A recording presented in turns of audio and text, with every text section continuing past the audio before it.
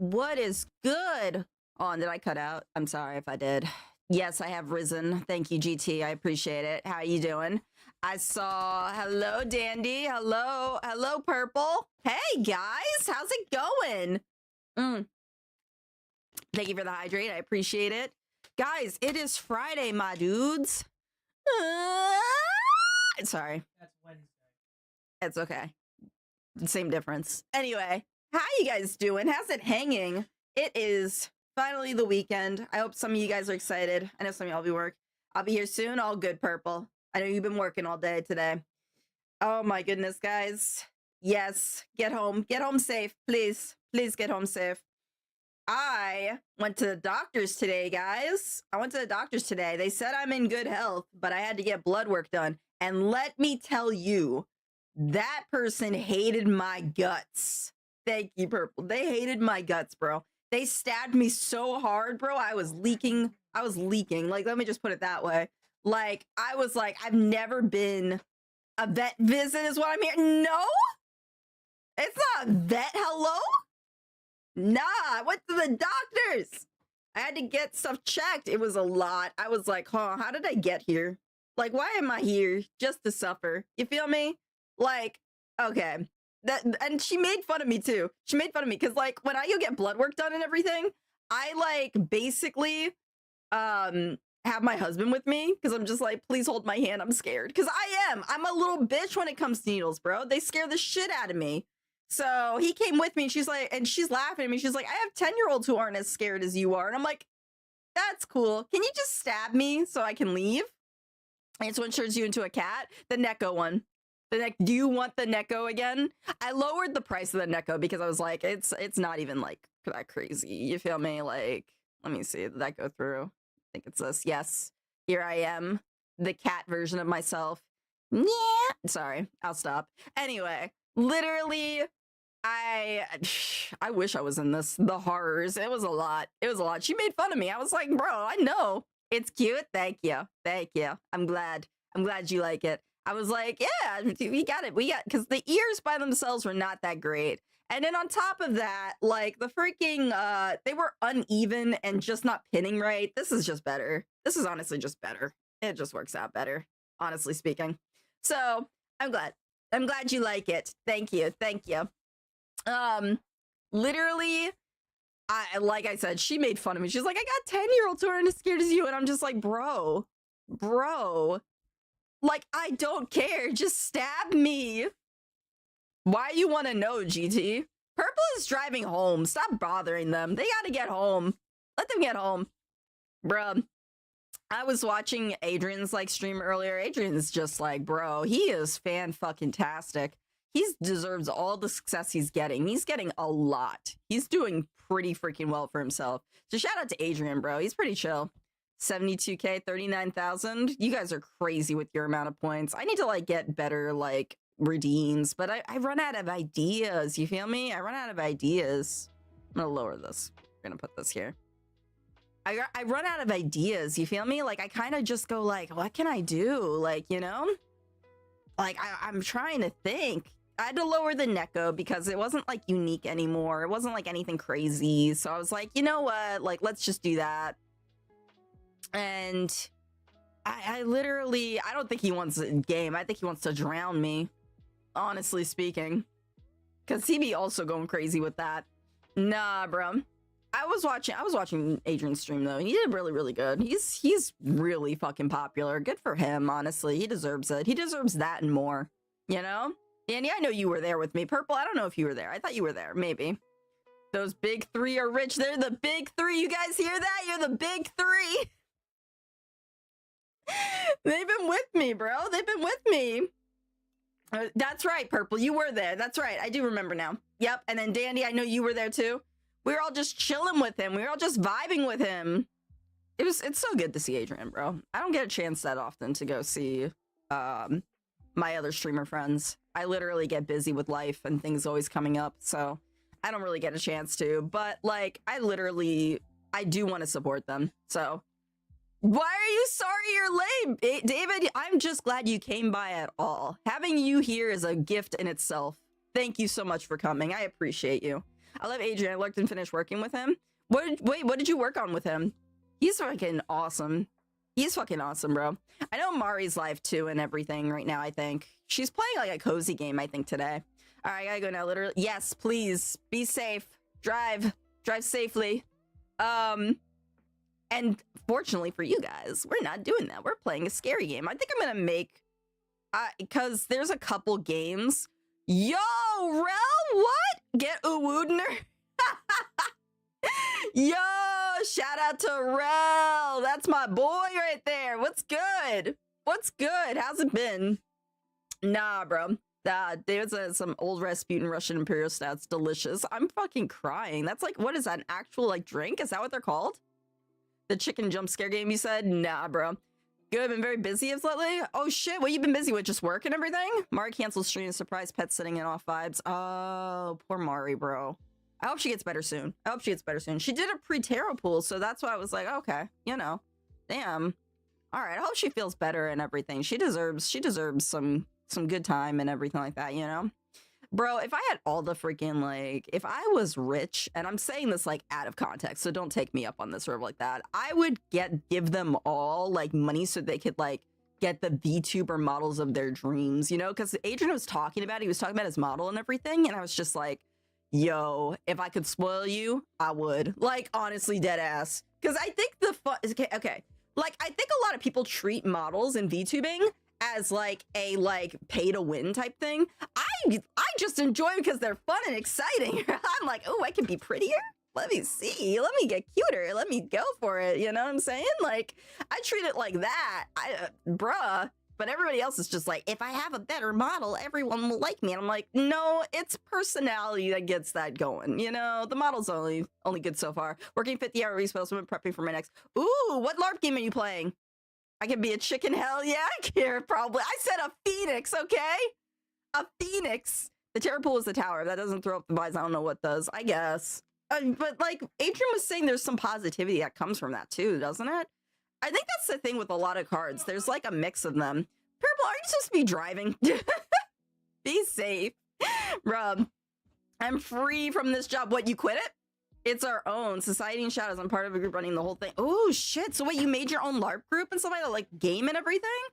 Shit, Purple. Hey, do your thing. They were taking a lot out of you. They were disrespecting you and everything. You deserve the best. Get out of there. One might say that if Phoenix evolves into a chicken. I devolved if I became a chicken. What do you mean? Guys, I can't keep fighting the allegations like this. At this point, I'm just accepting my lot in life, bro. I'm just accepting it. It is what it is. Bruh, yep, I got 2 jobs lined up, so we'll see how it goes. Hell yeah, bro! Congrats! Hey, short queen! Hey, Lena! How you doing? How's your evening? I know where you're at. It's probably like late at night. Bruh, Digimon Digital Chicken. Akiramon is a chicken? Can you imagine if I got a Digimon card made of me or something like that, and it's just literally me as a chicken? I'd be like, damn, never mind, guys. I'm uninstalling. Like, I'm gonna go on hiatus. I don't know what I'm doing. No, I'm joking. I was really interested. I got a buddy that does LARPing. He thinks it sounds awesome. Yeah. It's 9 a.m., so not so late. I'm okay. I'm glad that you're okay. I'm glad you're hanging in there.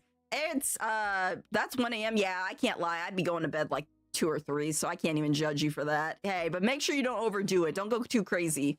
80 stream streak? Ballgate, that is fucking wild, bro. Holy shit, 20 away and you'll just be 100. That's gonna be mind-blowing. I wouldn't know what to do. I could just be glad your reviewers are at least calling you a bird. I watched a bird reviewers and says she's a horse? What? Oh, that poor VTuber. That poor VTuber. Shout out to her, I get that, bro. So we took over, we're working the rules, and now we run the game at conventions. Well, if you're in the Midwest, oh shit, I'll have to check it out. Bro, I don't know if I'll be in the Midwest or like that, but like, you're gonna have to let me know. I don't know if you guys have an official site or anything for it, but it sounds like you should. Now it's sick the last 2 days. I'm getting better, so I finally stay awake longer. That's good, at least, Lena. Listen, don't overdo it. Take care of yourself. Make sure you're hydrated, you know, you're eating well and things like that, you know? Yeah, we do. I can post in your Discord. Yeah, please do. I want to check it out. I never do LARPing or anything like that, but like I have a lot of people that I know who do, you know? So I'd like to I'd like to be you know, open to all that. I'm like, guys, like, please check them out and everything. Check out all this stuff. Like, if you guys want a D&D group, do that too. Like, you know, I'm always just like, guys, I found that the Elder Scrolls has a tabletop game. It is thicker than a fucking Snicker. That box looks like it could weigh more than me. It is intense. I want to play it so badly, but I don't have the time. I don't have the time or anything to go through with it. But I kind of want to do a tabletop RPG with that, you know? You always taking care of yourself. You better be. I'm worried about you, Lena. I'm worried about you. I'm watching you. Olympics. I can't do any Olympics, bro. I do a lot of I know you do, Rel. I know you do. I want to do I do want to do a little bit more, but the only person I like playing with is my husband. So tabletop RPGs. You're about to head to one yourself? Hell yeah. Wait, which one are you going to? It's not the one that you made, right? It's a different one? Me and the Monster Hunter World. Oh, you guys, there's a Monster Hunter World one? That's insane. No, don't watch me. I'm always watching, Lena. You can't hide. I'm checking on y'all. Nah, bro. Literally, that's insane. I didn't even know they had that. Now I'm running a personal game tonight. Oh, hell yeah, bro. It's a personal game, so you made another one? Okay, it's a chicken wings, chicken fights, one might say. I don't know. I hope not chicken fights. That sounds terrible. That sounds awful. I can't do that. I can't do that to them. Not like this. Not like this. Guys, listen. I'm just glad that at least I'm still a bird. Like Dandy, I think you said the VTuber gets called a horse. Like R.I.P. to her. She'll be in my thoughts and prayers. I don't even really pray, but if I did, she'd be in them. So you know what I'm saying. Honestly, though, I'm scared now. Maybe I'm more careful to me. Maybe. You should be. You should be. I run a game of Legends in the Mist on Fridays. And oh shit, do you go to a sort of do you just do that with friends, or do you go to card shops and things like that that host these events? Because the one place I saw hosting those events online with friends, gotcha. Because the one place I went to that held the Elder Scrolls, they had the Witcher tabletop RPG, they had Elder Scrolls, they had something else, and I can't remember what it is at the top of my head right now. But they host a tabletop RPG day on Sundays or whatever, and I'm just like, that seems fun, but like I don't know, because I don't really do. Thank you for the head pat. I appreciate it. Like I don't really know, how I'd interact with everybody. I just feel like I should, but my social anxiety is like, girl, you are lame. You are lame. That's true. I could say I'm new. Is a chicken chorsing around? What does that mean? Here she is. Oh, that's the one. Let me see. Let me hover over her real quick. Pocket Chow Pout. Oh, that's her pout. Pocket. Is it Pocket Chow? Is that her name? I'll have to check it out. Bro, what if not? Come and stop me. Bro, I will find a way. I've never been to Germany. I don't know if I ever would go to Germany, but I will find a way. Bring my husband? Yeah, he might do. Lame, I swear. Bro, that's just how I feel. You feel me? Like when you have social anxiety, your perception of yourself is so low. Like your self-confidence is so low. You just kind of like worry that people are perceiving you in the worst way possible. And it's like, you're not even like, and it's like chill. Like, it's like, you're not like the worst being in the world, but it's still, how could you be lame? How many people can claim to be a chicken online? I'm trying out here, bro. I'm trying out here. I'm not always a chicken. Lena, you gonna be waiting a little while, but I will come by. Do not threaten me. I'm making like a whole stream. She's an owl, but people insist the little tufts on her head look like horse ears. Oh, okay. But did I say her name right, by the way? I don't know if I did. Sup, bruh. What's good, green slime? What's good? Actually, you'd be surprised. Yeah, you'd be surprised. Pocket Chalk? Oh, Pocket Chalk, bro. IRL stream on the way to me. I am never doing an IRL stream. It goes back to my social anxiety. I can't. I'm not tough like Rel is here and everything like that. Also, did we shout out Rel? I don't know if we did. You did a hand stream. I did a hand stream, but that's probably the furthest it's gonna get. I am not. Cooking stream with sunglasses and a face mask. True. No, cooking stream, sunglasses, and a shiesty. Oh my god, yes! The shiesty! Nah, you good, Bulgay. I just want to do it in an Airbnb. Tough, I just stopped giving a fuck. Bro, I guess that's true, but still. Hand stream, I did a hand stream before you guys came. I did it when I went to Anime NYC. I bought some stuff and I decided to do a hand stream to like show off the goods that I got and everything so everyone could like check them out and everything. So it was fun. I might do that again for Japan as well. Of course, Rel, of course. We always shouting you out. Chicken plucked her wings to look human. Bro, I don't know about that. To make it easier for you, I won't leave my house. Word. Coming right through. Bruh, listen. Like, I don't know. I think I'll do another hand stream. My husband just said maybe do a shiesty one. Can you imagine me walking around Tokyo doing an IRL stream? Like, guys, I'm in Tokyo and I'm wearing a shiesty the whole fucking time. I'd look terrible. I don't even know if that's legal in Japan. I've never seen that. Feather, I try to say it instead of wings, bruh. All my feathers are here and accounted for. Do not judge me and my beautiful feathers. They are beautiful in their own way. Do not come at me. Do not come at me. Nah, bro. I don't have the balls for an IRL stream. That's what it is. I don't have the balls for it. I just can't. I'll probably do the whole Quite thing where he just wears sunglasses and a mask, and I'll probably do the same thing. He also wears a hoodie, so like honestly, might do that. Might make that a thing. You guys won't be able to see nothing but a gremlin and a fucking like sunglasses and a hoodie. I don't think mask is allowed unless it's being sick. Like then, yeah, that's what I'm saying. Strawberry cheesecake. Ooh, that sounds amazing. Share with the rest of the class, please. I would love that. I love strawberry cheesecake. Bro, did you drip these? Why are you taking my feathers, bro? What is with my feathers being plucked? Do I look like a turkey to you? Why am I being plucked? No. Give me back my feathers. That hurts, bro. No, I'm joking. Does it really, do you think it hurts like birds when you pluck their feathers? Probably a lot, right? Like pulling a hair, like probably, honestly. Like, yeah, it probably feels like pulling on some hair or whatever like that. So a little painful. That'd be crazy. That'd be crazy. That's diabolical, David. Bro, we call it chicken the whole time, bro. You guys are lucky I made memes about it. Like, hold on. Let me see if I can pull up. Here's one meme. This is what I made. I'm a chicken, according to you guys. So this is what I had to do. I had to do this for myself. That's the stuff I be doing. Bro, legend has it if you get accurate feather, it has the same properties as a phoenix down. Yeah, maybe. Yeah, it'll give you downs. It'll give you down. Shut up. I posted this. I don't know if I posted this the other day or whatever, but here you guys go. I'm on my way to steal some bitches, bro. That's how I am. That's how I roll. I'm on my way over. Chicken disguising as a harpy? Nah, like a freaking demonic one. Somebody said I was a succubus. I'm like, bro, nah. Nah. Yeah, succubuses exist off Chef Boyardee. Yeah, for real. Hold up, you are a woman. I'm scared, bro. What does that mean, David? What does that mean? What does that mean? Phoenix Down has magical abilities. Those are good for neck support. Phoenix Down. I saw a poem today when I went to the art museum. Oh, I didn't tell you guys what I did today, except for the doctor's appointment. Wake me up, motherfucker. My husband, after I got my blood drawn and everything like that, like it was really rough, like I said before. My husband took me to a town that's like really like awesome. It's Princeton. It's Princeton. If you know Princeton University, then you'll know Princeton. And the area was so freaking nice, but shit, what was I gonna say? Oh, we went to the art museum there, and there was a poem, and it was talking about like how natural beauty comes for each like mythological creature, and it brought up the phoenix, and I was just like, it was like the phoenix glides effortlessly with its own chariot, and I'm just like, stop. I can't even drive. Stop.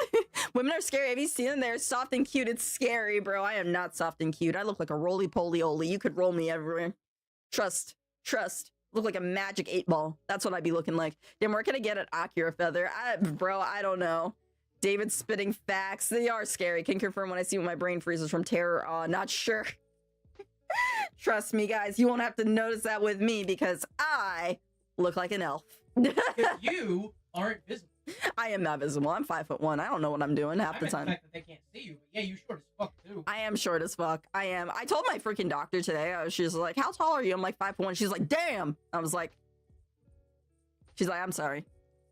I'm sorry." Well, stop. Thank you. Don't let that compliment me. Listen. The other part of it is, yo, Aid, what's good? In chicken height, right? Yes, of course. In chicken height. I'm 5 inches 1 centimeter. That's what it is. That's what it is. Nah, bro. I literally, oh my god, I could go on forever. I could go on forever about like why I lack confidence for IRL streams and stuff like that. I could go on forever, but you guys already know. You guys already know. Thank you for the hydrate. I appreciate it. Yeah, my husband took me out today after me getting my blood work, like a good little kid, like giving a kid some ice cream, like, "You did good, little Billy, here's some ice cream."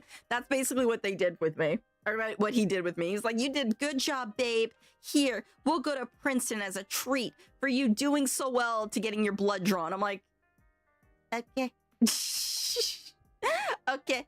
I was like, fuck it. I mean, I'm not gonna say no. So we went to the one pancake house that's there, which is really good. And then we went to the art museum. We only got like probably like a fourth of the way through the art museum, but it's free, so we can always go back and finish up. I know. My husband's sweet to me, guys. I don't know what to do. I don't know what to do without him. I don't know, like he's just a gremlin. He is, right? He is, bro. That's just the way he is. Nah. Money. That too. Anyways, nah, bro. I thought they both were gremlins. I pretty much am. Have you heard when I cackle, bro? I'm not gonna, like, I can't force it or anything like that. It comes naturally. But yeah, it's gremlin-like. I ain't gonna lie. Try just shouting in the background. Yeah, he's shouting money because that's what he's about. Everyone who's here, who's been here for a while, knows this is what my husband is like. Money. Yep, that's him. The market is terrible right now. Yeah. Both of them go goblin mode, bro. I don't know. Okay, busy. I'll say, no, Bulgay, listen. Do not let my husband pressure anyone. Get pressured. Also, cough. What do you mean cough? Money, says Wiggs. Yes. Money? That's him. That's him. That's my husband. That's how he does. You guys didn't have to. Don't let my husband pressure you. No, keep giving money. I'm down 40 grand. What are you down 40 grand? What does that The mean? market's terrible right now. Yeah. He indeed, money. Thank you, guys. Oh my god, thank you. You guys are too nice to me. Stop. Not prejudice, spreading some windfall I got. Are you giving back the love I gave you? Is that what this is? Did you pay bowl game? No, I didn't pay bowl game. Then what do you mean? Rel, I gifted Rel some subs back then. I have to. He big boss. Bro, listen. That is true. I do make the rule. I worked 20 hours the past 2 weeks, but don't overdo it, Rel. I worry about you sometimes. I worry about every one of you. Thank you. I don't fucking know. Do I just call it? What do I call you? Do I call you? I don't fucking know. I don't know. I don't know what to say. But thank you for the follow. I appreciate it. That's an awesome name. No, bro. Listen. I worry about you guys. All y'all coming to me. If I couldn't afford it, I wouldn't. That's true. This is true. But still, here's fake money moment because I'm completely broke. You know what? You are too sweet to me too. I appreciate you. You are too nice to me. Honestly, as I always say, a bit is a bit, you know? Don't shit on it, basically. You know what I'm saying? So I appreciate you guys. Thank you so much. That's actually really kind of you.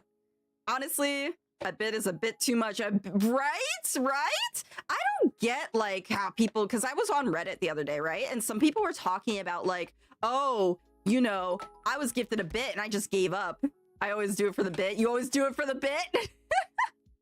Thank you guys for the bits.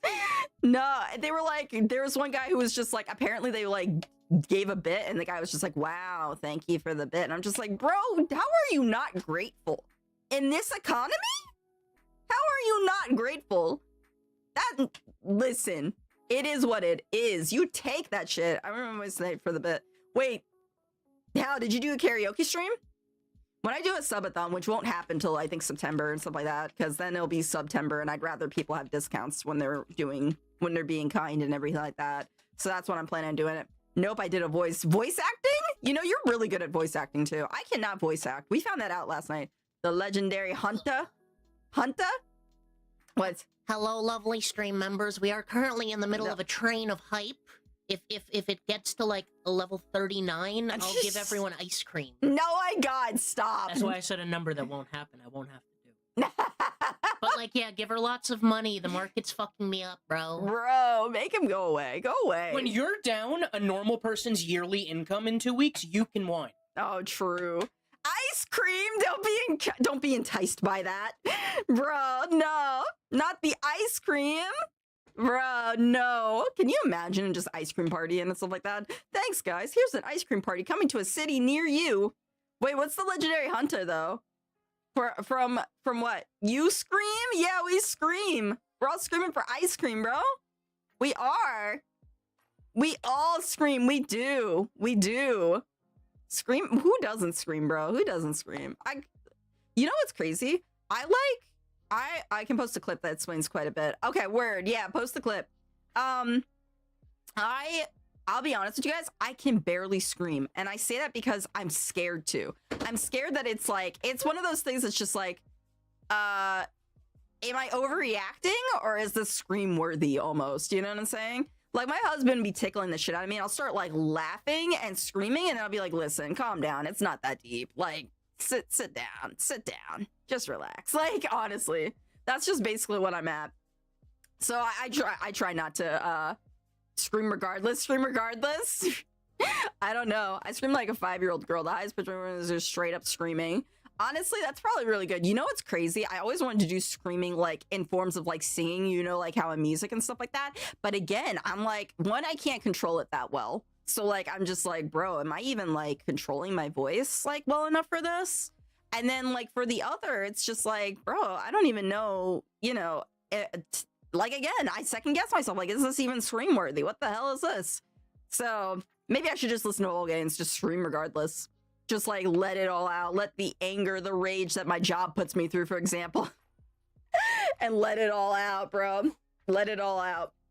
Oh, I still need to get that. I saw that someone snoozed the ad for 5 minutes, so that's good. I need to get that freaking notification that Mari has where like when an ad is coming up, it's basically just like that. Hype train success. Yay! Thank you guys so much. I appreciate it. Again, I don't know what to say. I appreciate it. Thank you. Thank you guys. Like I said, honestly, I haven't talked to the hold on, let me see something real quick. Let me Okay, I thought it was sent over. It was not. Okay. Yeah, scream like you mean it. Scream like I mean it. Gotcha. I'll remember that for next time. I got it. But yeah, I want to do that thing where Mari has. Let me see your war face. I look like Mulan in that moment too. Just stuff in my face like, what? Just like stuffing my face with that. Like, honestly speaking, nah, bro. That stuff that she ate was good too. Hell yeah! Look at the kitty. He's kitty. She's so cute, bro. Cats are adorable as hell, but you want to know why I never kept them? It's because like they're temperamental, and I don't even accept myself. How am I gonna fight for my pet to accept me? You posted in Discord? Let me see. Where did you post it? In Gaming Clips? Is that where it is? Let me see. Let me see. Yes. All right. Hold on. Let me go ahead, and we're gonna open this. It'll open up on another browser if I don't do it this way. Hold on. Yes, I am quite fine. You see, I am built different. Built different. Okay. You seem to be transparent. Yes, that's how differently I'm built. I am transparent. Yo, I'm fucking crying. That is fucking awesome. Hey, Ari, thank you. Mom was allergic to cats. My bad, is allergic. Gotcha. Gotcha. I'm not allergic. My husband actually is allergic, so that's another reason. I just remembered. Because we never really wanted to keep cats. We always had dogs. So, but no, bro. Rel, that's fucking great. Should be a voice actor, honestly. Fucking great. When I get into it, I get them into it. Then I get into it. Hell yeah, bro. That's what I'm saying. That's what I'm saying. Like, honestly, I can't voice act. We were learning that last night when I was like doing like my voice zoo. And they were just like, say this in this voice. I'm like, I can't do that. I suck at that. I'm not brave. I'm not strong. I'm not strong enough for it. I don't know, your face reminds me of something. Your face reminds me of a human face, and that's scary because I'm not human. I mean, I'm totally human. Yeah. Bruh, seriously, guys, follow Rel if you can. His name's Jamarkla and everything, but I know him as Rel because he... What? What? Because he, like, carries me. He carried me through Final Fantasy, bro. I don't know. I feel like I could do better. You know what I'm saying? Like, I don't know. Listen. It's one of those things. It's like with singing, too. I mean, my face wasn't on there, but thanks. He probably checked out your channel. Bruh. Literally, oh, well, God. Wow. I'm sorry. I literally freaking, like, was trying my best last night. I was like, I don't think I'm saying this right, bro. What's going on with my voice? You know what's crazy? I read a long time ago because I was like, when I was younger, I was really thinking about going to a career in singing, but like I never practiced enough to go ahead and do that. Like, I've been doing dumb voices since I was little. No, but the confidence then. The confidence. That's a friend of Rel's. That's a friend of his, AIDS. Yeah. Yeah, Rel was the purple guy. Rel was the purple dude. Nah, bro. Rel is awesome. Seriously, check out his channel and stuff like that. He's really, really chill. He does a lot of like good RPG stuff for the most part. Fine, that person looked like a person. Then that person looked like a person. Then I wonder why, Aid. I wonder why. Bruh. Nah, dude. Literally, I thought about like when I was younger getting into singing, but I never practiced enough and everything. I will pass the compliment on to him. Hell yeah, that's what I'm saying. That's what I'm saying.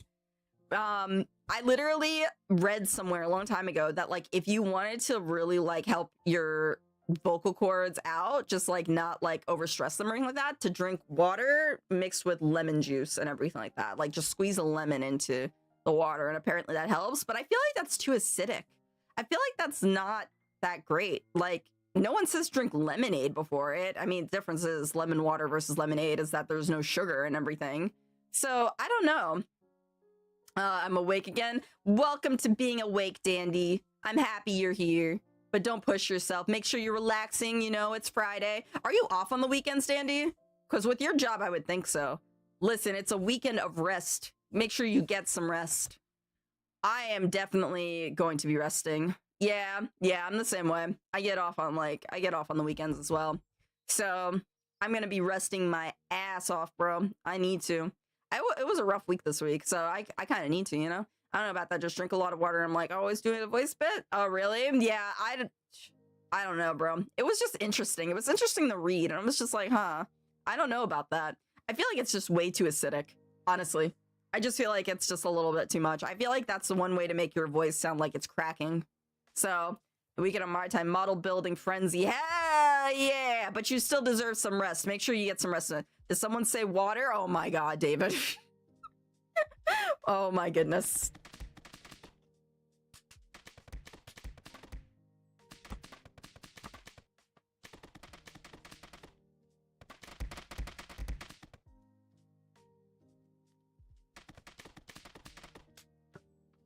Thank you for the hydrates.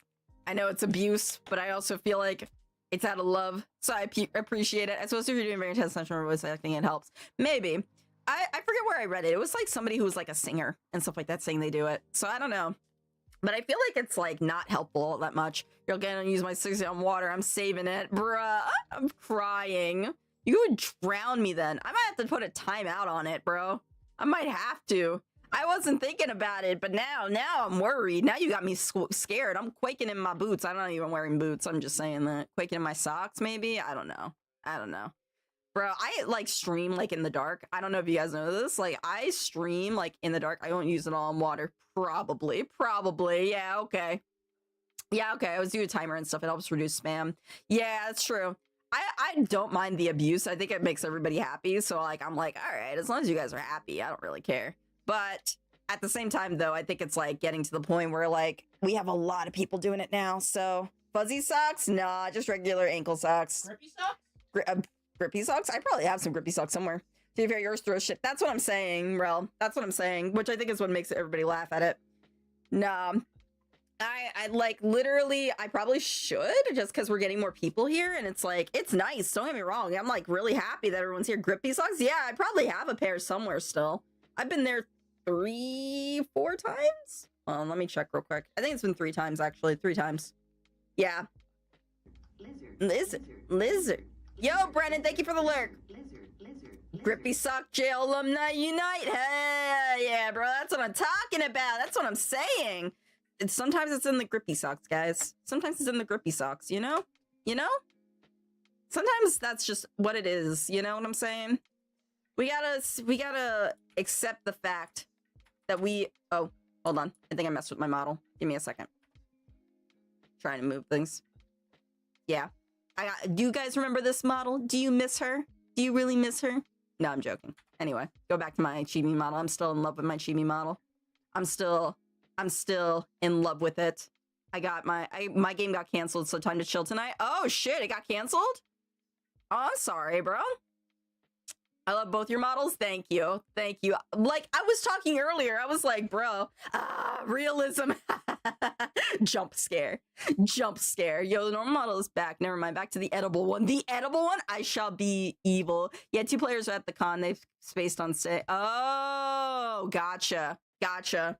No, bro.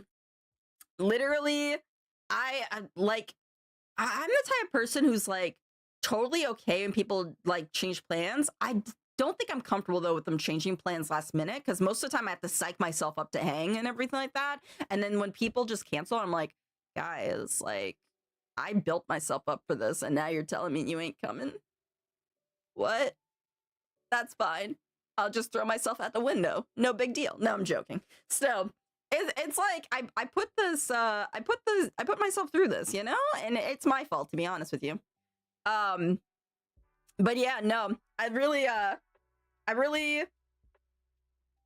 think when it comes to models and stuff like that, like I still want I want to get the person who did my chibi model to do my main model now. I'm so happy with it. It's all good. This happens fun. At least I knew about 20 minutes ahead of time. That's fair. You're just always laid back though, dude. You're like seriously laid back on everything. Like you just don't care.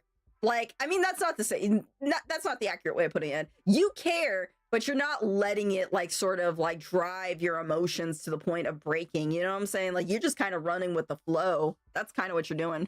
I secretly don't mind if plans are canceled. You don't mind? I think it depends on what it is for me and all that stuff, because I have to psych myself up for it. Okay, so recommend games can't be horror, shouldn't be platformer.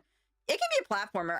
I'll always try. And if I'm not good at it, then I give it a try for a while and I'm like, all right, guys, I just suck at this. Let's move on to something else. Like, that's what it is. And if it's horror, like, just as long as it's not gore, because I have a couple horror games on the list, which is why I'm starting to do, I'm going to make Fridays Fearful Fridays. So that way, if I play a horror game, it's going to be on those days.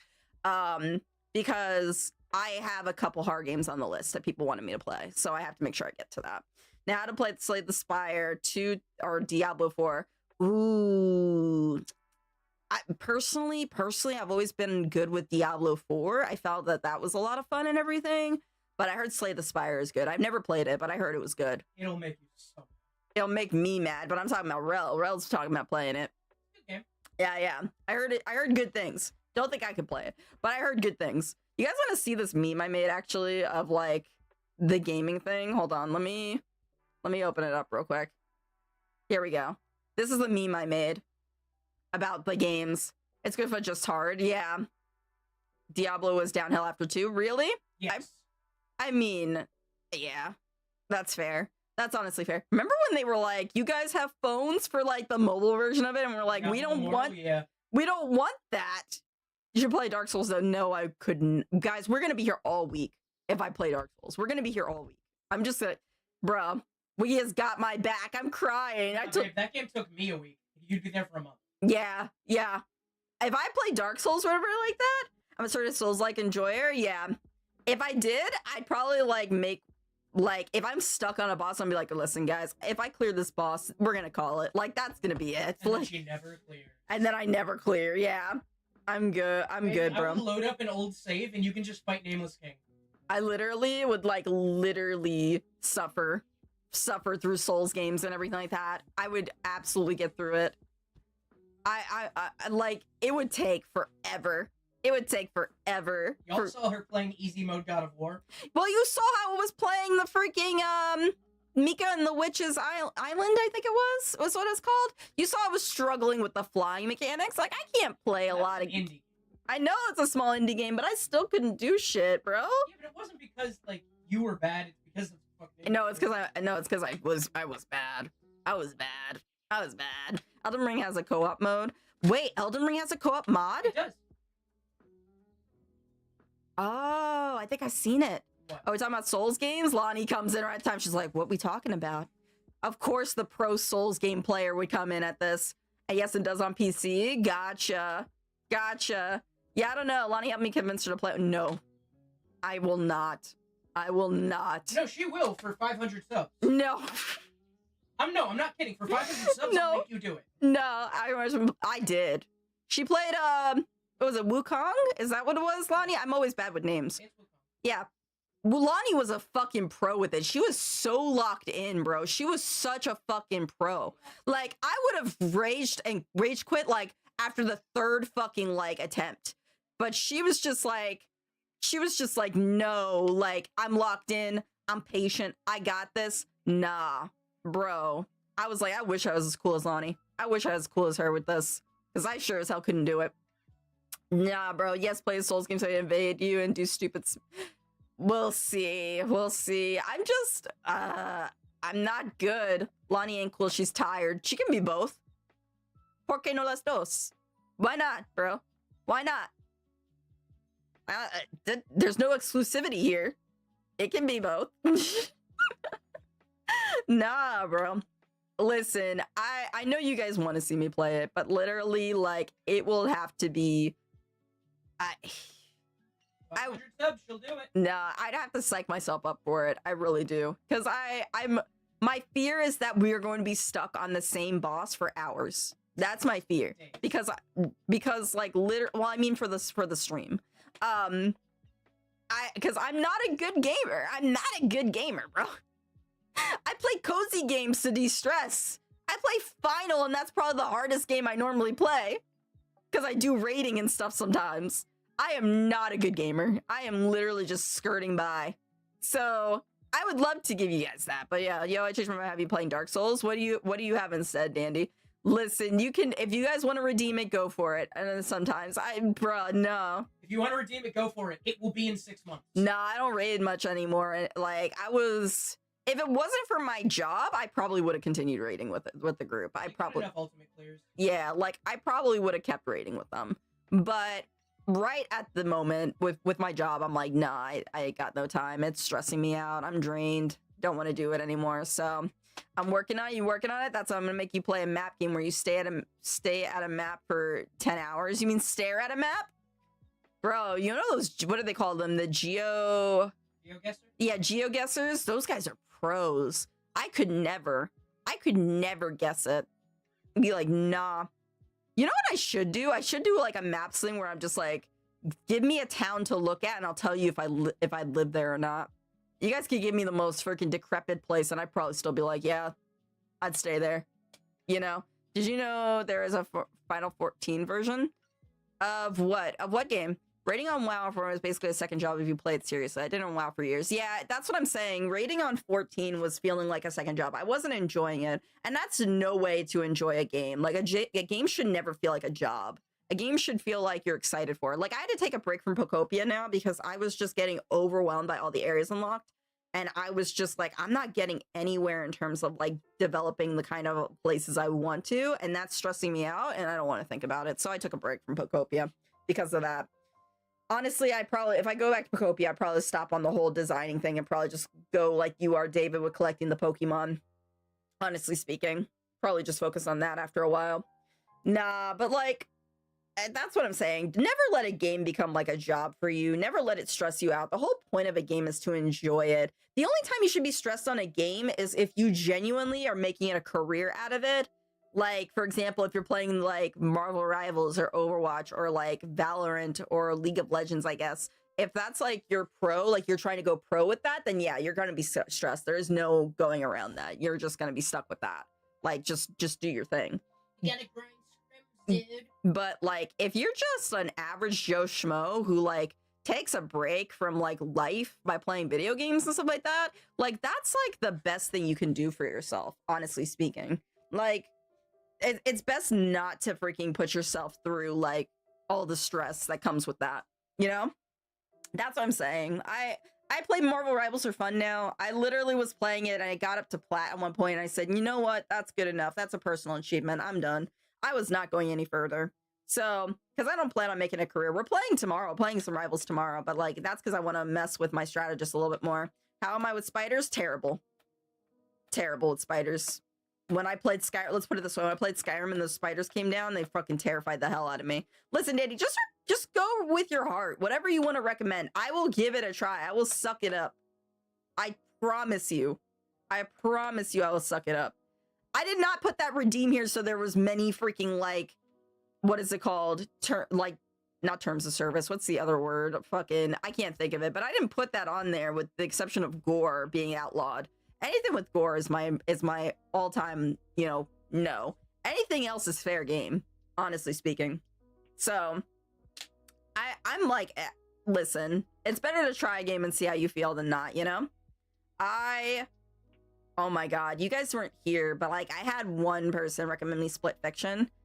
Catharsis on that fear? What do you mean? What does that mean? Me home? Welcome back.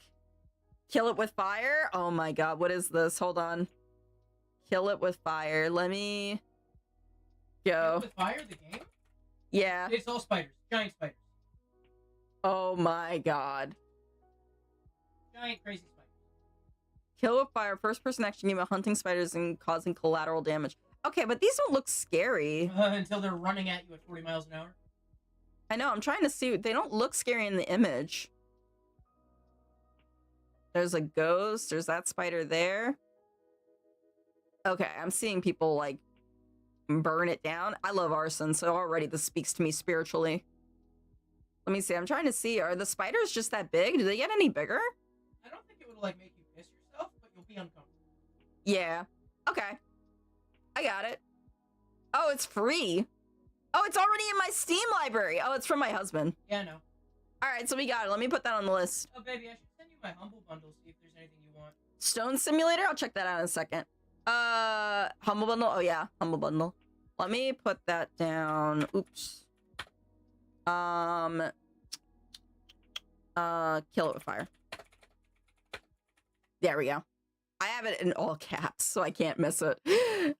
Stone simulator. Totally normal spiders, and you track them down and kill them with guns, fire bombs. That sounds amazing. That sounds like a grand old fucking time. Let me look up stone simulator. Stone simulator. What is this? Just be a rock. It's an idle game? I don't really do idle games. I'll play it. Like, don't get me wrong, I'll play it, but I don't really do idle games normally because I'm just like, bro, I wanna do something. But it looks like it actually has more stuff to it. Let me see. Ooh, looks like pretty. Random freaking snowman over there. All right, I'll add it to my wish list. I'll wait till you redeem it, but I'll add it to my wish list. Bro, totally yeah. Yeah, the spiders, they don't seem too bad. They don't seem too bad. And now something just for me. What do you mean something just for you? The kill it with fire? Nah, bro. I literally spiders scared the shit out of me, bro. IRL, like they freaking scare the shit out of me.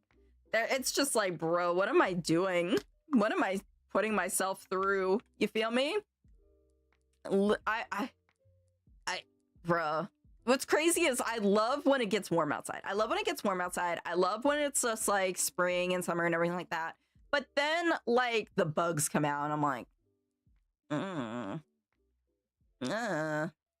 don't like you. No. Like, go away. That's what I'm basically like when it comes to like spiders and bugs and everything. I'm like, listen, it's nice outside, but not for you. Get away from me. Bro, seriously though. I'm like, I don't know. Bugs just bother me overall. There's some bugs that don't bother me, like ladybugs, butterflies, things like that.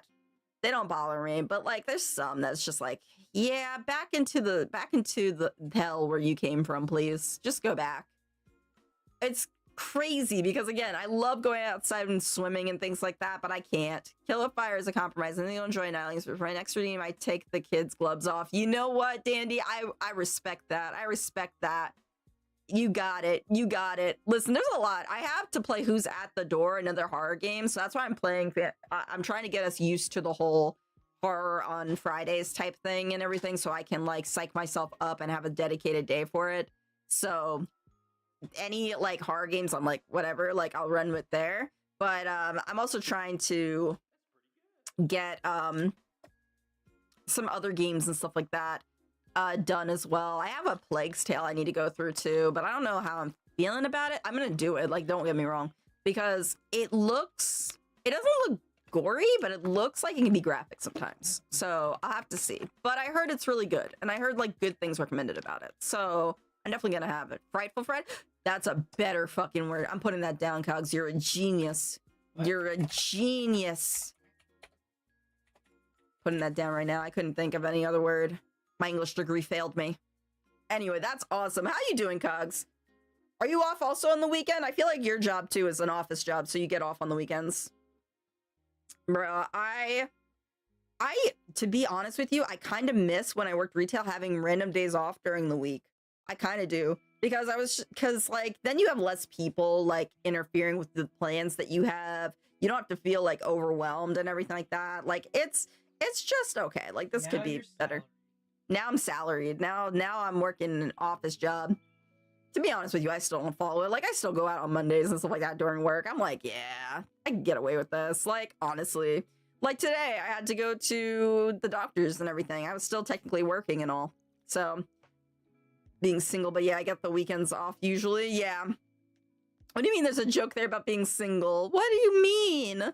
Nah, bro.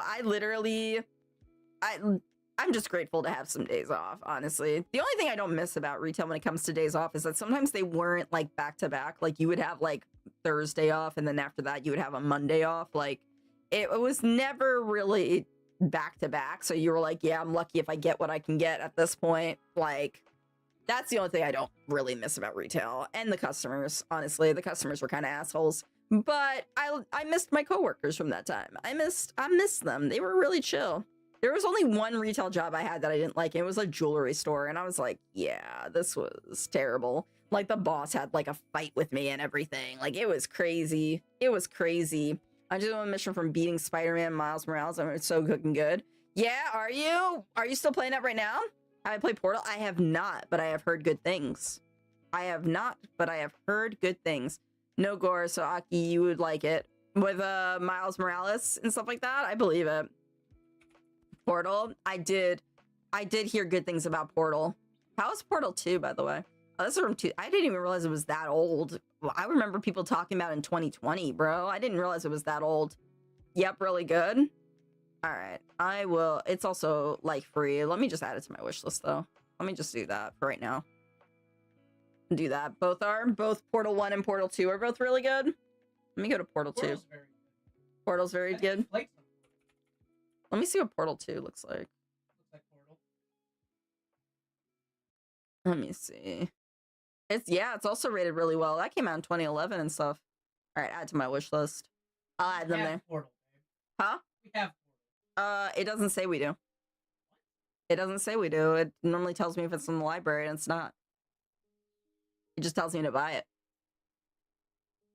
I can check. Let me go to the library. Because maybe it's just acting up. Nope. When I search a Portal, it's not there. Weird. Yeah. It'd be like, oh my god, I just sat on my freaking legs so much that I literally put my foot to sleep. Oh my god. Make it stop. Make it stop. I hate that shit. How dare I sit cross-legged on my freaking chair, and this is what happens to me. Struggling. Anyways, I'm good, guys. You know me, I'm good. I was like, I wanted to see if there's maybe a video we can like chill with real quick before we go into the actual game and everything, you know? Because music fire in this fucking game. Oh yeah, for the Miles Morales one. Yeah. Like, I have some of the most depressing stuff here, guys. What the hell? Yes, I'm going to get my hair cut this weekend. It's been 6 months. Cogs, I need to get my hair cut, bro. You reminded me. I need to get my hair cut. Like, honestly speaking, I'm just like, I don't know. I feel like I don't do it because I'm scared of some people. I'm just like, they're judging me. But like, I really do. I like my hair to be like, you know, look at this girl's hair here, like this freaking thumbnail. Like, I like my hair to be like that, but not a bob, just slightly lower than a bob. Like, I like that. Okay, this is not a redeem, so you can actually say no, but Duranko Wonko, it's literally free. Let me see. Let me go to store. Duranko. Wonko. What is this? Oh my god, it's a doggy game? In this game, you go a cute, innocent Pomeranian make me. I'm buying that. I don't even have to buy it. It's fucking free. I'm totally getting that. Oh my god, I love it.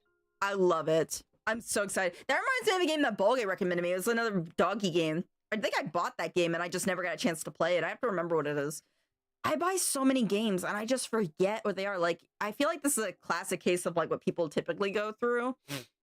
When it comes to like these games and everything like that, like when it comes to the Steam sales, you're like, yeah, I'll buy this, and then you fucking forget about it. Like, your partner makes a mess in the house. That's all. Yeah, I saw that. It's so cute. I can't, bro. I have to see because I have like so many games like recommended here. It's insane. And there's so many games I downloaded, but like, I'm trying to remember. That's my husband's game. I'm not even gonna bother. I got a Plague's Tale. Snacko is interesting. Town to City. Omelet You Cook. That's something somebody bought me. Yes, we got Slay the Princess. My Little Puppy. There we go. I found it. That's a game that Bolgay recommended me. It's like a really cute, wholesome game that apparently will make me cry. So we're excited for that, right? Right? I think we're excited for it. Guys, like, I think we're excited, right? To see me cry. No, I'm joking. Don't listen to me. I'm excited for the game, though. What are we playing tonight? We're playing You know, I never get the fucking name right. PARANORMASIGHT. PARANORMASIGHT. We're playing the horror game, the visual novel horror game. After I'm done looking at this video, I want to watch this video with you guys. What is this? Can you... Why I left the VTuber community, a warning to new VTubers. Do you guys think I should listen to it? Anyway, it's free and cute. I'm not redeeming it, but you'll definitely want to play it. Yeah, I added it to my wish list, so I'll definitely like check it out and everything. I know it's free, so like if I go back to my wish list and everything later, like during a sale or whatever, then I'll just like likely just grab it and be like, okay, it's free anyway, just grab it. I don't know, play it? What do you mean I don't know, play it? Oh, this video you mean? Yeah, I'm kind of curious. It's from 2 years ago, but like, why I left the VTuber community? Do you guys think? Duh. I'm sorry. I'm slow. I don't know. Should I listen to this? Maybe I should. Maybe I should actually take it in consideration. I don't think I'd leave the VTuber community, though. I like you guys too much. Oh, hold on. It's muted. Here we go. Good thing there were subtitles. Oh, this is gonna be fucking interesting. I don't even fucking know what the hell I'm doing. So we're off to a great start. That's exactly what I want to hear when I start a video. Honestly. Just like, okay, it's gonna be fucking interesting. Go right into it, then. It's a rant, okay? This is not... It's a rant? fucking Sunny V2 bullshit, okay? Yo, I'm back to yell into the void of the internet after my... Okay. long hiatus. I'm 5 months. To hold the VTuber community against the wall by its throat and let you all know how being in this toxic relationship for the past 2 years makes me want to blast old school Melanie Martinez at 4 a.m. like I'm a troubled kid in high school again. Okay. From a thinly veiled attempt to let my own voice be heard about how badly this community has further fucked up my mental health as well as others, I also genuinely want this to be a warning to anybody who has plans regarding to becoming a VTuber, because I wish I knew this shit like 2 years ago. So, I feel like this is somebody who didn't look into... I mean, we're gonna hear her out and everything like that, but like, I feel like this is somebody... You can barely hear it. I have it at max volume. I'll turn it up. Actually, you know what? It's probably because of the music in the background. Let me turn the music off. Let me turn the music off. Let me play it one second. Okay, no, because I lowered the volume yesterday. So let me turn it up real quick. About it. Just to clear this up right off the bat. There we go. Maybe a little lower. Okay. When I say VTuber community, how about that? Okay. Anyway, nah, better. Gotcha. I feel like this is somebody who gave up because, like, honestly, it's just giving me the vibe that she just gave up because it wasn't fun for her anymore, which is very different than like blaming the whole community for it. But we'll hear her out. We'll hear her out. But so far, it's not looking good. I'm not talking about viewers who like watch our content. I'm talking about no shit. Virtual content creators only on Twitter. I refuse to call it X. Elon can fucking fight me. All existing, talking, and posting in a bubble amongst themselves, interacting with each other more than the average. Okay, if she's talking about like how they are on Twitter, then I have to agree with her because I was about to rant on this earlier. So if you're a VTuber in this sphere, or if you guys are interested in being VTuber or whatever the case may be, you're gonna find that Twitter is a cesspool of like trying to get small streamers to interact with content. You are nothing but a number to people. They're always like, small VTubers, I want to check out your content. Put your name here and I'll give you a follow. And it's like, you don't get anything out of it. They're just lying because they want the engagement. That's what they're farming for. They're farming for engagement. They do not care. And then you have like all these other things where it's just like, small VTubers, what do you think about this? How does it feel to do this? And it's just like, it's an open-ended question that, again, like farms engagement. Your opinion is screaming into the void. Like, that's basically what it is. You're better off. Yeah, it is. It always is. It's like, you're better off just making your own post, screaming into the void from your own post, rather than building up, like, engagement for others and stuff like that. Because chances are it's just not that great and everything. That's not to say don't do it at all. If the concept or, like, the question is enticing enough, go for it. You know, there's nothing wrong with it. But you can tell it's engagement bait. Like, bait. All the freaking time. It's actually sad. It's actually pretty sad. Viewer. I joined the VTuber community in October of 2021. Mm-hmm. That is 2 long fucking years of watching the mask slip. Okay. My content creation has been on and off throughout the current length of my streaming career due to health and schooling complications. I have always done my best to stay involved with the community itself up until recently. They made me feel included. They were always boasting about how they wanted to shout out new VTubers and give them a platform, and how they supported minorities, and how they were boasting about the community was so open and caring, and you know, all this amazing stuff. The red flag. Just to realize that it was all fake. Okay, that's true. Like I said, all that shit is fake.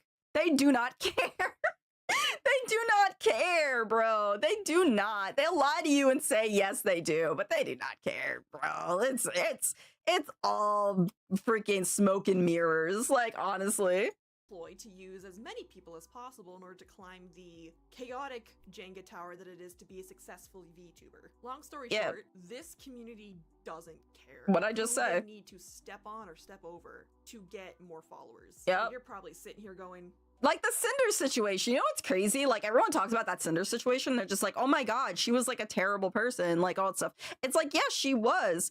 But her paranoia wasn't exactly unfounded. It's a common thing. It actually does happen in the VTuber community, like going ahead and trying to shortcut some other people and everything. It's actually insane. Now, does that mean she deserved to be treating the people like that? No, she made it. When you make it as like a big VTuber and everything like that, the less of those issues that will affect you, less of them.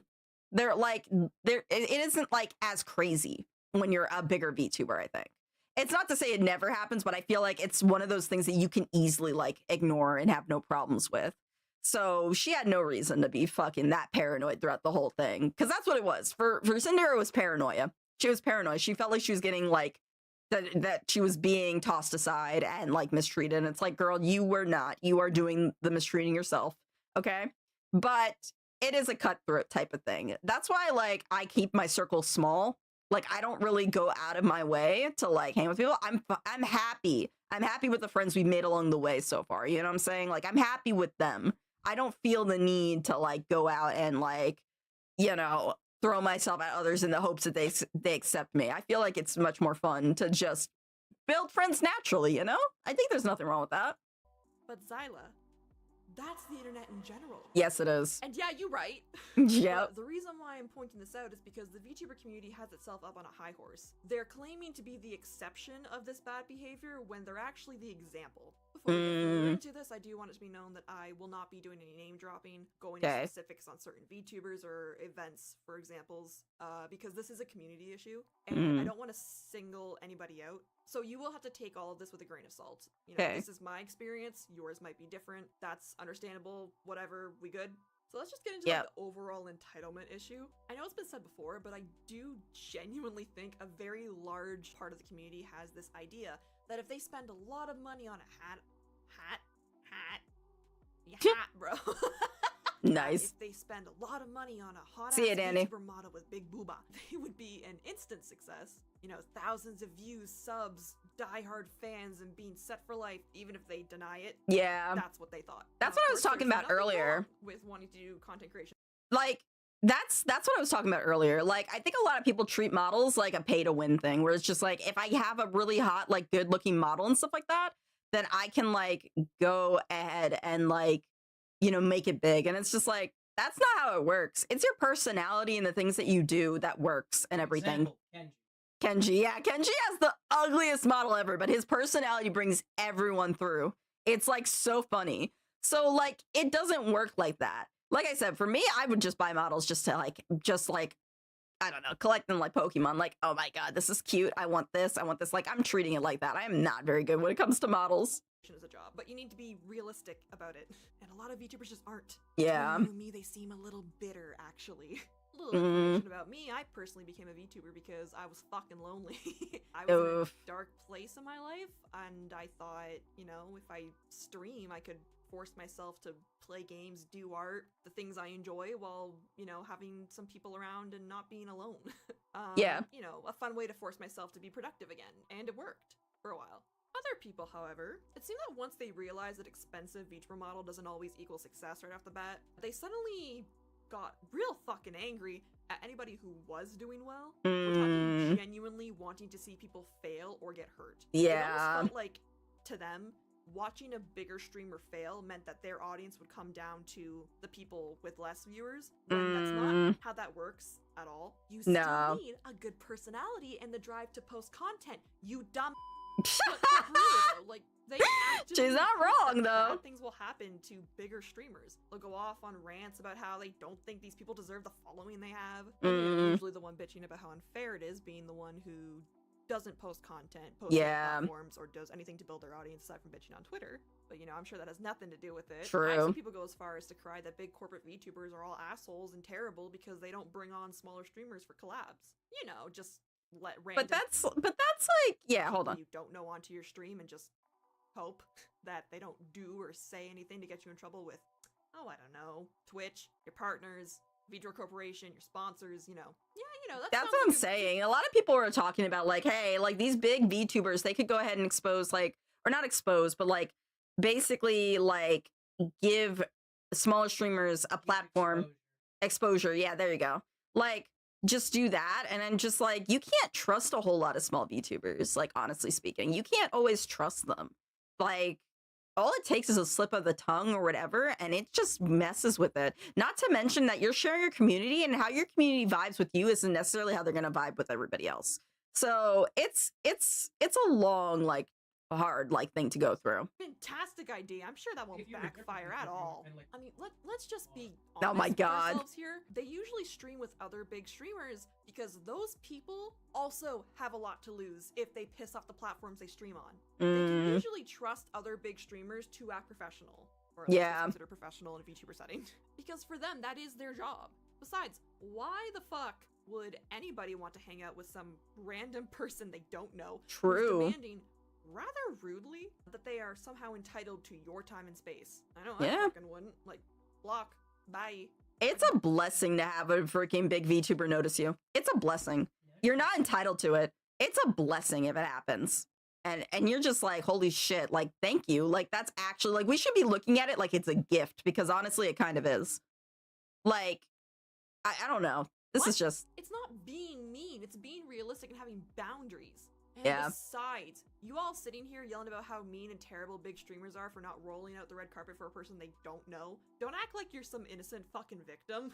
You look dumb. Because Yep. it's beyond clear that you only want to stream with these bigger creators to build a following for yourself. Yep. Their back. You just want to use them. It genuinely does Mhm. feel like every other person in this community has main character syndrome, and they somehow think they're entitled to other people's time, space, money, and energy. yeah. Speaking of that, let's talk about Honestly, I thought I'd disagree with her on a lot of these things. I thought that she was going to say things like, you know, how unfair it was. I thought she was going to actually be the person that's just like, why don't these big streamers do this, blah, blah, blah. But she's actually making really, really good points right now. I actually didn't expect this to go this way. boundaries or the lack of them. This Yeah. does tie into the last point, but it does need its own section because holy fuck. The amount of motherfuckers who think that the VTubing scene is some form of speed dating is Yes. insane. Oh Like, my Why are God. you here? What? Go on OkCupid and creep people out over there, okay? At least they expect it Ah! Yeah. there. And I'm not talking about parasocial viewers here. I'd actually prefer that over this bullshit. Imagine this. Okay? You interact with another streamer. You get Like, I'm not gonna spill anything or like that, but I had someone come into my DMs at one point saying, like, after they rated me at some point and being like, hey, so like, what's up? What's going on? I'm just like, what do you want, homie? It's just like, so, you single? And I'm like, if you stayed around long enough on my streams, you would know. No, that is not the case. Like, it's actually freaking wild to me that like this stuff happens. I'm like, this isn't fucking like Tinder for VTubers, bro. It's literally like just for fun. Like, let's not make it awkward, okay? along, kind of hit it off. Maybe you have a few calls and servers with other streamers you're both mutuals with, you know? Have a good time, and you finally decide, hey, you're pretty chill. I either consider you a friend Yeah, or at least a very for somewhat real. trusted mutual. That's Let's what I'm do a saying, collab Id. together. Then suddenly, this person decides that means you want to date them. Yeah. You, a streamer, collabing with another streamer, basically the equivalent of a group project for your shitty 9-to-5. Like, honestly, I'm surprised if somebody stays long on my stream and they don't hear my husband. He's always screaming in the background. There you go. And, like, literally, that's my husband, bro. Like, what do you think? It's so funny to me. It's so, like, awkward, too. It's just like, so, thanks for rating me. I know you rated and dipped. That's fine. You know, do your thing. But if you had stuck long enough, if that was your ulterior motive, if you stayed long enough, you would have known. You would have known, bro. Suddenly means to them that you want to date them. Yep. My voice died at that. It's so stupid. Yep. This is the kind of bullshit you would go to HR for. And the next Pretty thing much. you know, they're telling all your mutual friends. You got other VTubers feed into their delusion, and they won't take no for a fucking answer because, oh, but we get along so well. Everyone thinks it'd be so great together. I hate that. But you don't want to lose a friend, or you don't want to cause drama, and you're thinking, this is just a misunderstanding. They don't mean any harm by this. We'll just talk it out. It's fine. Bro, I hate that. That's like getting the group against you. That's like getting the whole group against you. It's like, oh, look, we're so perfect together. And you know what? I think they're interested in me. So they get like a whole group, and the group is just like, oh my God, you're right. You're so right. You know, you should be doing that and everything like that. And it's just like, please do not try peer pressuring me. It's not happening. It's just not happening. So you try to be civil about it. It keeps going downhill for 3 fucking months until it gets so uncomfortable and toxic that you just cut them off completely. Yep. And now suddenly, you're the bad guy. Yep. And your personal issues with somebody who wouldn't take no for a fucking answer is suddenly posted all over Twitter. People are, for some reason, demanding you explain to them why you said no. You know what? Does she have a Ghoul docu on her? I wonder if that's what this is about. In 8 months, okay? Doesn't sound fun, right? And for full transparency, this is not my personal experience. but Okay. The frequency that I've watched this happen in my own circle and the community at large is, what's the word?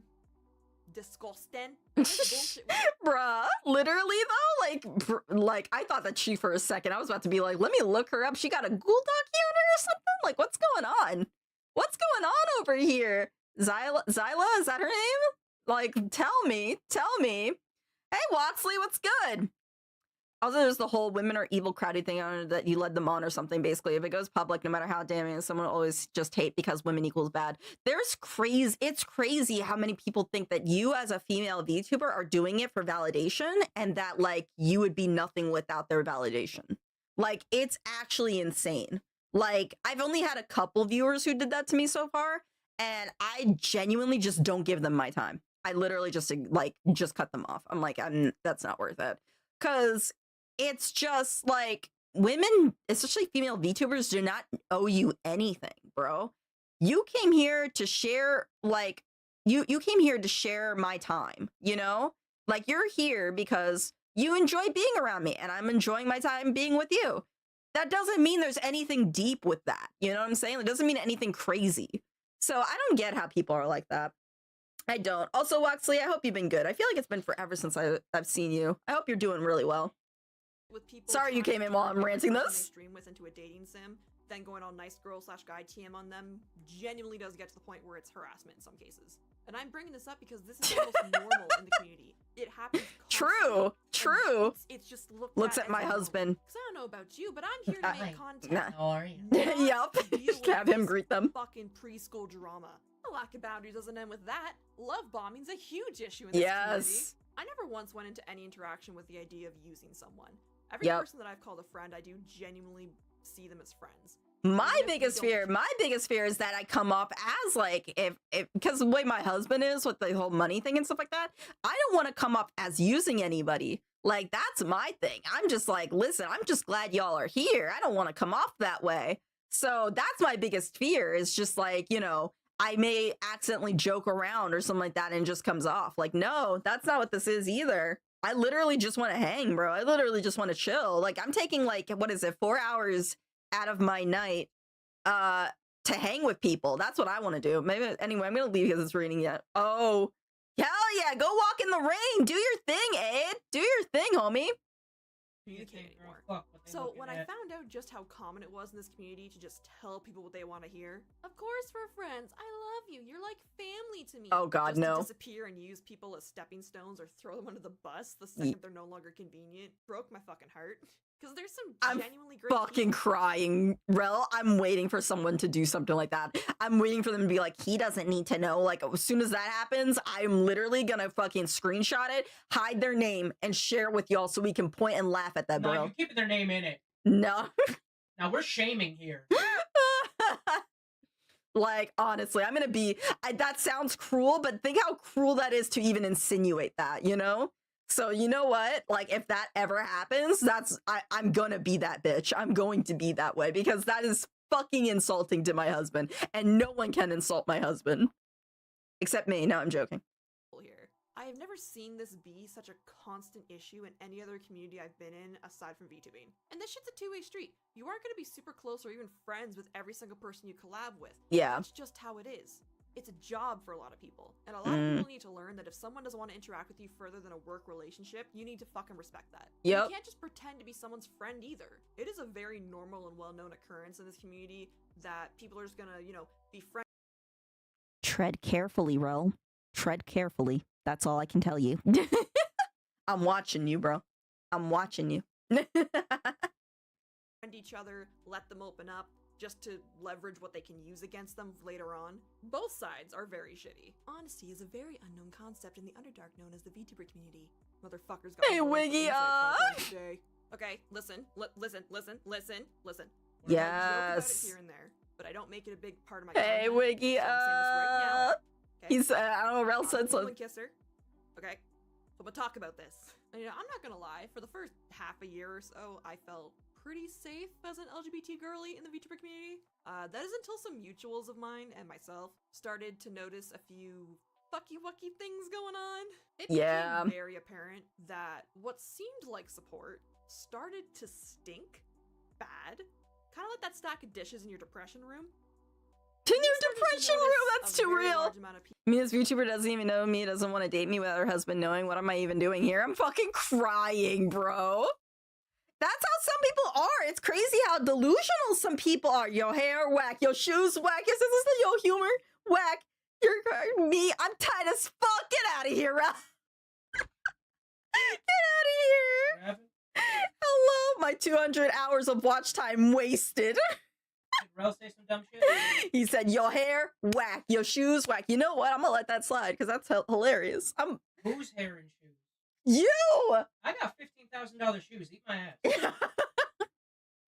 my husband has to flex like that. Wow. Anyway. And I'm sitting. Yeah, okay. I ain't even getting up to flex. No, but it's true, guys. Like, the level of delusion that some people have. Like, luckily, I've only had two so far that were, like, delusional. And it was so easy to cut them off. Maybe because I'm a small streamer, so it, like, really doesn't matter. Like, who's gonna release a Google Docie on a no-one streamer? You know what I'm saying? Like, it ain't happening. I'm good. I'm clear. I'm cool as rain and everything like that. So, like, literally, the delusion that people have is freaking wild to me. People that only had something to say about minority or world issues as long as it was trending, and they could attach a bunch of hashtags to it. You know, using their minority mutuals or friends as clickbait for clout during months dedicated to a certain group, only to then use those same posts to cover up their own bad behavior later on. No, Twitter officer, I can't be a bad person. I tweeted on November 15th of 2022 that homophobia is bad. Therefore, anything I did or said afterwards doesn't count. They do. To be honest with you, it's gonna sound terrible, but I hope I get Google Docied. I think I talked about this before. I hope I do, because there's nothing that I do, bro. I don't do shit. I literally, like... She didn't thank my sub, that whore. Like, what are they gonna show? That I fucking blocked them after a while? Like, what? Like... Wow, Gremlin laughed much. Shut up. Like, honestly speaking, like, the Google Docs they're wild, bro. They're freaking crazy. Nah, bro. Every time I see one, I'm like, oh, good. Some light reading before bed. What that really pisses me off, though, is the constant habit of talking over minorities and telling us what we should be upset about. Yeah. This has been brought up with other communities in VTubing, but I'm only going to speak on the side of LGBT here because it's not my place to speak about the race issues, since I'm... Well, yeah, anyways, there have been numerous occasions now where an issue involving the LGBT community has come up with a streamer doing or saying something shitty, and while I do genuinely believe that terrible behavior should be called out, that's not what this is anymore. I have seen so many times now, someone will get accused of being an asshat, they provide evidence against it, and yet the VTubing community just pretends they don't see the evidence. Yeah. Look at it, it doesn't exist. This post can't bother me because I can't read. You know, that kind of bullshit. Because why admit that you might be wrong when you can just feed into the mass rage and get easy followers from it? Or even worse, there have been times where members of the LGBT community itself will say, hey, you know, it's okay. We don't think it's offensive. It's not that big a deal, guys. and then suddenly we're being turned on by the people who apparently care about us so much, while they're sitting over there sending death threats in the name of our community, which doesn't help. Okay, that makes shit fucking worse. This is why I say, like, I leave, like, here's the thing. I think by stating that I'm intolerant towards those things speaks loud and clear enough as it is that I don't tolerate intolerance. I feel like that right there puts me in that spot. You feel me? I don't feel like I have to go any further. The performative nonsense is not needed. Like, you don't have to. Like, and I know some people, they'll say it, but they don't mean it, but I genuinely mean it. Like, if anybody's, like, actually being, like, homophobic, racist, things like that, they are just out. There's not even a question about it. Like, they're gone. And I feel like that puts a stance clear as day on what I tolerate. That being said, I don't really want to speak too much on the issues like that, because the way I see my stream is, it's supposed to be a place for everyone to just chill, relax, joke with one another, you know, have a good time, escape the realities of the world at times, you know? Because that's the thing, like, in order to better your mental health, you kind of have to turn towards entertainment and things like that to get through it. And that's the kind of, like, space I'm trying to offer here. So I don't really go too deep into stuff. I have my own politics. Everybody has their own. We're going to be dead set on what we believe in. The only thing I'm going to be adamant about is what I will not tolerate. And it's shown. So, and I think that's the other thing too, is that actions speak louder than words. Like, I'm saying this now, but like literally if something did happen, like, I think my actions are going to speak louder than that, you know? So I don't really speak too much about this stuff because it's just like, it's a lot. It's a lot to deal with. And I'd rather people have a place to feel safe, feel welcomed, and relax. Just relax. You aren't helping us. But that doesn't matter because the point of you doing this isn't because you want to help, is it? And while a lot of people acting like this in the community that I've noticed are not LGBT, there are definitely LGBT people who jump on this. And I want to say something directly to you, okay? Everything else aside real fast. I get it.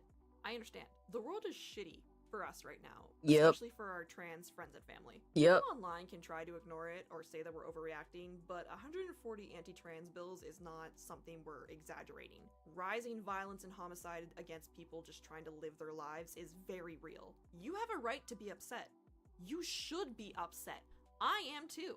But the issue here is that misdirecting it is causing more harm than good for everyone involved. Yeah. I do really think that's what it is. I think that the reason why you're joining in on this anger with people who are using our community for clout and rage bait is because you're scared. You are rightfully scared and angry, but you don't have the ability to direct that at people who are actually causing the harm, so it's getting taken out on a different outlet. It's getting taken out on people who have nothing to do with the shitty decisions being done. It's getting taken out on people playing certain video games or watching shows. Yeah, like freaking Hogwarts Legacy. The world is shitty. People need to have a little bit of ignorance to enjoy things and not be depressed constantly. And that's okay. As long as someone is self-aware and they're not actively making excuses for bad behavior, that's fine. It is not the be-all tell-all to decide if someone's a good person or not. I mean, Disney was an absolute piece of shit, but I'm not going to sit here and accuse someone who went to Disneyland for a vacation that they agree with all of his old opinions. Yeah, Nor am for I gonna real. stop having a deep love for the movies that I grew up with. I can point out and admit that they're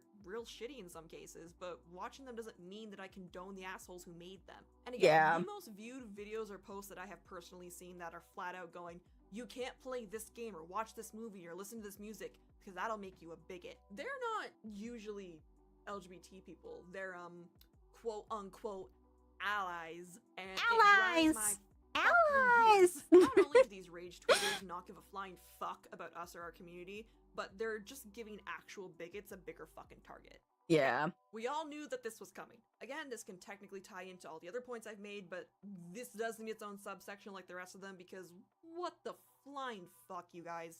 I have been on the internet for a lot longer than I probably should have been. I have been in countless communities. I've made art and content for other fandoms, groups, websites. I've been everywhere. I was on Tumblr during the Sonic Social Justice era. I watched that all go down. That's FNAF funny artists as shall hell. not be named.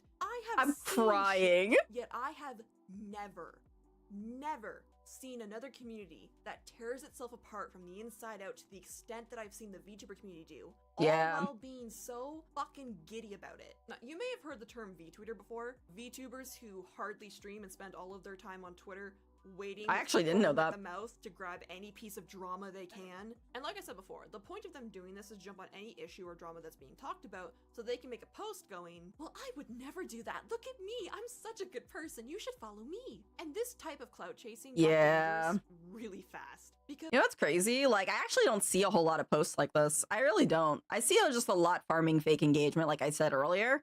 I don't really see a whole lot of them going like, oh, you know, here we are. Like, look at this drama. I'm nothing like this drama. Follow me instead. I've never actually seen anybody do that. Maybe it's because I'm in the wrong circles. My Twitter is full of memes, guys. It's just nothing but memes. Like, if I open up my Twitter, like, right now, which I'm not going to do because that's on, like, a different monitor and stuff like that. Or not a different monitor, different browser, and I don't feel like crashing my computer. Like, all you would see is memes and memes and memes, like, regardless. Like, it's actually insane. So I don't really see a whole lot of this, but I don't doubt that it exists. You know what I'm saying? Because it went from calling out legitimate terrible behavior and abuse to ruining people's lives over minor personal issues for like 5 extra followers. I have seen on more occasions, and I have fingers on my hands at this point, situations where a VTuber has been accused of something, and no matter what the situation is, no matter how big or small it is, people not only instantly believe it without needing any evidence at all, but treat the issue as if the streamer flat out fucking killed someone, regardless of the severity of it. Death threats to them, their family, their friends, harassment, doxing, you fucking name it. I recall one situation where that started happening to somebody over being accused of stealing a design from someone simply for having similar color palettes. You know, that is true. I did see that. I like watch a lot of Mujin. He's also like, he's right here. Everything too. His videos are too long, so I can never like do a react with them like I'm doing this one. Like, I do hear about that. Like, again, I've never personally seen it all over my Twitter page or anything like that, but like, literally, I have heard of people like taking the smallest things, like, oh, you copied my design, and the only thing these two things had in common was a color palette and twin tails. Like, honestly speaking, and it's just like, what the hell? Like, it's not that deep. Like, what are you talking about? And they will literally have a whole army. You have the army for the VTuber, you have an army against the VTuber. It's like this clashing that goes on. And I'm like, yo, I'm glad my Twitter doesn't look like that. I'm glad, because that shit would get draining. I would be so tired of them. For fuck's sake. When you create this type of environment where you want to be in the majority's favor so that you can get easy followers, you need to be mad with them, regardless if you think the issue deserves the amount of backlash it's getting or not. That community is no longer safe. They will turn on you in an instant. Yeah. No questions asked. Your friend can make up a lie about you because you pissed them off on a random Tuesday, and suddenly you're the next target. Even if you know what's being said isn't true, nothing that you say or show them will matter because they've already decided that you're in the wrong. Nice argument, Senator. Why don't you back it up with a source?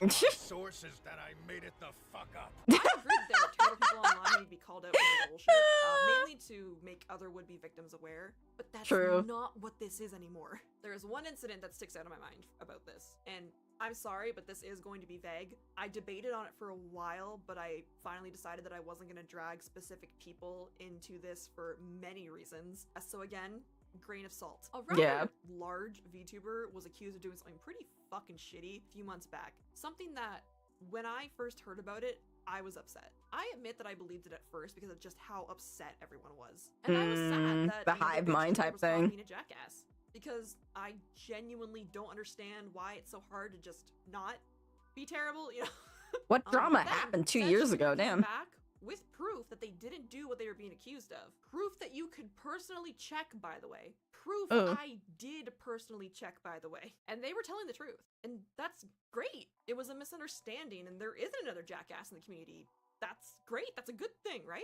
And not really. Not only did the VTuber community on Twitter just completely ignore the proof, they pretended it just flat out didn't exist so they could stay mad. Or even more asinine, people claim that you're gonna have people like that, yeah. I even watched someone go as far as to just flat out make up random quotes the streamer never said that the community on Twitter would then share around because no one bothers to check their fucking sources. But that's the game. They don't check their sources because they don't care. They ignore the evidence because they want to. They pick whichever side helps them get more followers at the moment, not who's actually in the right. The lack of morals disgust me to no fucking end. Yeah. So I left. So she's done? Months ago, I deleted Twitter from my phone. Mhm. Only went on to post things here or there, like maybe once every 2 months. Don't check my feed. Blocked VTuber tags on TikTok, you name it. Wow. Because I'm done. Wow. I'm done. I'm done with the toxic, fake positivity to lure people in to use just when it's convenient. I'm tired of them talking over and using minority or world issues they don't actually care about just to gain Yeah. followers. I'm tired of the lack of boundaries, the constant doom and gloom, and the gaslighting if you have the gall to try and bring up that something's wrong. I can't even blame her. If it's easy for you to ignore some things, like, I ignore it. I, like, literally don't bother. I'm like, there's no point. Like, what are you gonna do? You know, they're all shitty. I'd rather move on and do things my own way to the beat of my own drum than go ahead and just feed into people. Like, honestly. And I feel like I've done a good job. Like, I made friends with Mari, freaking Adrian, Mist, and, you know, so on and so forth. It's only growing, I feel like, you know, and I feel like I've exposed myself to the more positive side of the community doing all that, you know? So I feel like it's definitely something that, like, if you can, like, separate yourself from it in some way, then it's like the better it is for you. Like I said, I get like all over my Twitter. I get like memes and stuff like that. I don't get like a whole lot of VTuber stuff. And when I get VTuber stuff, it's almost always those fake engagement ones, and I just ignore them. I just genuinely just don't care. I'm like, yeah, okay, you're doing that to like farm engagement. Good for you. I'm out. Like, I just move on. Next thing I know is another meme on my page, and all's good in the world again. So like, honestly, it doesn't even matter. And to be honest, I'm probably gonna lose some friends when I post this. But that's okay. I just want to be a virtual creator. Hey, do your thing. Not a VTuber. Not if this is what being a VTuber means now. I don't even think this will get a lot of views anyways. Yeah, But I 327K views. Before I walked out because I was honestly scared to say anything before whenever I watched this stuff happen. So yeah, It's probably if you only wanna be a gradually went up in VTuber, 2 years though. do it.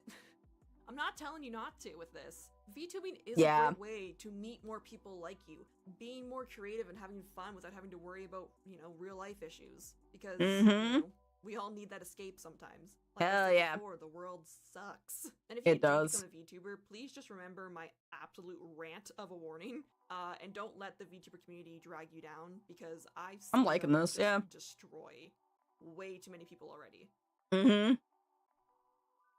Yeah. She's not wrong. She's not wrong. But did she really quit? Hold on, this whole video isn't even done yet. There's more here. So, hey. If you're still here, long time no see, huh? Thank you so much for watching till the end. You must have a lot of free time. Yes, I do. Spend it with videos. I do have more videos in the works, and I plan on coming back to streaming very soon. So if you want to stick around, I'd appreciate it. I promise my other content will not be as bitchy. Sometimes you gotta be bitchy. Alright, love ya. Sometimes you gotta be, though. Come on, Zai. Fuck. What the fuck is wrong with her? But wait, did she stop? Like, actually stop? Let me see. When was her last video uploaded? 1 year ago. Oh yeah, so she moved on. She moved on. Hey, good for her though for speaking her truth. You know what I'm saying? Like, honestly, it is true. I think a lot of people like get like distracted by the glitz and glamour that is VTubing a lot of time because it's like fun, you know? It's like, oh, you get a cute model, you get to do all this, that kind of thing, you know? And it's like, yeah, but also like there are some like It's the internet. People are fucking weird. yeah, like you'll get like some downsides too and everything. It's like not all rainbows and butterflies, but you know what? It's still good. It's still good. I have a lot of fun with it. I think it's like who you surround yourself with and everything that matters, you know? So I take that as a warning. I don't know if I know some people here have told me they were thinking about getting the VTubing. Just take everything that she said with some grain of salt and everything, but also at the same time, just keep it in mind. All right, let me edit this. We're going to play Paranormasight now. Paranormasight. Here we go. Yes, it's a mature rated game. It is mature rated, honestly speaking. Like that one time when this game like was talking about like the murder, I was like, that's so graphic. Why the fuck did it go into details like that? Okay. Like, but I guess it's already expected. It's already expected. I don't even remember where we left off. Oh. This one. We're at Mio's stuff. Huh? I thought it unusually noisy. There's a big group of people outside and police in front of the school. Did something happen? If the police are here, then something must have. I'll go ask. But I feel like that's fucking... I feel like that's her saying, no shit. Yeah. Thanks. This isn't good. Huh? What happened? Don't panic, okay? The first teacher who came to work this morning found something. Okay? Mr. Junichi was found dead in the middle of the school grounds. What? They're closing the school for today. But that's not all. I didn't know this either since I didn't watch the morning news, but rumors are spreading that a number of the bodies are found nearby. What? There's no way. Why? Could it be? Because of the curse? We don't know enough to say. From what I've heard, Mr. Junichi's body was found in the middle of the grounds, but his body was covered in bruises like he'd fallen from somewhere high. Weird. Taking into account his unnatural death and the timing, it's very likely it has something to do with the curse. You're saying someone used their curse on him last night? Seems like it, doesn't it? But that's so scary. Yeesh, so the curses really do kill people. And someone used it. Shh, keep your voice down, okay? What would happen if another curse bearer heard you? Oops, sorry. Let's see. Okay, so he's dead. To be honest with you, he was kind of a fucking creep sneaking around at night with a high schooler, bro. It's fucking weird. Koei is an English teacher and the homeroom teacher at Class 2C. He was seen alone with Hitomi Okuda in the classroom late at night by Yako and Mio. His deceased body is discovered in the school grounds. Yeah, and I think I read all this before, so we don't have to remind ourselves about that guy. He was a piece of shit. I wish I had a little bit more information, but they locked up the front gate. Maybe we could sneak in through the back entrance. Hmm? That person over there. Isn't that Hitomi Okuda? You're right, that's unusual. Oh, but she was at the school last night, too. She must know something about Mr. Junichi. Let's see what she has to say. Oh, Mio, wait for me. Remember, she's a delinquent, too.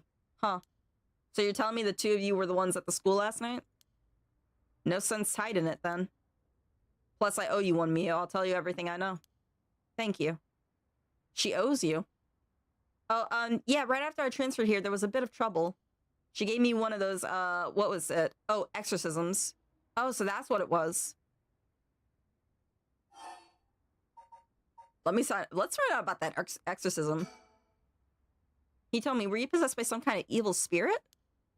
I don't understand it all too well myself. What I can say for sure is, thanks to me, the weird symptoms that were happening to me all went away. Yeah, some people are born with a natural sensitivity to the paranormal. They tend to end up isolated as they struggle to relate to people around them. They also tend to draw spirits to them naturally. This can cause strange symptoms they don't understand, like headaches, muscle stiffness, and hallucinations, even memory problems. I'm sure it must have been very hard. So that's how it works, huh? Do people also have their personality taken over when possessed too? It's possible with spirits who have a very close relationship to their target, like siblings or a parent and child.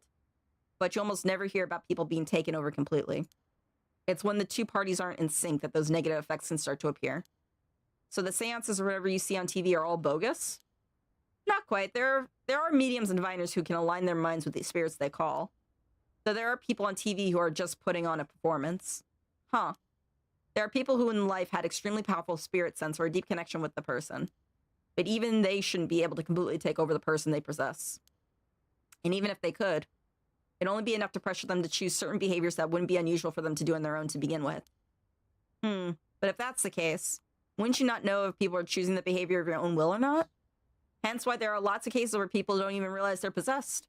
Though the spirit may influence the behavior and memories of the host, the deeper their connection in life, the easier it is for that to occur. I see. Getting possessed by a spirit is pretty complicated, huh? It must have been tough for you being possessed for so long, he told me. Whatever might happen to me doesn't make any difference. Me being able to see spirits and stuff has nothing to do with how things ended up like this. Yeah, it's not like being able to see them is your fault either. The same goes for me. Maybe it's just something we have to live with. I think you have a knack for it yourself, Yako. I bet you could see them too with little training. I think I may pass. So that's why you got the job, huh, Mio? I thought she was a weirdo when she showed up all of a sudden saying she was going to exorcise me. If you hadn't said anything, I probably would have knocked your lights out. You tried to perform an exorcism on her without telling her anything? You see, in my experience, most people don't understand no matter how much I explain. They only accept my explanation after they see the results. Huh, I guess that makes sense. Alright, Jonichi's death. Did you hear about Mr. Jonichi? Heard about it. I've known about it since last night. I saw that asshole bite it on the school grounds myself. What? You saw it happen? Tell us about it. What happened exactly? I don't really know myself. It was pitch black. What I can tell you...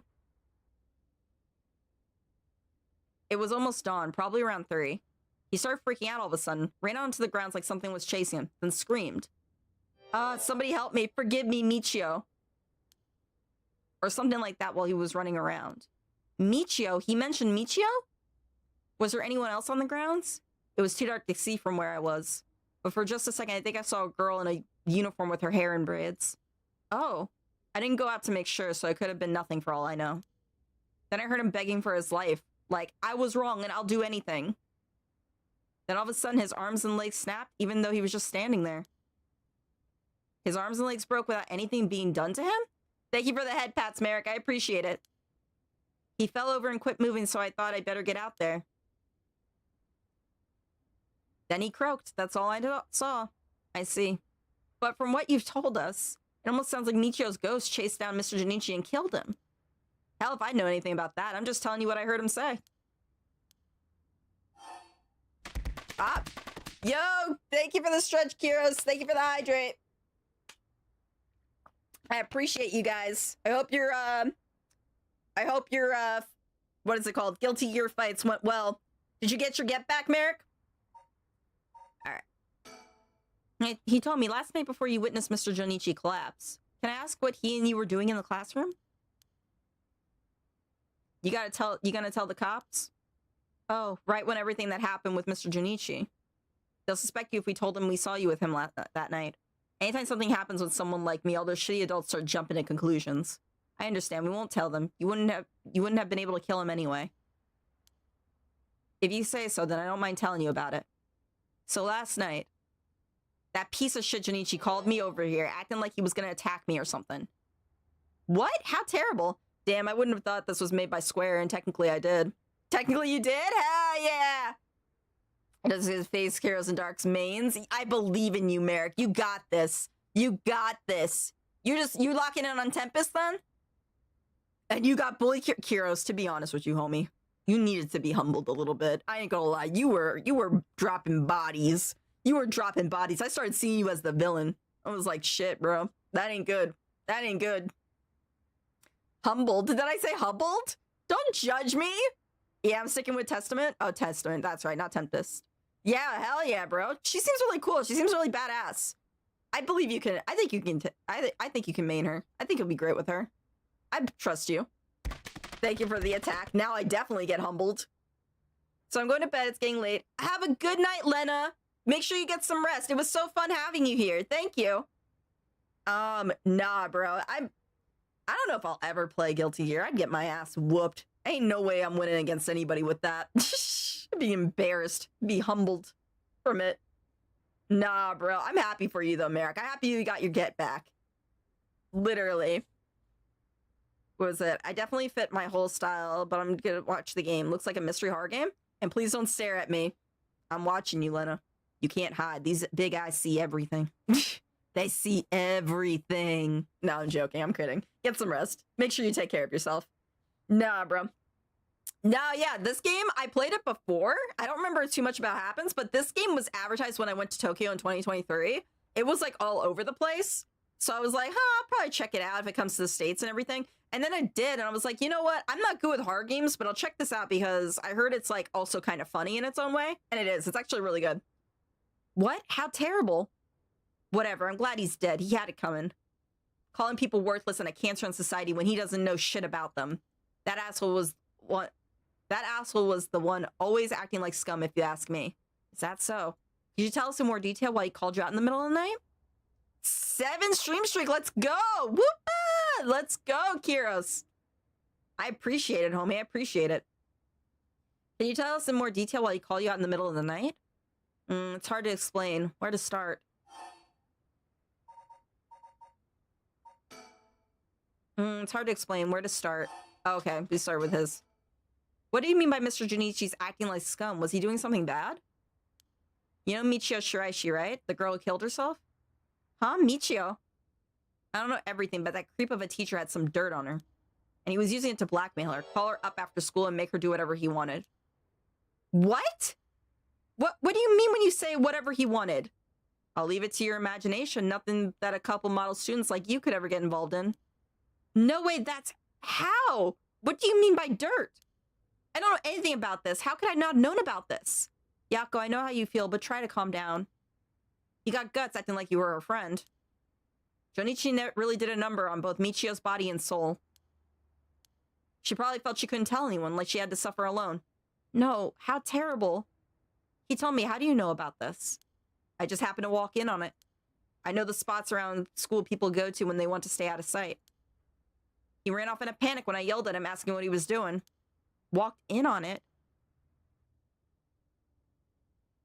I couldn't just leave her alone, looking like she was about to cry, so I stuck around for a bit. She told me everything that happened in whispers. She probably figured I wasn't the type to spread that stuff around. But she never asked for my help. She told me that she was fine and to keep it a secret. Michio, why? I'm gonna get some food, but I'll be lurking. Homie, all good, Kiros. Get yourself some food. She probably thought she just had to grit her teeth until it was through. She was naive. I tried to tell her that if you give guys like that an inch, they'll take a mile. She kept saying about how it was her punishment. She was soft. No. Of course, Jonichi didn't change. He kept on doing what he was doing. I don't understand either of them, but that's as much as I was involved. And then she killed herself. Nothing I can do about it now. He told me if you knew about it, then why didn't you... You trying to say it's my fault? She told me not to say anything. She told me she was fine. So what the hell more responsibility do I have other than what I already did? Yako, there's no point blaming Hitomi. Michio, why? Did you hear what this dirt was? Nope, never heard what it was. But from the sound of it, he'd been blackmailing her since about a year ago. For that long? The dick probably caught her doing something she shouldn't have been. She looked well behaved, but there's more to a person than meets the eye, you know? There must be some reason. Dunno, got nothing to do with me. It's hard to explain where to start, okay. Did you tell that story to the police? Nope, but I ain't gonna. Can't count on them for shit. Not like they'd believe such an insane story anyways. Right. But there must be at least one person in the police worth trusting, right? Yeah, I guess. There was this one cop who always got on my case about stuff. But he died just the other day. Oh, did? I'm sorry to hear that. Everyone who gets involved with me ends up dead. Maybe I really am cursed. Pisses me off. You've got it all wrong. The spirit that possessed you wasn't that kind of spirit. Huh? It wasn't? Yeah, this was just an unfortunate coincidence. Though I'm sure that was hard enough for you.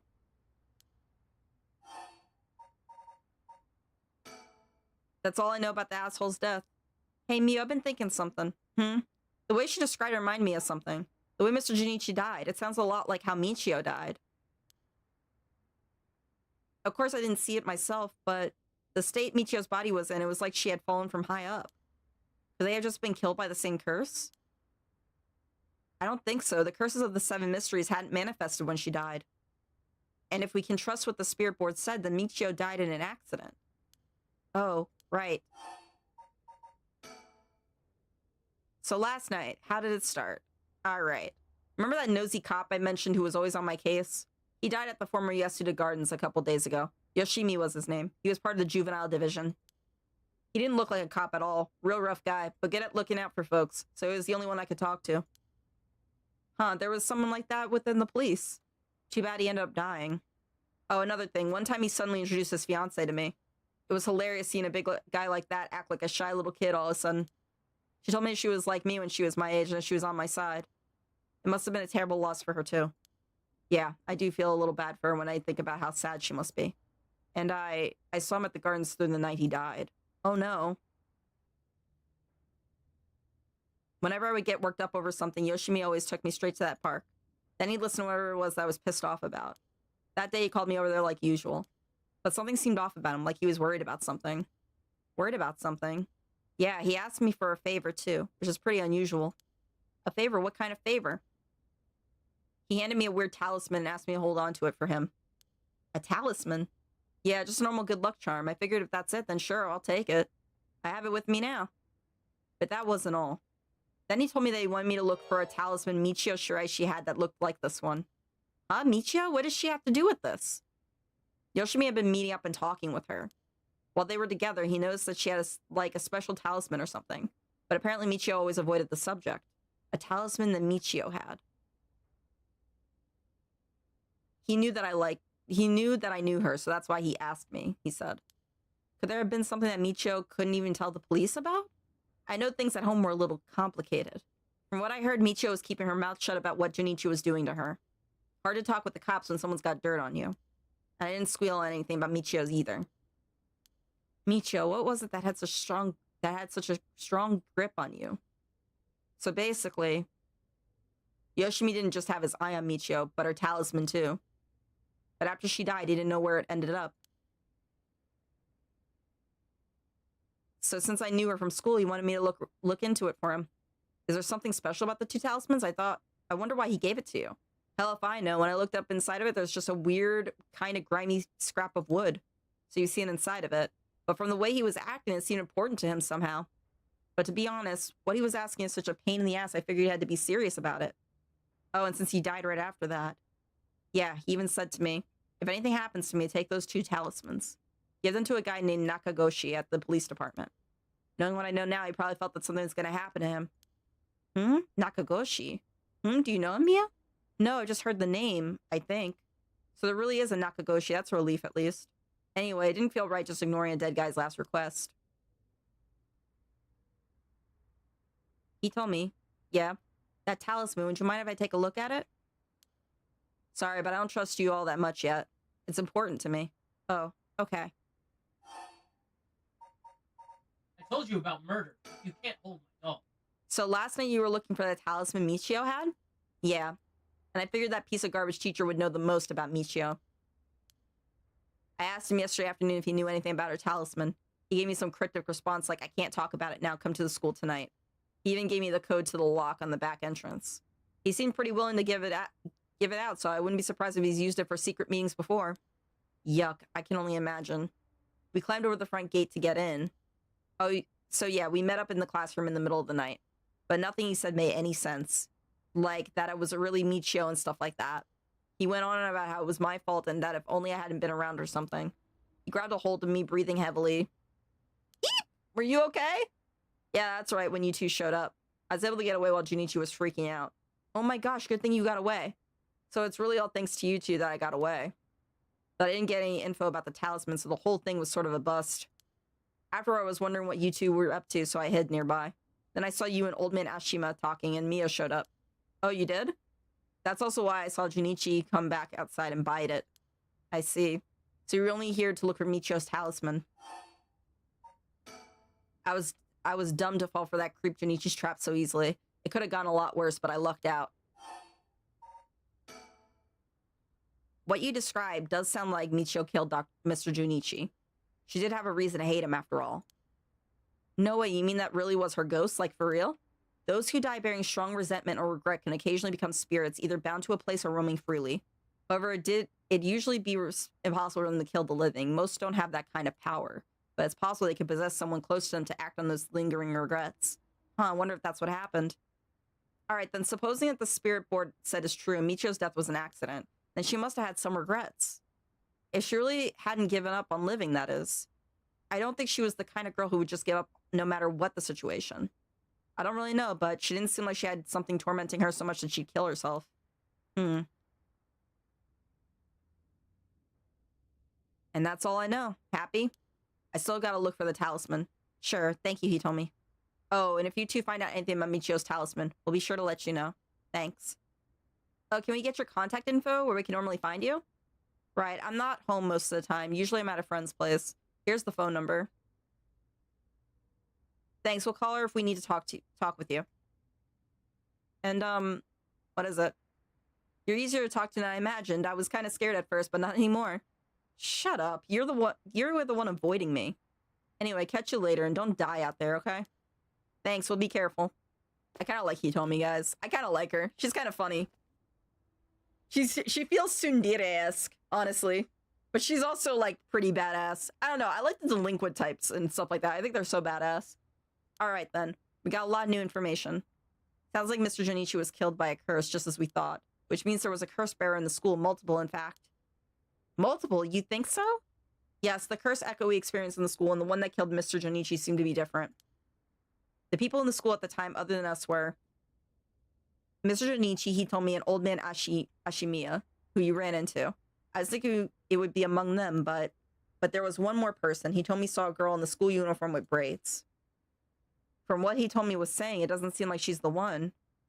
Mr. Junichi is pretty suspicious, though. If he were a curse bearer, it would certainly explain why he was killed. Right, that's why I say there are multiple. Alright, the person who killed Mr. Junichi would have to be one, too. Which means it could be either the mysterious girl or the old man Ashimiya. Yeah, we should certainly be careful of them. That said, the mysterious girl and the fact that Mr. Junichi thought it was Michio that was attacking him has me wondering. Of course, I would doubt Michio herself was actually there, but... Oh, I just remember I also saw Mr. Araishi outside the main gate last night. You did? It's likely he was involved with the curses, given that he's the one doing research on the rite of resurrection. So we'll have to be careful, old man Ashimiya and Mr. Araishi. I want to believe that not all curse bearers will be hostile, but... As for what to do now, I'd like to find out who is responsible for the Feast of Shadows that set this off and how they did it. I don't think we'll be able to end this without stopping it at its source. Huh, that makes sense. In which case, next we should do what exactly? We'll need to talk with Mr. Araishi. He definitely knows something. It'd be safer during the day, so I think we should try to go look for him. Got it. I'll help in any way I can. But the school is closed. I wonder where he could be. Let's try heading someplace someone may know where he is. Where to go then? Let's see.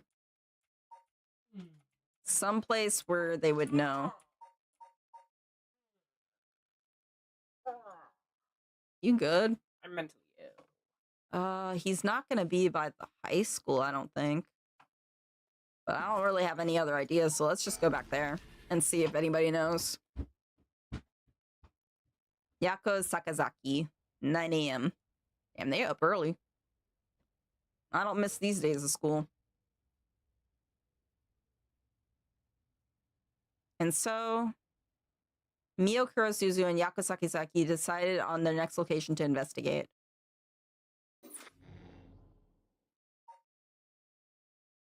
And it's dead end right there. Guess we have to continue with him and then it'll continue on. Guess it wouldn't have mattered. And we get to see my boy. Hey, anyway. Hajime Yoshimi's death, Nijima's threat of mass murder, the problems just pile up, putting the detective's goal of collecting all the curse stones in jeopardy. Tsutsumi leaves Ario to handle the investigation while he catches a quick break.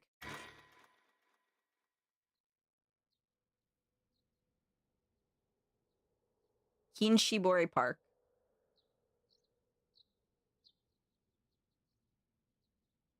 Sorry for the wait, boss, but I managed to gather some information. Took you long enough. Let me see, can I... Forensics has finished their investigation and the body's been carried away. That said, we're still closing the park to the public, at least for the time being. This place was really giving me the creeps last night, but it looks pretty normal now with the sun out. Making sure I don't have to select anything else.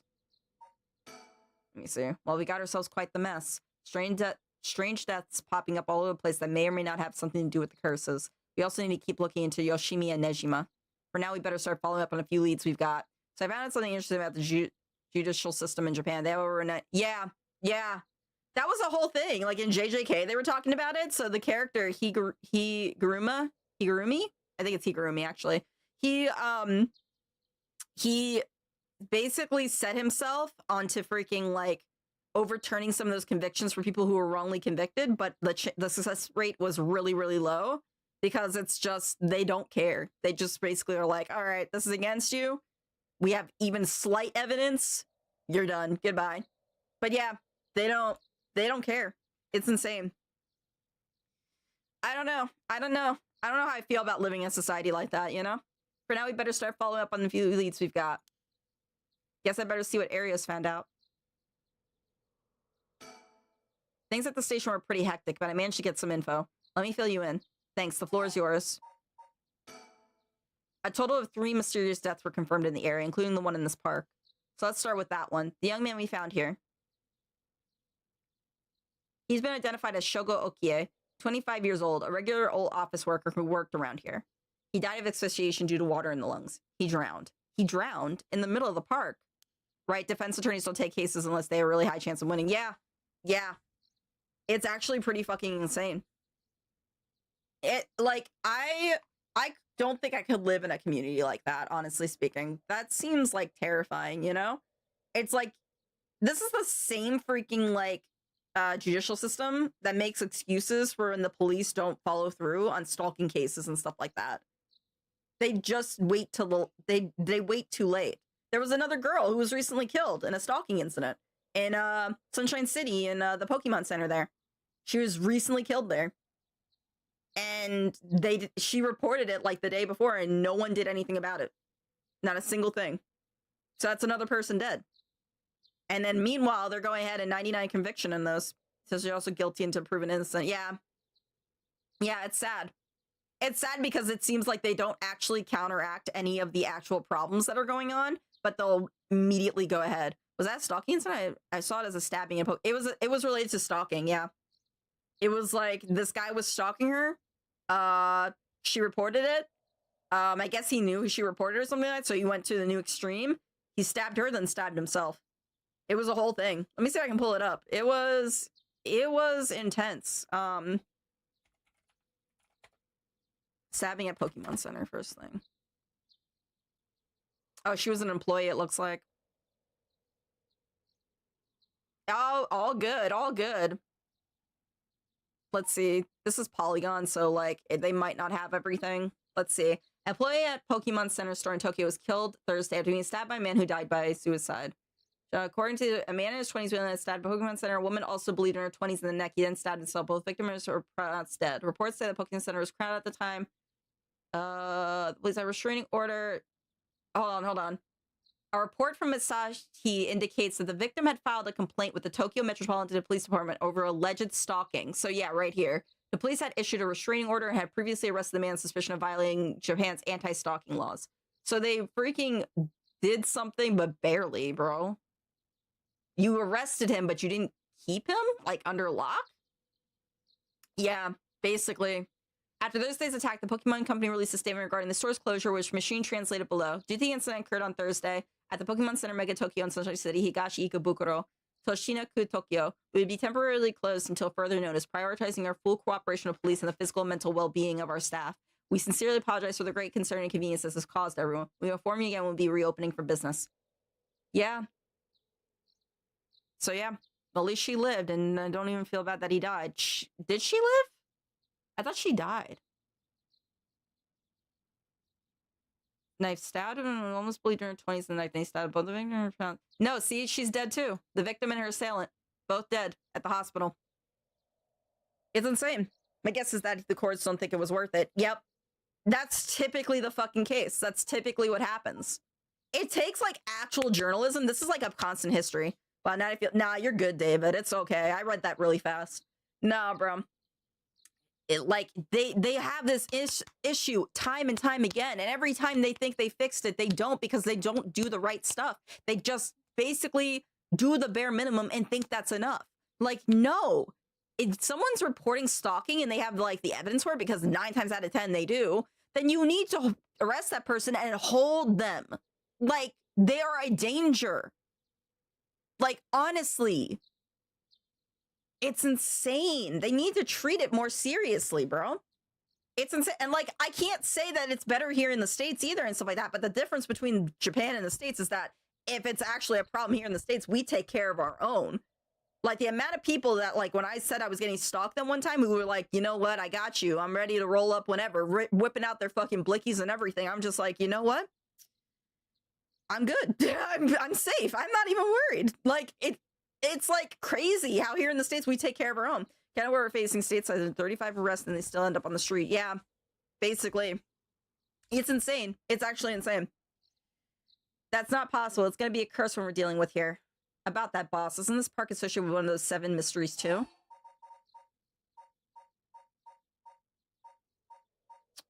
What was it that he had?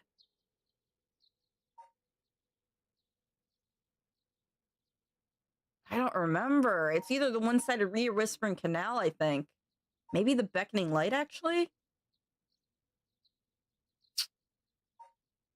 I say whispering canal. That's right, the whispering canal. Okay, I got it. I got it, guys. You see me? I know how to memorize this shit. I don't know what I'm about. That's right, the whispering canal. It does seem like there'd be a link between a canal and death by drowning, don't you think? Sharp thinking, Ario. You're starting to get the hang of this. So let's assume they're related. What's next? Before that, the body of a woman was found behind a residential complex in Kamizawa. The victim had been identified as Tawako Hayashi, 29 years old. She was an office worker who lived on her own in the area. As for the cause of death, well, yes.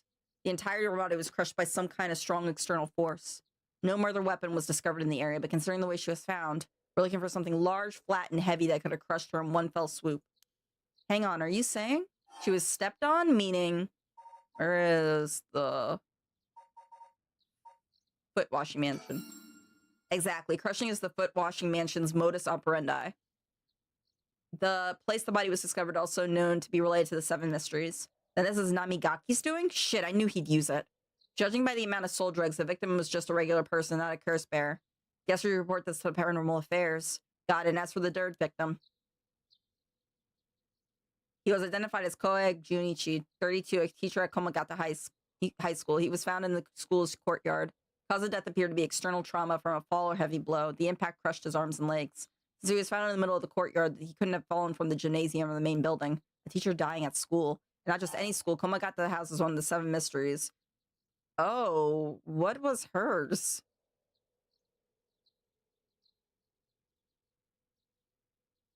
I forget what hers was.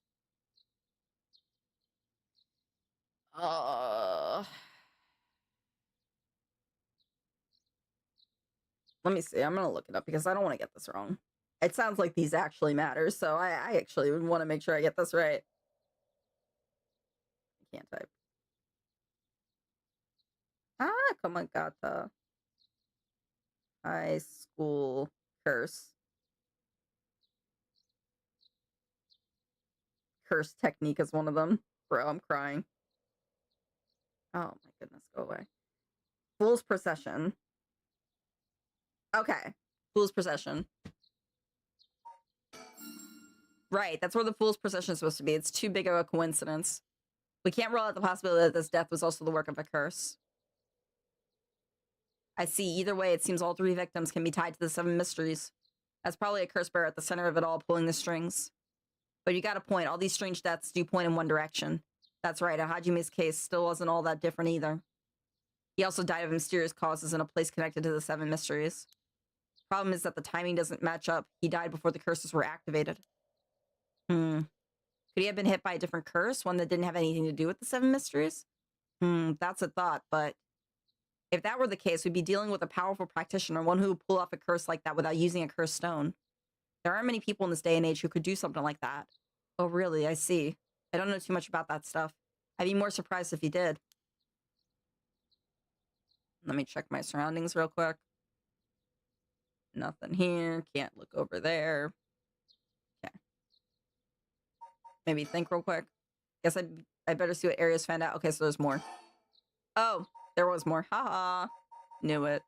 Let's look at more of the serial killings. But looking at these deaths, it seems like many of the curse bearers acted last night. But we can't rule out that there were more killings from which the bodies haven't been found. Yikes, I hadn't thought of that. But there is one silver lining. Judging by my own curse stone, it seems that the curses can't be activated while the sun's out. Oh, that's great news. So basically we're safe during the daytime? Exactly. It's also likely why Nejima gave us till dusk. I must have known the curse stones wouldn't be used during the day. Either way, we got till nightfall to settle this. It's time we flush out the other curse bearers. Aye, boss. Let's do this. At the moment, we only know the identity of four curse bearers, you included. Yutora Namigaki had the foot washing mansion, and Hideki Arashai had the ever-burning lantern. We got both their curse stones. And then there's Nejima, who claims he has the one-sided reed. Yeah, that's about sums it up. Notes on known curse bearers. Whispering Canal? Unknown. Fool's Procession, Yako Sakazaki. Beckoning Light? Unknown. Haunting Clappers? Haruei Shigima. The Evergreen Beach? Tetsuo Tsutsumi. Taiko Sugaru? No, unknown. Foot washing mansion. Yutaro Namigaki. Tetsuo Tsutsumi. One-sided reed. Fumichiko Nejima. Ever-burning lantern. Hideki Araishi. Tetsuo Tsutsumi. Anything else we're missing here? No. Okay, we're good. We better figure out who the remaining 5 are quick. I should go about looking for them. There's no point in searching blindly without a lead. Let's focus on other things for now. Tracking down Nejima may lead us to the other curse bearers too. Either way, he should be our top priority. He could do some real damage if we don't get him. Also want to look a little more into Yoshimi. I got a feeling there's some connection there. Aye, boss. Sounds like we got our work cut out for us.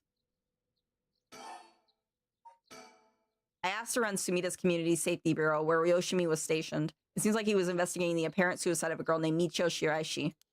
Yeah, I heard about that. He was trying to determine whether it really was a suicide. Looking at the height of the building, the force of the impact, or wounds at all. He must have suspected some kind of foul play because he ordered a full investigation. But it had already been deemed a suicide, and his superiors told him not to go stirring things up. What was the evidence? Well, according to the report I found on his desk last night, the body was found at the foot of a building a ways away from the road. There was no evidence of vehicle collision, so it was ruled a suicide, but he thought there was more to it? Yes, a truck or other flat-faced vehicle traveling at high speeds could have inflicted similar damage.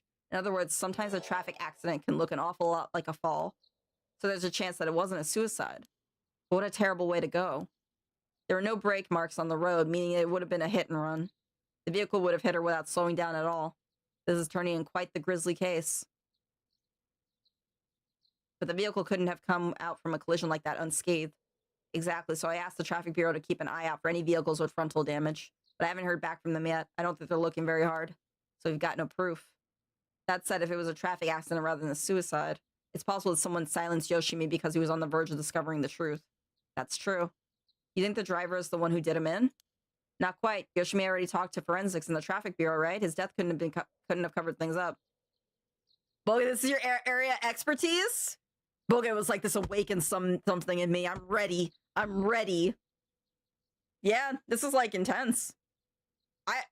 It's actually freaking crazy how this is going. I already talked to forensic in the traffic bureau, right? His death couldn't have covered things up. You're right.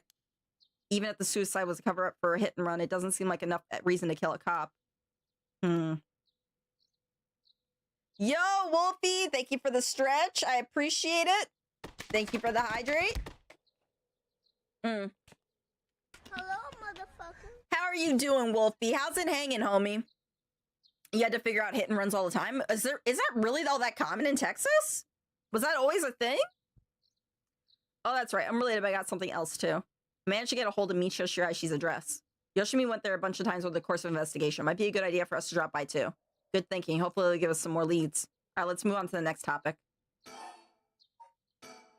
Remember the girl Yoshimi met with the day he died? One he told me, Okuda? Community Safety didn't have any contact information on her on hand. Not even an address? Well, they said they had her parents' information. When they called, they said they hadn't heard from her in a month. Lots of family issues from the sound of it. They even said they don't want anything to do with her anymore. That said, she still goes to school once in a while, so we might be able to find her there. Not sure we really have the time for a stakeout right now. But she could be a key witness. Can we add community safety tracker down for us? We can ask, but it might be tricky to get done today. For starters, Komagata High School is closed today. Because of the teacher that died? That's right. All right, but it's not something we can do today. We may have to forget about it. Let's move on then. A person can end up dead, but it's more likely a vehicle to vehicle. A lot of times there's some kind of debris. I worked both before. That's insane. It's more often than you think. Ooh. Okay, listen, I don't know if I told you guys. I've been in like 6 car accidents. All right. And guess what? None of them were me. Every single time it was somebody else. So the first accident I was in, I was actually crossing the street. And a guy didn't see me because I was wearing all black and it was like really dark that day. So I guess he didn't like notice me. And he hit me with it literally gave me. Yeah, I know I told you. Yeah. Gave me a hairline fracture on my ribs and everything. Yeah. I fell around. I was like laying there. I'm not even kidding you. I was laying there staring up at the sky and I started screaming because I thought no one else saw me get hit. And I was like, they're going to run me over. I'm going to get run over because no one saw me. So I started screaming, and then in the middle of screaming, I just started laughing hysterically. I couldn't stop laughing. I just started laughing hysterically. And the guy who hit me came out, and he was just like, oh my God, are you okay? And because I was high on laughing, I was like, yeah, I'm okay. He's like, I don't think you're okay. And I'm like, okay, I guess I'm not. I didn't know what to say. I was just laughing hysterically because I didn't know what to do in this situation. So I ended up getting like help and everything like that, so I was fine. Yeah, it was crazy. It was a wild time. The poor guy had a heart attack and everything. I was like, listen, like, I know it was an accident. Turns out ironically enough, he worked at the hospital I was going to end up going to, and he had just finished like a freaking 16-hour shift. So he was done. He was done. So that's probably why he didn't see me and everything too. I was like, yeah. I think it was. I literally don't know what happened. I just remember seeing all the cars around me and thinking, it's so dark. He didn't see me. What are the chances they didn't see me? And they started driving, you know? And then, so that's why I started screaming. But then I stopped screaming and just started laughing. And the rain was falling all around me. And I was just like, bro, this is great. I didn't know what to say. I just kind of fucking ended up doing that, bro. Like, honestly. So, yeah. It was an experience. It was an experience. But the other times I was in an accident was not like anything related. I literally had some dude sideswipe me, some dude hit on like head-on collision type thing. I was in a car with a friend of mine. She made a left turn without checking, and I got hit from the passenger side because someone came right at us. So there was that. It was like I had a lot, and of course none of them are my fault. So you know what? You're not driving. If I come to visit, I'm bad luck, bro. I'm bad luck. I'm not good. Yo, that's really crazy. That's really crazy. Listen, I'll be okay. I'm a passenger princess now. My husband drives me everywhere. I don't even bother. Driving scares the shit out of me. I'm actually terrified of it. So I death grip my wheel now. I'm scared of it. I got some information about Yoshimi's fiance for community safety. Her name is Mayu Chozawa. 27 years old. She works as a beautician in the area. Look, I even managed to get a picture of her. She sure is a beauty. But, oh boy, here it comes. But what? Community safety hasn't been able to contact her since Yoshimi died, not by phone or at her house. In other words, no response, dead silence. There it is. Can't things just be easy for once? She's pretty. Holy shit. Anyway, Mayu is a beautician and the fiance of Hajime Yoshimi, a police officer with the Sumida Police Department. Mayu's current whereabouts remain unknown. She's gorgeous, honestly. See why she's a beautician, bro. It's definitely starting to look suspect. A crime of passion, perhaps? It's fairly common for people to be killed by a lover or a spouse, but Yoshimi is well liked and they'd been together for over 10 years. You never know, things can be different behind closed doors. I like her haircut too, right? Listen, I used to have a pixie cut like here and there. Like sometimes I just say like, fuck it, just cut my hair off and everything. I can't do that now. I like my hair short. That's what I go for. But like pixie cuts are so easy to manage and so easy to style. Like it was not a problem at all. I guess so. We'll have to consider the opposite scenario too. It could be the same person who was after Yoshimi as after his fiance as well. She could be in danger. You're right. Either way, she's important to the case. HQ already has people looking for her. We'll know as soon as she's found. Let me see. Fumichika Nejima. HQ has mobilized a search unit for Nejima, but so far we haven't received any word. Guessing he wasn't at home or at work? About that, apparently he vacated his last known address a week ago. You serious? So we have no idea where he lives? It gets worse. I checked in with the factory he was working at. They told me he was only there for a month before he quit. Hold on a second. You're telling me no one caught that? Well, I had the same thought, so I spoke to his probation officer. Turns out I'd been doing those house visits and interviews, but never bothered checking on his workplace. He also said he lost track of Nejima when he moved to a new place. Jeez, that's just sloppy. I heard they're giving parole just about anyone these days because they're running out of room in the prisons. Which also means there aren't enough probation officers to go around. Dude's probably overworked. So Nejima's got to fuck about unsupervised. God damn it. That asshole is annoyingly good at faking remorse or insanity, whatever the situation calls for. Back when I arrested him all those years ago, just talking to him left a bad taste in my mouth. He's probably hiding under a false name, which will make it hard to track him down. That explains why he so brazenly made contact. That asshole, he's mocking us. Well, for now, the paperwork is to circulate his name and a mugshot is being filed. That's going to take way too long. We only have till dusk. Speaking of Nejima, yeah?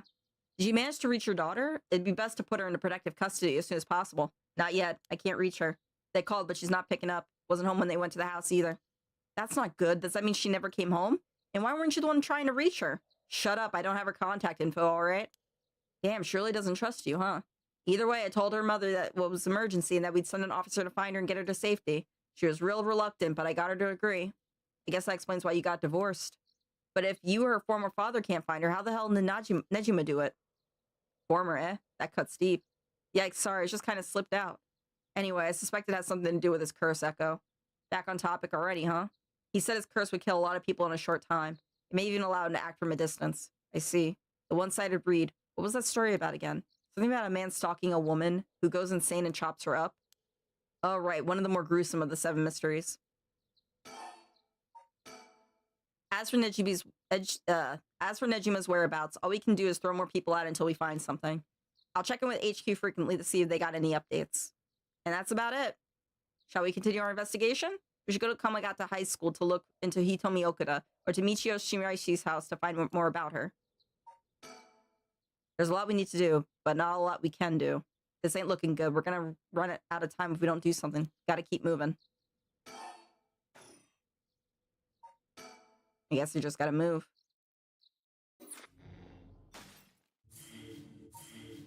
Damn, we unlocked a bunch. Maybe we should go back to Harué just to, like, get through hers. Throughout the night, Richter continues to gather information about the cursed stones while Harué lies awake until dawn, preoccupied by the prospect of bringing her lost child back to life. Harué Shigima, 10 a.m. Shigima Mansion. Yeah, she just went inside there like nothing. Good morning, ma'am. How are you feeling?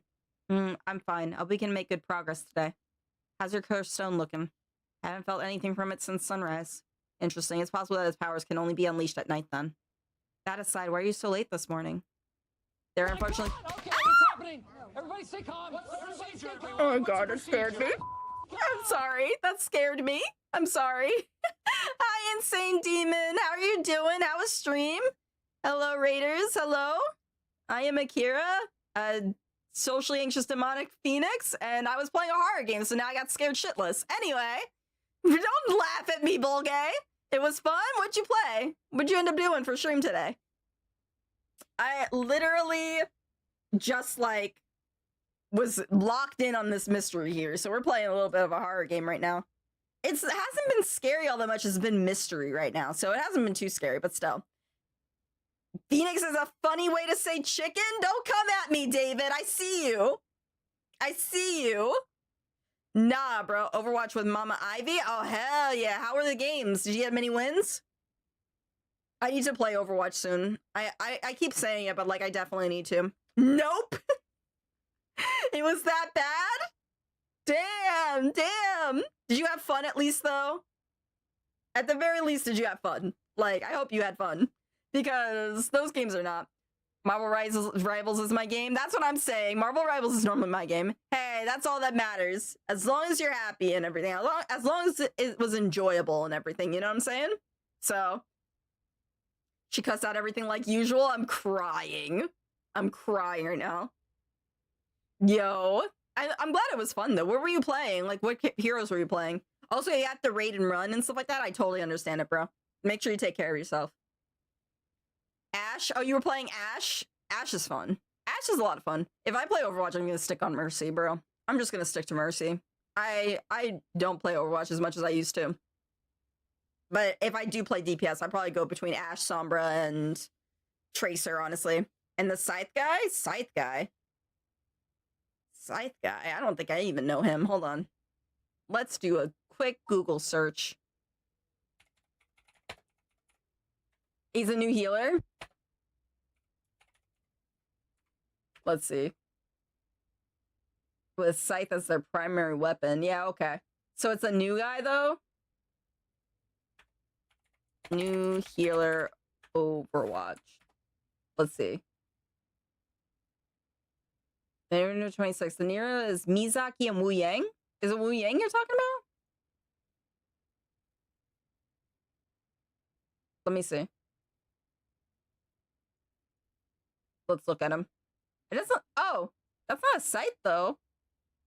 Oh, you mean like a staff, baby? Need picture? I just picked up the picture now. Can you see it? Let me make sure. Yeah, I have the picture right here. Is it him? No, wrong guy. All right, there's another one here, they said. Mizuki.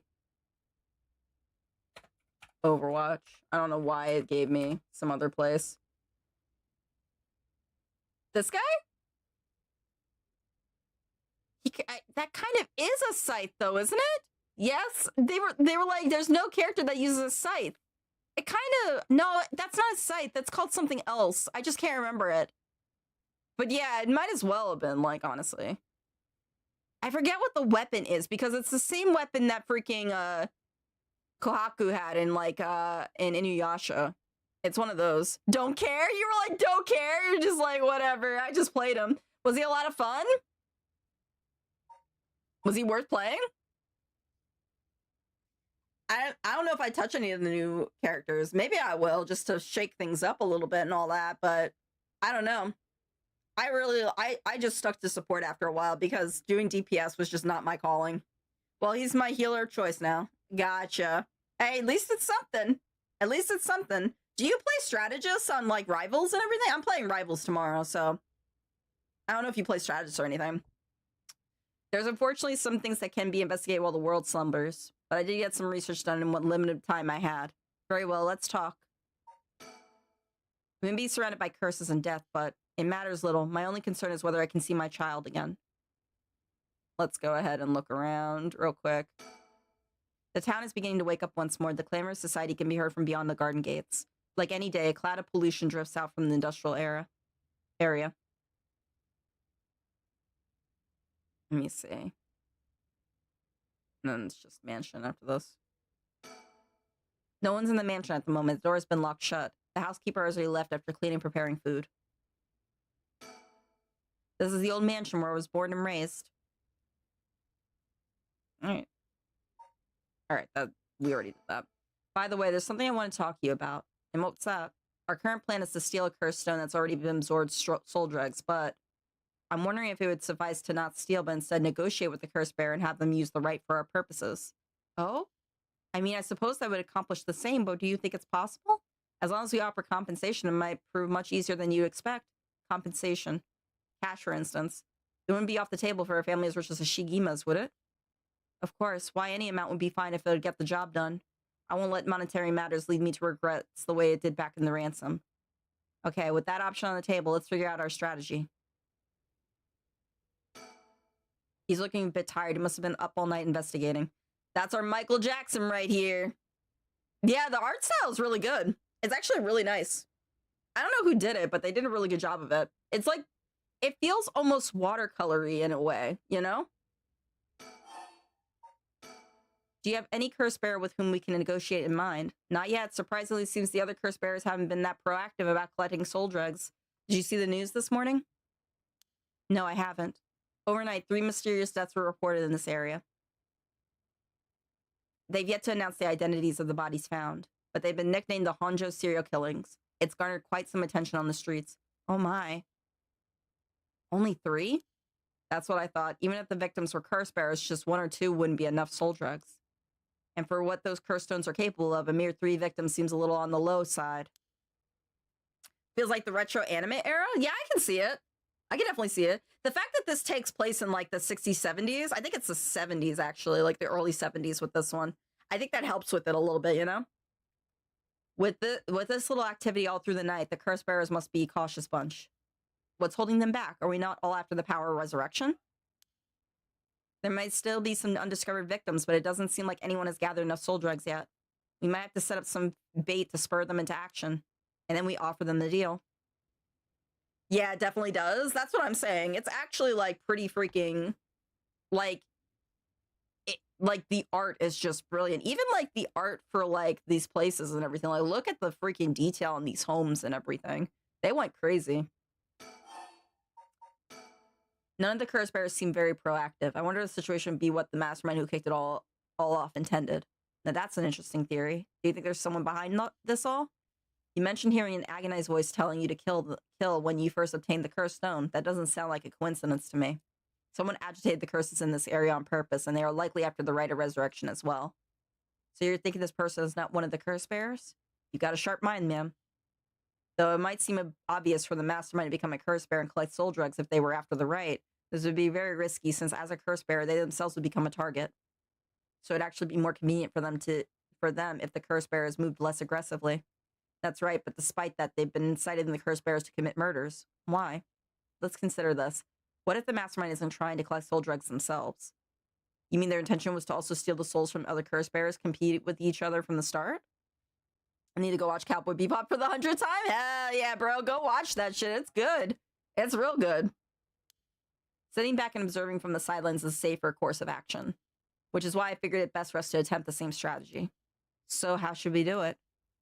There's still reason to suspect the mastermind would be a curse bearer themselves. To be honest, I want to keep my distance from whoever it is. There's no telling what kind of power they might possess. Whether our aim is to negotiate or steal, we'll have to outpace the mastermind in making contact with the other curse bearers. How do you suppose we do so? At this point, all we can do is search. If there's a mastermind inciting the curse bearers to collect soul drugs, can we be sure there's even a rite of resurrection? Good question. The rite could be nothing but a myth fabricated to spur the curse bearers into action. Seeing it might be for naught, do you want to give up, ma'am? Never. Understood. After all, we never know the truth unless we see it for ourselves. But we'll do it without using the curses ourselves.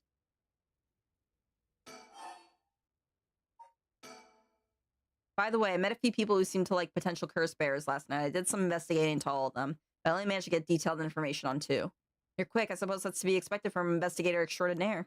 I appreciate the flattery. Look at this fucking motherfucker, bro. Look at him. First, there's Ayami Tono, the girl we talked to before, though she isn't a curse bearer herself. She's a student attending T University of Art. She currently lives alone in an apartment near Midoricho Park.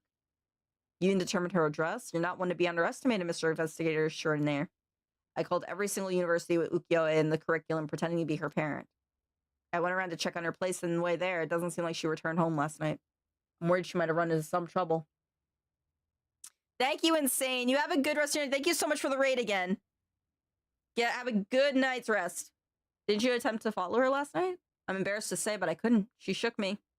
I couldn't keep track of her. And here I thought you were an investigator extraordinaire. I'd like to learn more about her, but it would take some time. She's planning to steal the cursed stones, just like us. It's best we act carefully around her.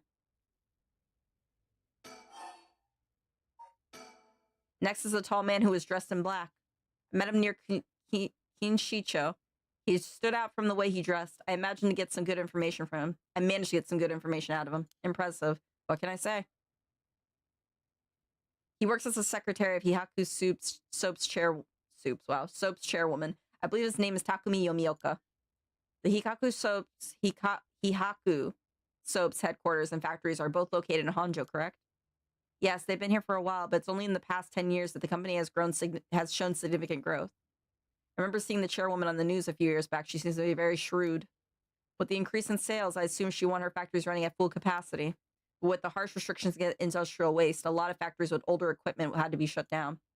That's right. Even 10 years ago, there were many complaints about the chemical plants dumping waste into the river. Most companies back then were more concerned with making a profit than protecting the environment.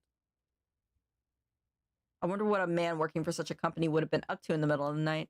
On the way here, I stopped by the company's headquarters, but they hadn't started for the day. I should have better luck later. Let's hope you will. Perhaps they're interested in seeing if the right would be beneficial for their product research into beauty and skincare? Huh, now that'd be an interesting thought. I ran into one more suspicious young man last night. This one seemed to be out collecting soul drugs, right? Indeed, I couldn't get a good look at him, though, and I wouldn't gather enough intel to properly identify him. Well, that's a shame. But I can make an educated guess. Oh? You know that researcher who discovered the ancient texts on the Rite of Resurrection? The one that lives near here? His name is Hideki Araishi, and the man I met was very similar in stature. Oh my, even he is involved? How awfully suspect. Considering his background, couldn't it be the one who initiated the whole affair? I think it's possible, yes. Which is why I decided to refrain from making contact with him for the time being. Safety first. Understandable. Of course I want to learn more, but this isn't the right time to focus on him. I prefer to ascertain who else is a curse bearer. First, I'll return to Hihaku Soaps to see that man in black. Their headquarters are down on South Warigesui Street. I learned something new about the criminal involved with the kidnapping. It concerns the serial killings. There was a body found at Komagata High School. The person who was identified as a school teacher, his name was Kohei Jonichi. Do you think he was a curse bearer? Not sure, it's possible. But regardless, this means the two people who knew about the truth of the kidnapping are both dead. Just when we were getting somewhere. It isn't enough to make me give up, of course. Still, we don't know anything about Michio Shiraishi's residence. It'd be wise to pay the visit. Yeah, that dude is giving you Michael Jackson vibes. Look at him. Look at him. The windswept hair, the freaking fedora, or whatever you want to call this. He's crazy. Understood. In addition to the 3 victims associated with the Honjo serial killings, there's Michio Shiraishi, who reportedly committed suicide, and the police officer who died at former Yasuda Gardens. If strange deaths continue occurring like so, they're bound to inspire strange rumors. But those last 2 have nothing to do with the 7 mysteries, no? It's true. Both occurred a week before this accursed situation began, so it cannot be ruled out. It's possible that the mastermind who was involved even with those killings. How? What if there were preliminary steps to be awakening... I can't speak, guys. I promise you. I can't speak. What if there were preliminary steps to awakening the 7 mysteries curses? Can we really assume that they're unrelated just because the timing doesn't match up? Or rather, the police officer's death is so baffling that it'd be easier if it were connected to these curses. The victim wasn't the type to be caught off guard easily. You seem to know a lot about this. I suppose we weren't strangers. My personal feelings might be wrapped up on this one too. I see. If you were to investigate this matter more, you might get a lead on the mastermind. You're right. If we wish to focus on the mastermind's identity, this would be a fine starting point.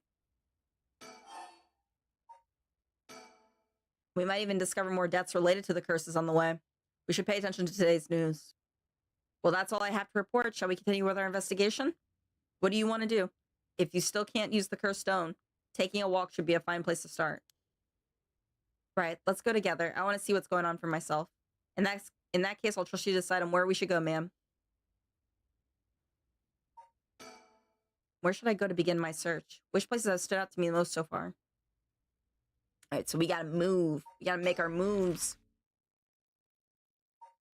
That's Komagata High School. I say... Let's go to Komagata High School. I already sent the girls there and everything, and now I'm sending her there. Here we are, Ground Zero, Komagata High School. I guess it's logical the police got this place shut down. The teacher's body was found here, after all.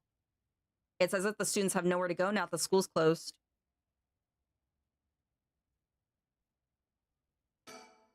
The news has attracted a bunch of curious onlookers, huh? That works in our favor. The more people around, the better we can blend in.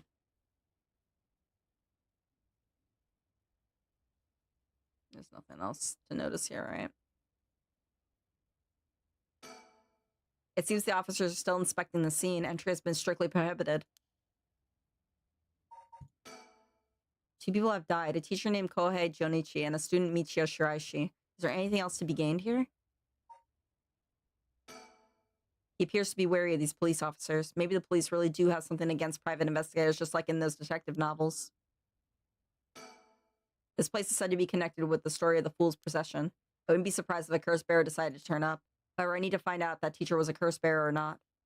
I expect the police to be baffled since they don't know about the curses. I can ask around and see what the students have to say. Yeah, inquire. Alright, I'll go ask the students about Michio. I'm back, ma'am. So what did you learn? The school kids sure love a good rumor. I was practically drowning in stories about Mr. Junichi and Michio, most of which seemed dubious at best. Not surprising. Most of what I heard was hardly worth a second thought, but there was one story that caught my attention. Oh? Some believe that Michio is the one who killed Mr. Junichi. Really? The story got 2 pieces of evidence to back it up. One of them wasn't news to me. Apparently he's been mumbling that Michio is going to kill him for some days now. A fellow teacher overheard this mumbling and told the students. And then it spread like wildfire, I suppose. Rumors that juicy don't stay a secret for long. As for the other piece of evidence, a pigtailed girl in her school uniform was seen around the school late last night. Go on. Although numerous people claim to have seen the girl, not one of them saw her face. Some are proposing it was Michio brought back to life or that it was her vengeful spirit. But it's not like Michio's the only high school girl to wear pigtails. This rumor might have been made up just to fan the flames. But if it were true, I'd want to get a hold of her in order to hear her side of the kidnapping. If she's alive, that'd be ideal. There's still one more thing I should mention. I discovered where Michio lived. A student had a list of student addresses on hand. That's an amazing find. I believe all the students actually have a copy of said list. It truly worries me how easy it was to obtain what should be confidential information. Look at his face, bro. Look at that face. He's like pouting. He's like, I don't know. It shouldn't be like this. You know what I'm saying? Shouldn't be like this. Anyway, imagine what happened if that information got into the wrong hands. Well, so far it hasn't, no? Sure, let's hope it stays that way. In the meantime, it's now possible for us to visit Michio Shiraishi's house. Still nothing to select around here. Yeah, what is she thinking? Michio's home. I expect her family might be able to tell us more, but it's a hard topic to bring up so soon after her suicide. However, it's normal for a high school girl to keep things hidden from her parents, especially if it involves criminal activity.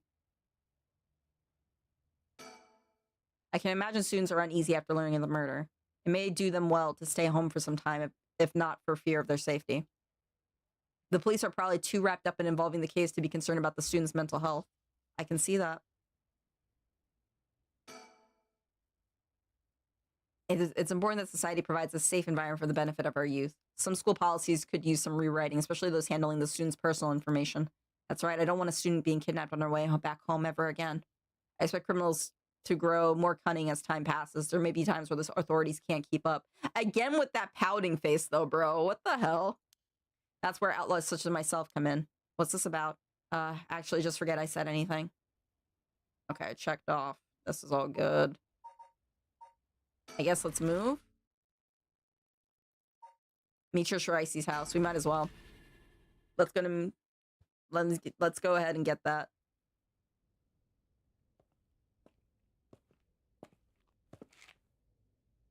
How did it go? I went to visit Michio Shiraishi's family home, however. No one seemed to be there. I got no answer at the door and all the lights were out. It seems to have been empty for a while now. There was a stack of newspapers out front.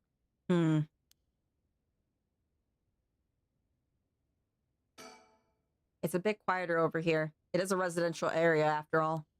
All these rundown row houses really scream working class, don't they?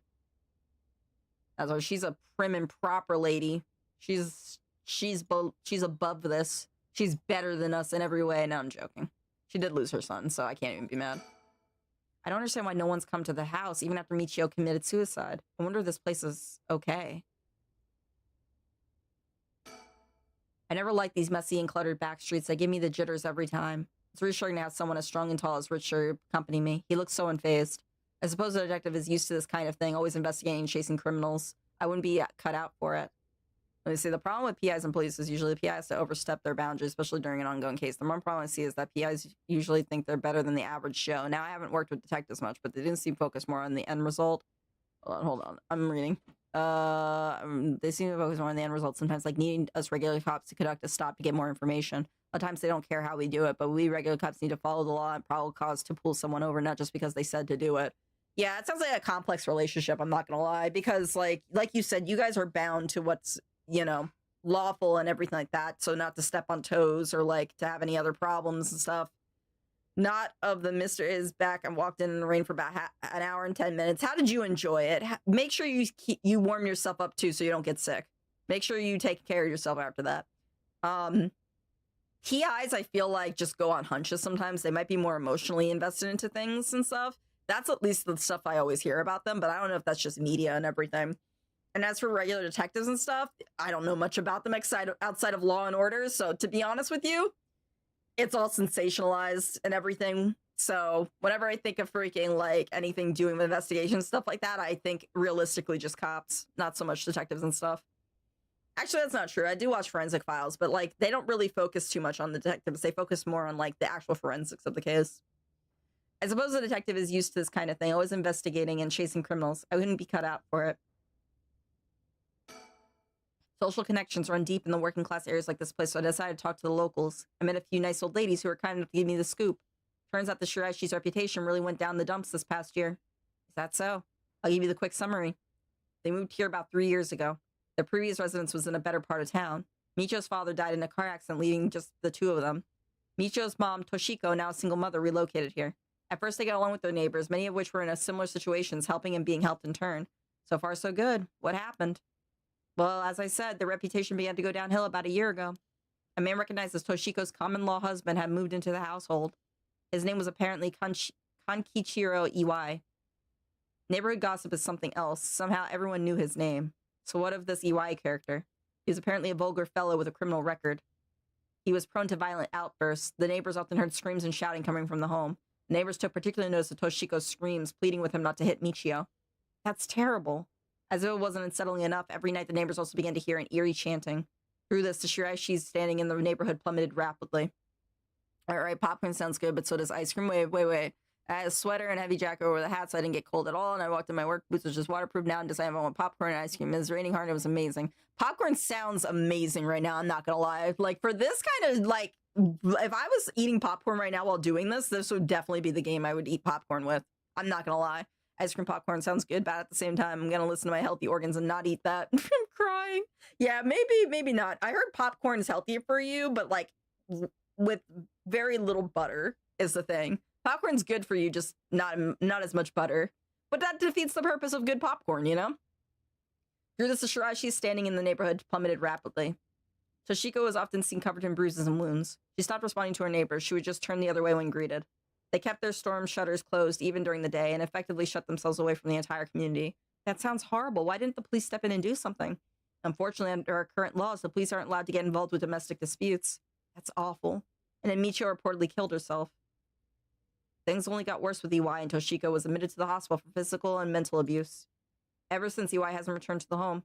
Many locals expressed sympathy for Michio's circumstances, but just as many were fed up with the shiraishis entirely and seemed relieved that things finally quieted down again.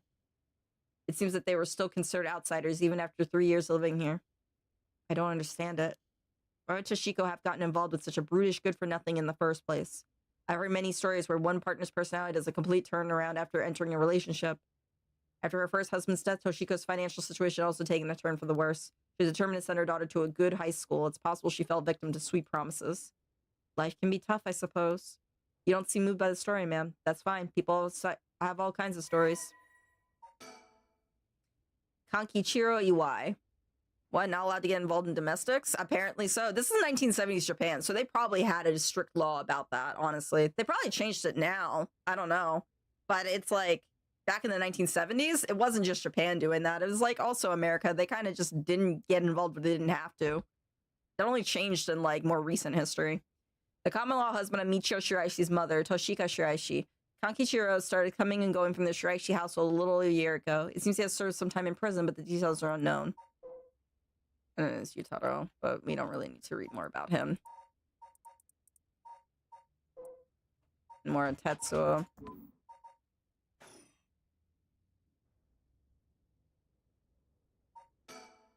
The Shiraishis were dealt a tough hand. I can't imagine what it was like. Could be the girl was forced by her circumstances to take part in the kidnapping? Just thinking, looking around and everything. The Shiraishis were dealt with okay. Hold on, it just repeats. Alright. But the Shiraishis certain hadn't lucked out with theirs, bringing such a violent man into it.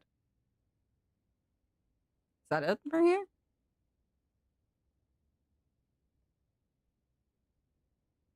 I guess so. I guess that's it for here. I'll do it, think one more time. Yeah, alright. I guess we keep moving. Oh. Accidentally hit the thing. Let's see. Sawa Street, Midoricho Park. I guess let's go this way.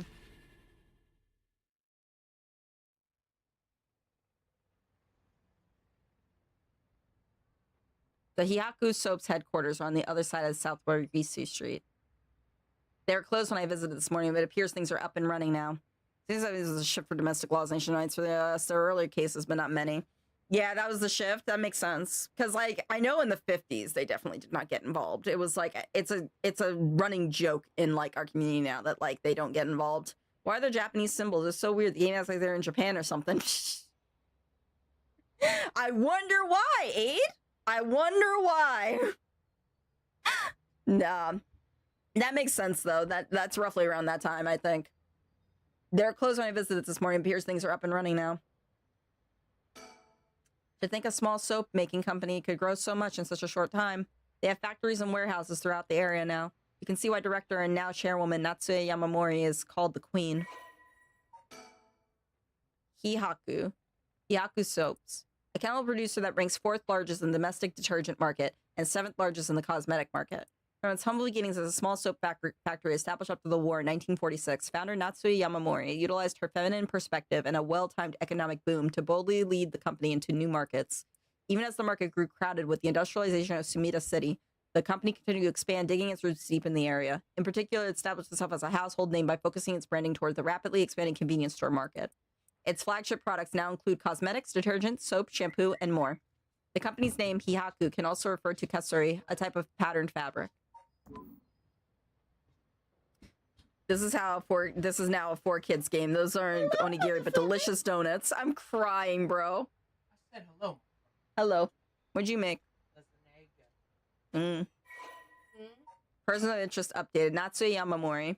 Natsui is the former president of Hihaku Soaps, a large chemicals company. Though she retired from her position 2 years ago, she still wields great influence over the company from position of chairwoman.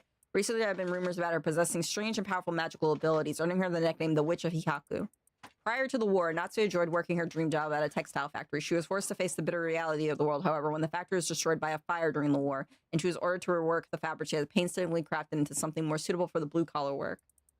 Witnessing the rise in popularity of Western-style clothing in the post-war period, Natsui left the textile industry. However, a nod to her past can be seen in her company's name, with Hihaku being another name for katsuri, a type of fabric featuring patterns and images woven with dye fabric. Having long been dissatisfied with the soap supplied at the textile factory, Natsui saw a business opportunity to set up her own small soap factory. Taking inspiration from imported soap brands, she developed new products which quickly gained a good reputation. As a shrewd businesswoman, Natsui ran an aggressive promotional campaign on TV featuring popular Japanese singer, rapidly turning Hihaku Soaps into a household name. You mentioned that Takumi works here as her secretary? That's correct. Do you think it's possible he's acting on her orders? That's exactly my thinking. A curse bearer with both money and power could certainly look at the resurrection as their next prize. Negotiating with a person of that stature may prove difficult. Business is up and running. I can see people inside the reception area. They're still there? Huh. Okay. Back in the Edo period, the canal known as South Wariguse ran through this area, but it's been turned into a major road. It's a bit away from the Kinshiko station or Ryogoku station, though it's still considered a nice area. The stories of the Everburn Lantern and the Foot Washing Mansion both took place around here. One of the bodies discovered this morning was found by this road as well. This is quite a lively area, huh? I suppose you could call it somewhat of a city center. South Warigusue Street. Warigusue, lit partitioning ditch, refers to a waterway dug down the middle of the road so as to divide it. At the dawn of the Edo period, the Honjo district was little more than a collection of suburban rice farms. As the area became more developed, the South Warigusue was excavated in order to drain rainwater into the Yoko-Jiken River to the east. Though it served the people long and faithfully, it was converted into an underground culvert at the beginning of the Showa era. In the present, no trace of it remains on the surface but the street that bears its name. Gotcha. Alright. He tells me he barely slept last night, yet he seems to be brimming with energy. Was I too that resilient at his age? Perhaps it's what sets apart a detective from the rest. So an influential person at Hihaku Soaps is potentially a curse bearer. Risha proposed we use money to negotiate for the cursed stones. We could hardly outbid a large corporation if it came down to it. First, I need to confirm whether Takumi is the man I ran into last night. Then I'll be able to determine if he's a curse bearer. It'll be better if I go inside the headquarters alone. You should walk around. Visit a cafe for some tea, perhaps. It'd be better if I go... Okay. I don't know where I can go, though.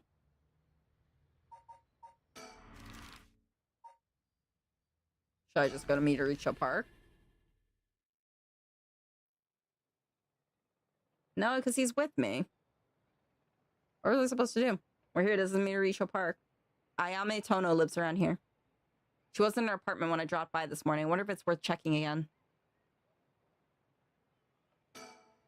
This place is connected with the story of the Taiko Sugaru. Not only that, but Katsu Shika Hokusai's home was also in this area. This might be why Ayame chose to live here. Midoricho Park, a small park bordering South Warigusue Street, sporting the mixture of cherry and evergreen trees. Although unremarkable in most respects, a small playground always attracts a number of children come evening. While no trace remains in the modern day, it stands on what was once the site of Sugaru Estate. The legendary artist Katsushika Hokusai is also believed to have been born in this vicinity.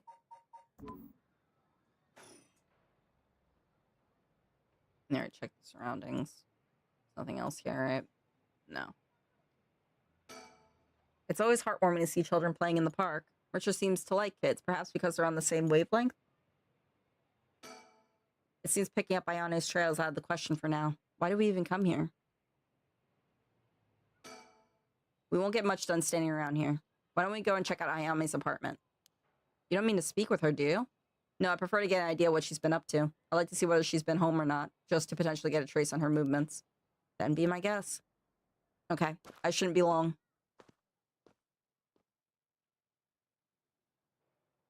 I'm back, ma'am. So, nothing? I'm afraid so. She still hasn't returned. However, I noticed a few people who seem to be related to the police force keeping watch in the area. I don't know if they got eyes on her apartment, but they do appear to be watching the building it's in. Interesting. You got a sharp eye to have noticed them despite them being so covert. What can I say? It's part of the job. However, it meant I had to refrain from knocking on her door or looking through her windows. I wasn't able to check her electric meter or the mailbox either, unfortunately. You were planning to go that far? Look around again. Nothing. Okay. We won't make much progress sticking around here. What a waste of time. We should move on quickly. He said to go here. And he said he was going to check. But he didn't really check.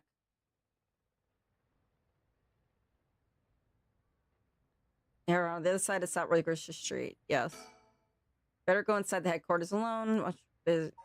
Okay, so if I think. So an influential person. How do I go, though? Back in the Edo period. Yes, we already talked about this. I can't, like, leave. So what do I even do?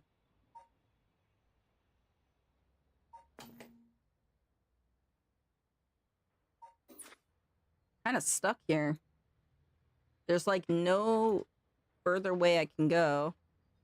There's something I'm missing?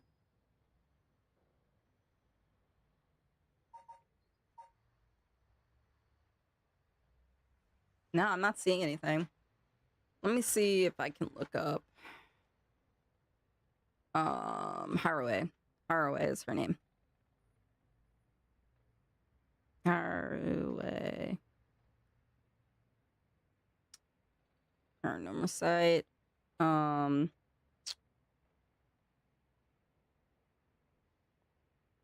Let's try this. Let me see. Oh my goodness, I'm laying down like crazy. All right, let's do it this way. Let's see. We go to Haraway real quick. No, we don't really care about that.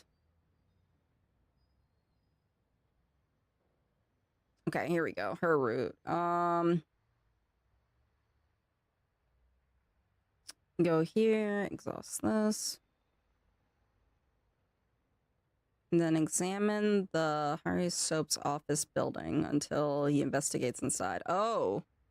Okay.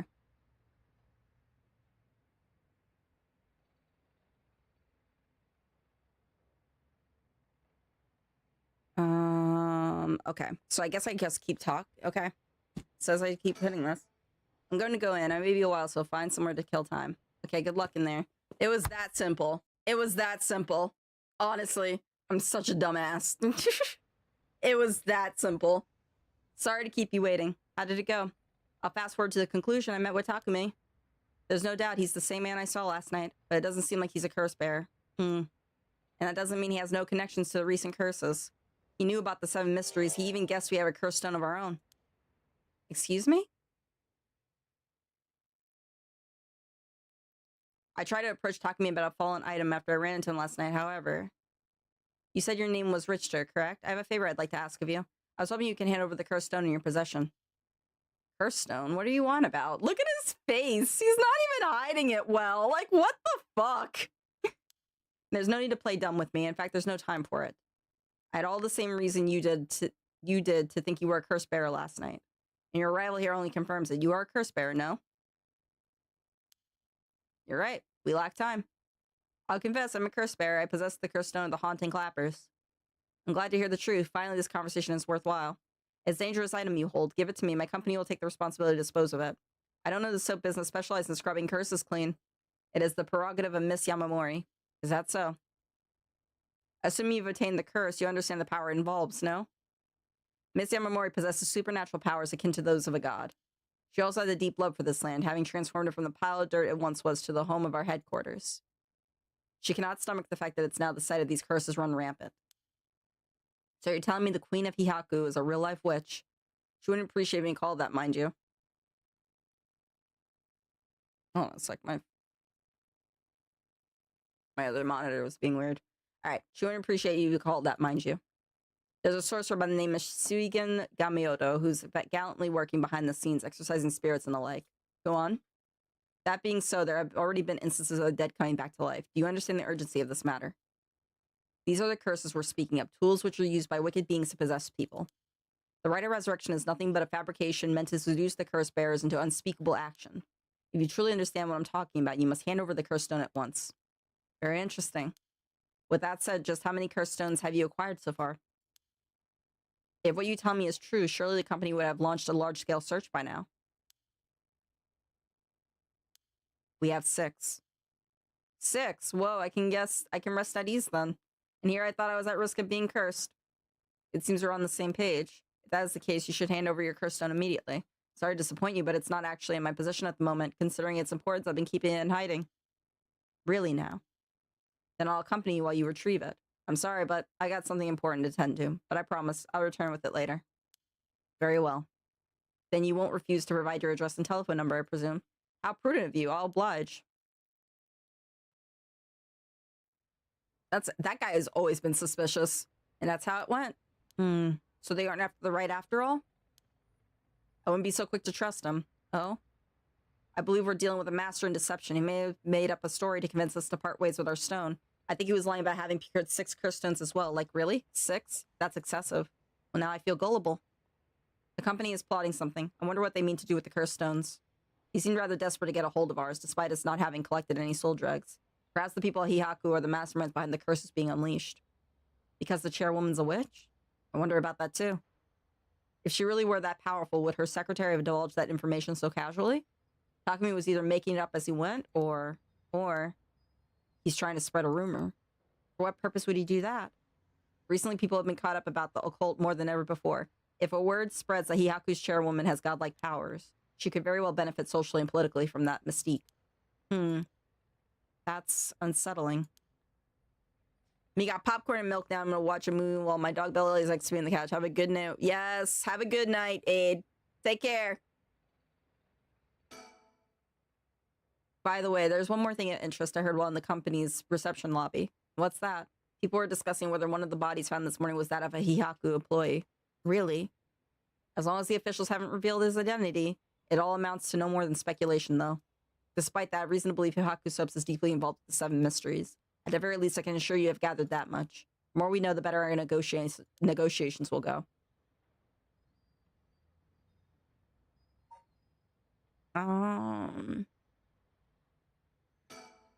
We should avoid Hihaku for the time being. It'll be a pain to have to deal with Takumi again. Oh, we talked and everything. We went everywhere, though. How interesting that the Queen of Hihaku, or the witch, whatever she is trying to get her hands on the rite of resurrection. Like some kind of dark fairy tale. Regardless of what it is or isn't true, you must stay one step ahead.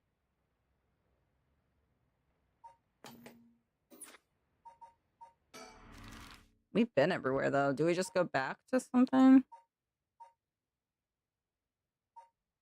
Do we go back to the high school?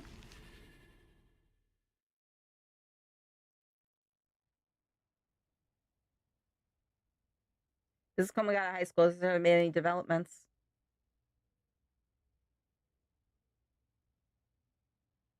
Nothing seems to have changed.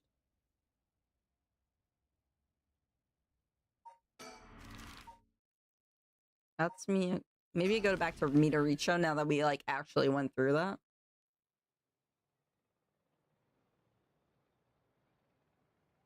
We're here. This is Midoricho Park. Yeah, we talked everything. There wasn't a little girl like that over there, though. I mean, it is later in the day, so maybe that's just a kid just coming in.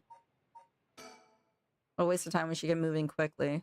Yeah, but, like, where do we go, though? Let's go this way.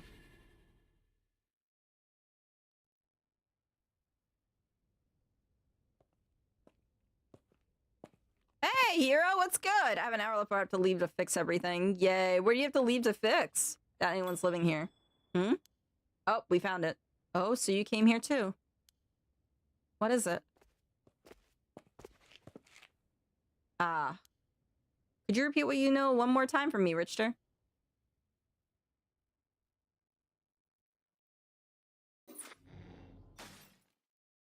All right.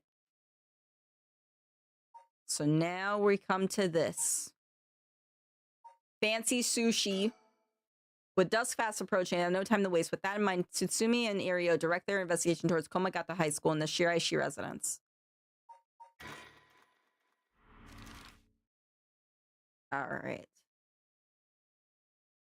So we know that they go over there eventually. So I wonder if we should go here first. I wonder if they see Yako or any of them right here. Technically, they could all work together, really. Oh, there's the girl. Here we are, Komagata High. Classes are suspended for the day, so students are just kind of wandering around aimlessly. What does AR content have to feel like CBT? What's CBT? I feel like I know, but like I'm being stupid. Don't worry about it, Blaze. How you doing, by the way? For you and Hero, I hope you guys are having a good Friday evening. Actually, I think you literally live in the UK, so literally whatever time it is for you. All right, let's look around. We'll save them for last. Let's look at the school building and everything first. Yoshimi also looked after these students as Sumida city officer. Juvenile delinquency has been a growing problem for years now. This school is no exception. Juvenile delinquency. The midpoint of the Showa era saw a marked increase in delinquency amongst young people. A wave of violent incidents targeting teachers as well as students and often involving weapons consumed the nation's middle and high school. Bosozoku, motorcycle gangs, also enjoyed their heyday around this time. Japanese arrest rates reached a historical peak during this period, and pompadoured Yankees and female sukeban delinquents became a common sight in the streets. This youth rebellion is also framed as a reaction to universal education policy or the pressure of highly competitive entrance exams, but its causes are likely manifold, extending far beyond the deficiencies of the education system. You know, I don't think I want to know, Blaze. Thank you for letting me know. We're good, then. Carry on. Have a good day. Live your life. The school gate will stay locked while forensics inspects the scene of the incident. Hey, Cold Brew, what's good? Oh, we're live? Yeah. Is this a scary game? So far, not so much. It's been mostly mystery. It's supposed to be scary, but it hasn't been scary for a really long time. So, I think I said I was talking to people earlier today. I think I'm going to make Fridays like, according to what Cogs gave me, Frightful Fridays, because there's also a bunch of horror games I was like, I don't want to say commissioned for. It wasn't commissioned for. Horror games that I was redeemed for myself and everything. So I think I'm going to leave Frightful Fridays as a thing right now. But yeah, this is supposed to be, but it's so far been a murder mystery, to be honest with you. So if you're not okay with like murder mystery and things like that, I can totally understand. Just do what you got to do, you know? But otherwise, it's been pretty tame. The school gate will stay locked while forensics inspects the scene of the incident. Looks like they're still busy. Let's talk to the person in charge later. School buildings, school gates, surroundings. The news of the dead teacher has also attracted a fair share of rubberneckers. The atmosphere is kind of tense with this many cops around. I just like hanging out. I don't get scared by scary games. You don't? I get scared a lot. I'm a little bitch. I'm not gonna lie. So that's why I'm just like, I'm gonna go ahead and like just make it a dedicated day so I can psych myself up for the day and just be like, okay, like we're doing this and everything. Right now I'm dedicated to finishing this game on Frightful Fridays, but then after that I'm going to be playing a game called Who's at the Door, I think it is, that's been redeemed. So we're going to do that. I like a lot of like scary games though with story. I don't really like scary games that are just scary for the sake of being scary. I like actual storytelling behind it. So that's why I really like this one. The murder mystery is fascinating, as a fascinating part of it. Komagata High's gymnasium also serves as a polling place and evacuation center. A lot of the buildings around here are so made of wood, but this place looks safe and sturdy. Let's see. We already checked the surroundings. This. We'll talk with Area, and then we'll talk with the girls here. I'm thinking they're only here because I put them here. Agreed, yeah. Yeah, there's, what was it? There was one game that scared the shit out of me. It was redeemed by my boy Merrick here, called Amanda the Adventurer. And it was eerie. It scared the living shit out of me. And I got the bad ending like a few times. It scared the shit out of me. But the story was so fascinating. It was such an interesting story that I went on YouTube and just watched with Amanda the Adventurer 2 highlighted. Apparently they're coming out with a third one. I'll watch a YouTube video on that too, just for the story, because I don't really feel like getting scared, you know what I'm saying? I'm already got scared enough. So there's a good few ones. You gotta play that web browser clown game. Yeah, I have it. Is it the Exhibit of Sorrows? Yeah, I have that one too. Yeah, I do have it. I have it saved. It's coming, bro. It's coming. Yeah, I got you. I got you. If the story's good, I get invested in everything. The only horror I cannot stand is gore. Gore is too much for me. That is terrifying, to be honest with you, like when it comes to gore. But eeriness, creepiness, mystery, things like that, like I love it. I love it. Jump scares I can take occasionally. I think like I'm of the common belief that it's lazy storytelling. Whoop-ah!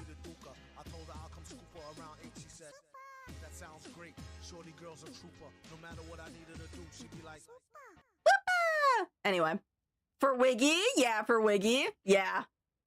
Bro, anything for him, right? He loves Whooper. What's your favorite Pokemon, Cold Brew? You collect the TCG stuff too for them, right? I believe it's you. Mimikyu. Hell yeah, that's what I'm talking about. I love Mimikyu, bro. That's what I'm talking about. For real, for real. Mimikyu is baby. Mimikyu is little. He's so cute. No, I was gonna say something and I lost my train of thought. Anyway, but we're doing some spooky stuff. Hey, listen, Mimikyu is where it's at, bro. He's so endearing.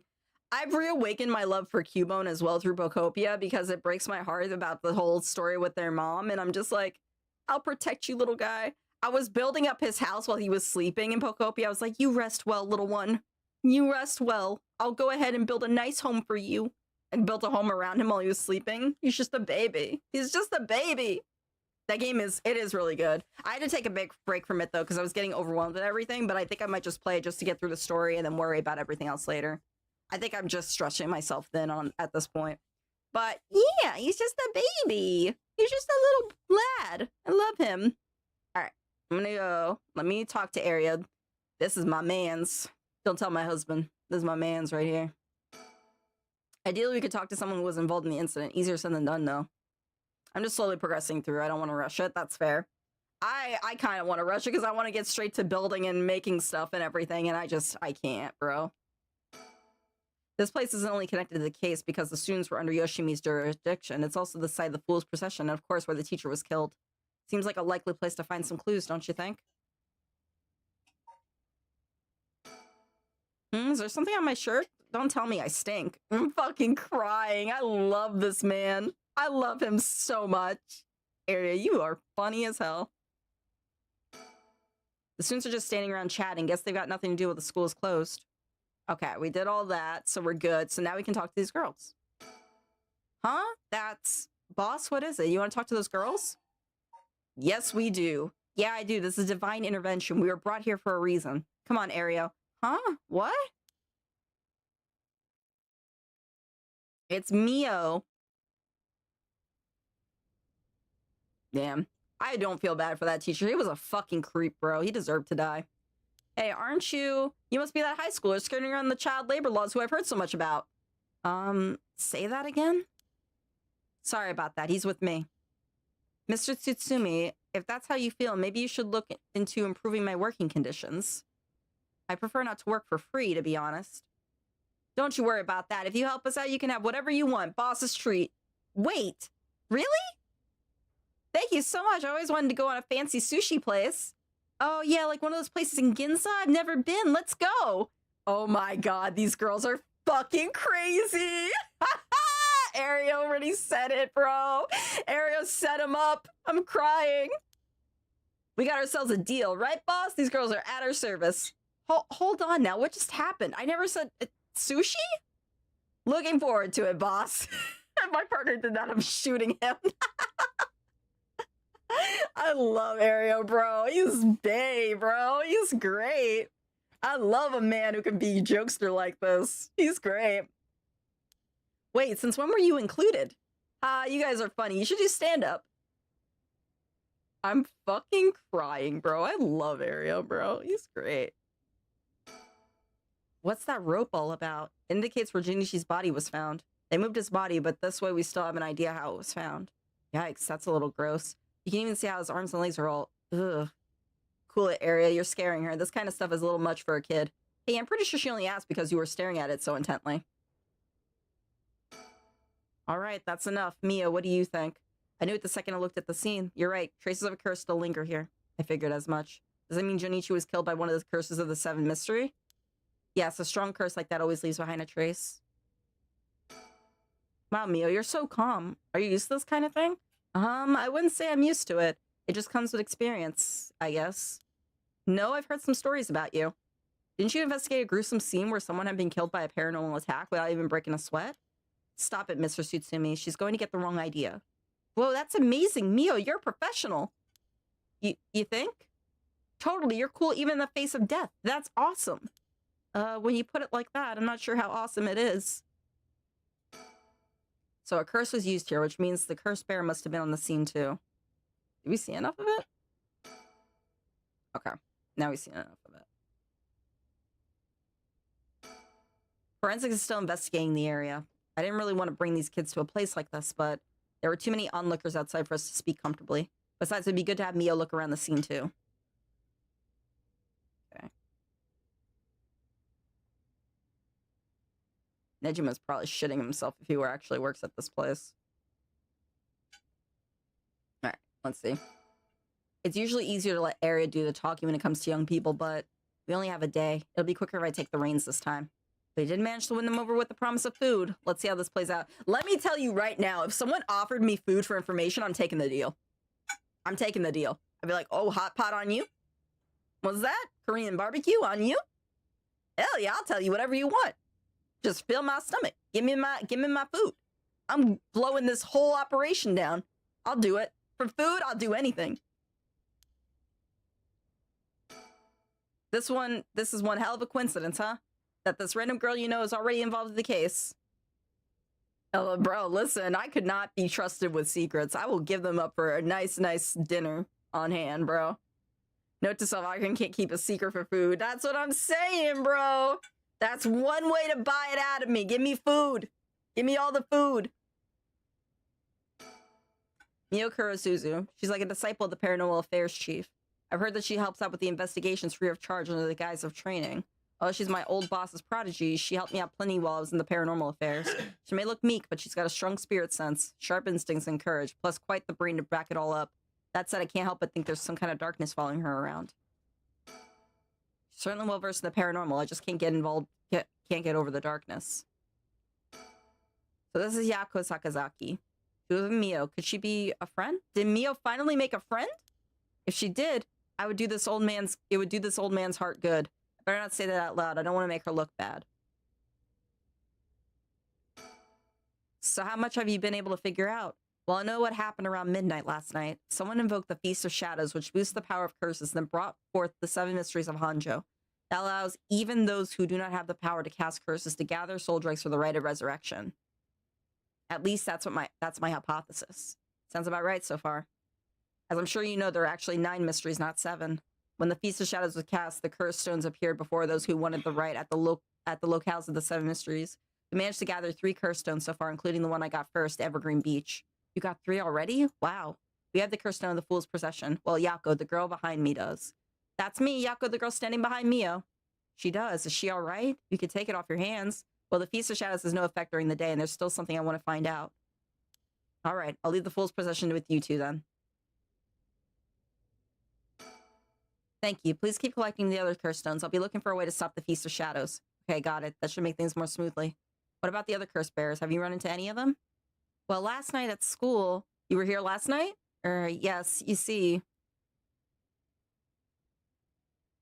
Wait. Second note to self. Teach little boy what he wants from auntie by bribing her with food. I swear to God, if that cute little adorable kid comes up to me and gives me some food, I'm making him the king of everything. I'm literally going to dispose of our president and be like, listen, worship this kid instead.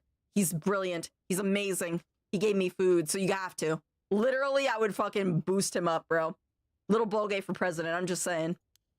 You using a spirit board? That's so cool. That's when you ran into the curse echo. Yeah, bro, I got you, Bolgay. I got you. That's when you ran into the curse echo. I'm glad you survived the encounter. Somehow we managed to get away without accidentally setting it off. The curse echo we saw looked the shape of a woman missing an arm and a leg. What? A woman missing an arm and a leg? That's... Wait. Isn't that the full procession? Is that what we were talking about? Now I'm fucking lost. Like, what? Okay. Hold on.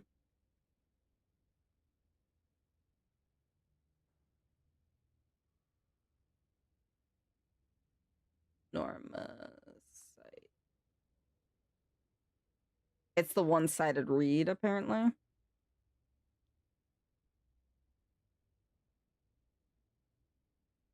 Yeah, I think it might be the one-sided read.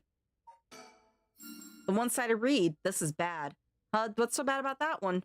You idiot. Think the curse bearers of the one-sided read are... It's, Nejima, isn't it? Fumichika Nejima. He admitted it himself. That's his curse. Oh, that's right. Wait, but if that's the case, Nejima might have been here last night. What? I mean, it's possible he was lying to us, but... What? Who's Nejima? No clue. I'm gonna talk to her real quick. You wanna talk to me? You probably better off asking Mio. Sweetheart. You wanna talk to me? Oh. Sweetheart. Yes, my I have love. to use the bathroom. Do you need anything from upstairs? Can you get me one of my melon breads? Yeah. Thank you. Love you. Love you. About Fumika Nejima. So Nejima is trying to take advantage of the Feast of Shadows for his own nefarious purposes. Huh? He said he's going to massacre the city at sundown today? And he's trying to get your daughter too? That's why we've been trying to find him, but to no avail. Honestly, this information has been the most useful we've gotten so far. So just to be sure, could you tell me who else was at the school last night? Well, as far as we know, there was us, Mr. Junichi, of course, one of our classmates, Hitomi. Don't forget old man Ashimiya. Sweetie. Huh? Thank you. Wait, Hitomi? Do you mean Hitomi Okuda? Second year student? Well, yes. Why? Boss. So she was here last night. I saw Hitomi earlier, though, and she didn't seem like a curse bearer to me. You did? Did you talk to her? Yes. Would you mind if we asked you a few questions about that? Hitomi said she didn't want to talk to police because she was afraid she'd become a suspect. So I can't tell you anything unless you swear you won't drag her into this. Ah, I see. Don't worry, this is about a different matter. A different matter? You mean about the police officer, Mr. Yoshimi? You know about that? Did Hitomi say anything about him? Yes, she did, actually.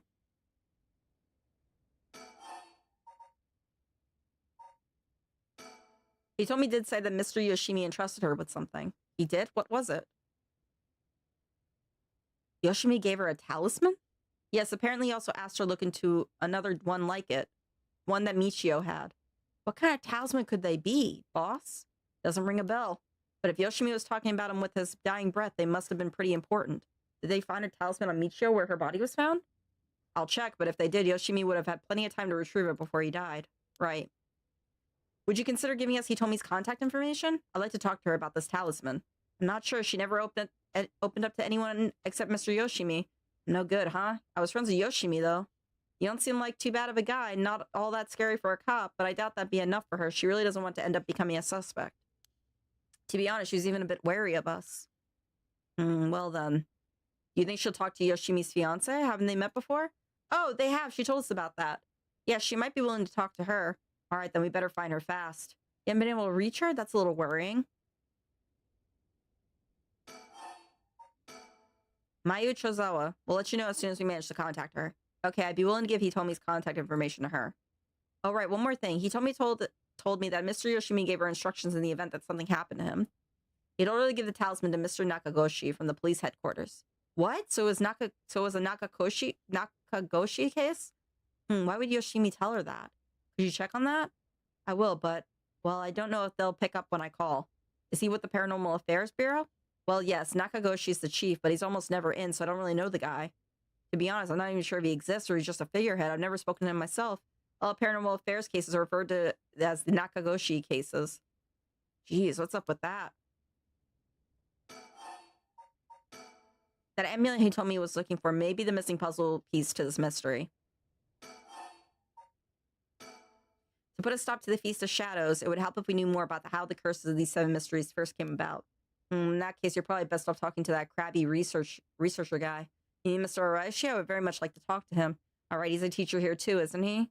You would know him already. He might be more inclined to talk if it's one of his students doing the asking.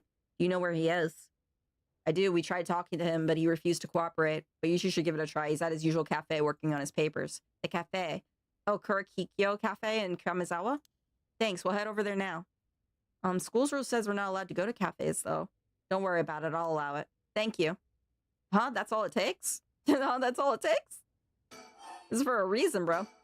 There must be a mastermind behind everything. Someone who orchestrated all this for a reason. I want to find out why.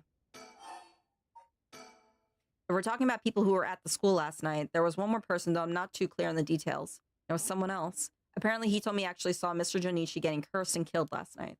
What? Talk about some vital information. What she said happened was...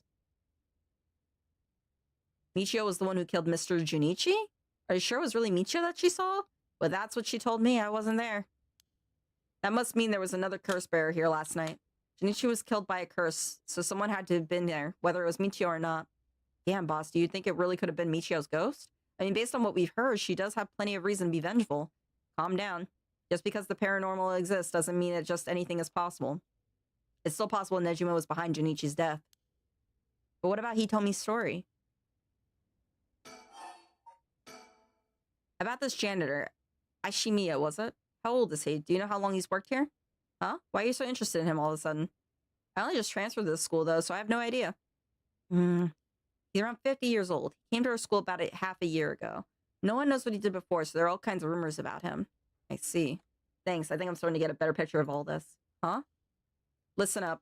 It's not uncommon for former prisoners to find work under an alias after their release. The notoriety attached to their former name can get in the way of proper rehabilitation, you see. What are you... No way! Area, had the officers apprehend the janitor. He worked the night shift, so he might still be in the overnight room. Yes, right away. Boss, bad news. Apparently the room's been empty all morning. Sounds like they'd been looking to question Ashimiya too, but they couldn't find him anywhere. No. That's all about confirms it. Just one more thing to check. Are there any photos of this Ashimiya? The old man seriously hated getting his picture taken. He always avoided it. Area, call an urgent search for Makoto Ashimiya. We can't let him get away. Yes, sir. I'll contact HQ right away.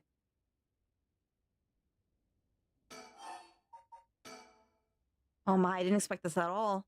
Yeah, how could that old man have been some horrible criminal mastermind? I can't believe it. And a curse bearer on top of that. To think he was so close to us this whole time gives me chills.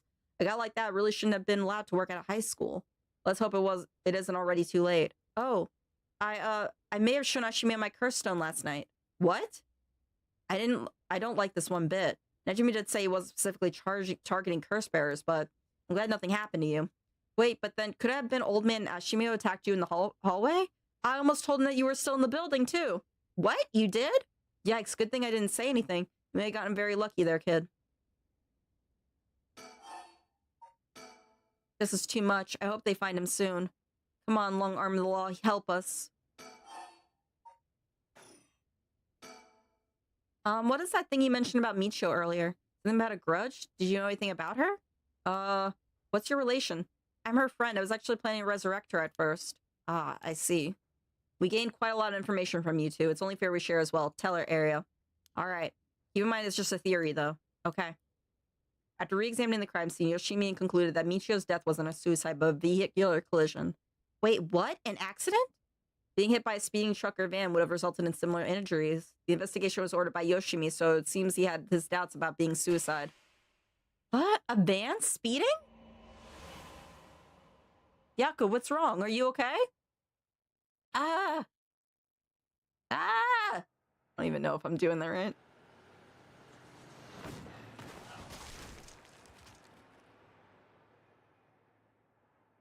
A van. There's a young man in the driver's seat. In the passenger seat, a woman? Yako!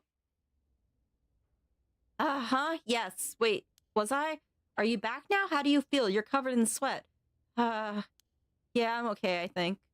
Sorry, I went a little crazy there. It's no problem, as long as you're okay. That was quite the surprise, though. Yoshimi talked to you about Michio, didn't he? Well, he didn't give me any specifics if you're wondering about that. So I don't know what was truly on Michio's mind either. Right. Do you have any idea why Junichi was so scared of Michio? Well, about that. I'm not sure exactly how to put this, but... Dun, dun, dun! Right, Volgay? Right? I see. Well, I have expected it to be something like that. Thank you for telling me. Sorry, it's hard to explain. I wonder what he got his hands on to be able to blackmail her like that. Michio, what happened? There's nothing else we can talk to here. She's not saying anything different. Let me go back to scene of crime. Hey, boss, Forensics is calling. I'll go see what they have to say. Sure, thanks. Boss, they found this on the ground a short distance away from the scene. What is that? A ribbon? Yeah, the kind you used to tie your hair up. What? I've seen that ribbon before. You have? Go on, then. That's the ribbon that Michio always used to wear.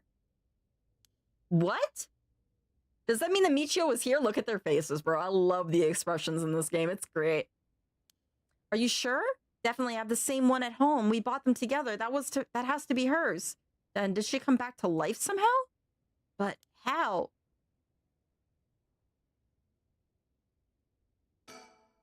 If it was Michio and I came back to life, where would I go? That's the question. She got her revenge on Junichi, but she may have more revenge to dish out. Is there anyone else she have a grudge against? Well, what about the guy who killed her in the collision? If she really did come back to life, then it's terribly sad that she's spending her new chance at life like this. Being obsessed with revenge is such a tragic way to live. I'm afraid that's all we can tell you. Don't worry, you were a big help. Thank you. We started research with Nejima and Mayu Chozawa. Thank you for the stretch and the hydrate, Kiros. I appreciate it. Thank you. There you go ahead. Thank you very much. I hope you had a good food. You enjoyed yourself. We should start our search for Nejima and Maya Chozawa. It might be worth to check Michio's house as well, just in case. Let's use the school as our base of operations. If anything happens, go to one of the officers hanging around here. Got it. Thank you, and good luck. We'll talk to Mr. Araishi about a way to lift this curse. All right, boss. Let's get going whenever you're ready. All right, making sure we did everything here. Everything's good. Everything's good. All right. Yeah, we gotta move. Yuppers, what'd you eat, bro? After streaming, I'm gonna make sure I get some stuff to eat. Oh, okay, so now we're at here. Should we go here or here? I kind of like following the girl's story, so we're gonna do this. The right of reception of this whole affair. Yako and Mio decide to confront the man responsible for spreading rumors of it in the first place, Hideki Araishi. They find him at his frequent stopping grounds, the Kuro Kikyo Cafe.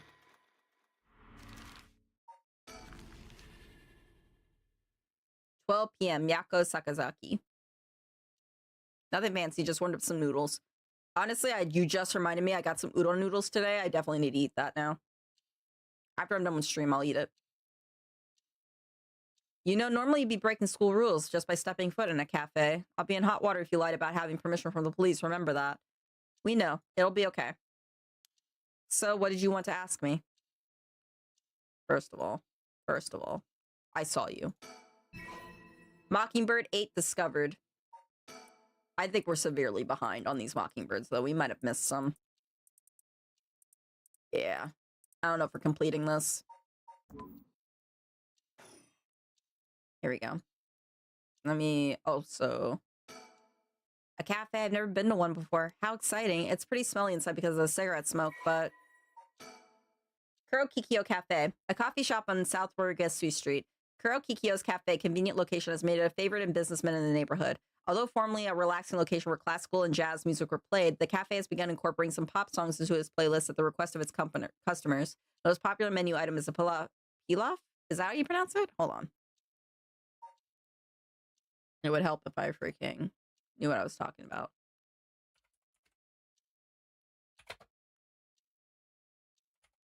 Here we go. Let's see. Peel off. Peel off. Okay. We got it. All right. Most popular is a peel off served with black coffee, although cream soda topped with a large scoop of ice cream is also a popular choice. Fashionable cafes featuring jazz and light performance are in vogue until the mid-Showa era, when the number of cafes offering a carefully brewed cup of coffee in a relaxed atmosphere began to increase. Many of these locations also have public telephones, making them convenient meeting places. However, they also developed a reputation as hangout spots for delinquents, leading a large number of schools to forbid their students from patronizing them. In recent years, the table arcade games have become a huge hit, affording cafes, installing them as a steady stream of customers. Pilaf. Yeah. Yeah. I've never had it. I don't even know what it was. I should have looked it up what it was. What even is a pilaf? Yeah, it's a dish. It's rice?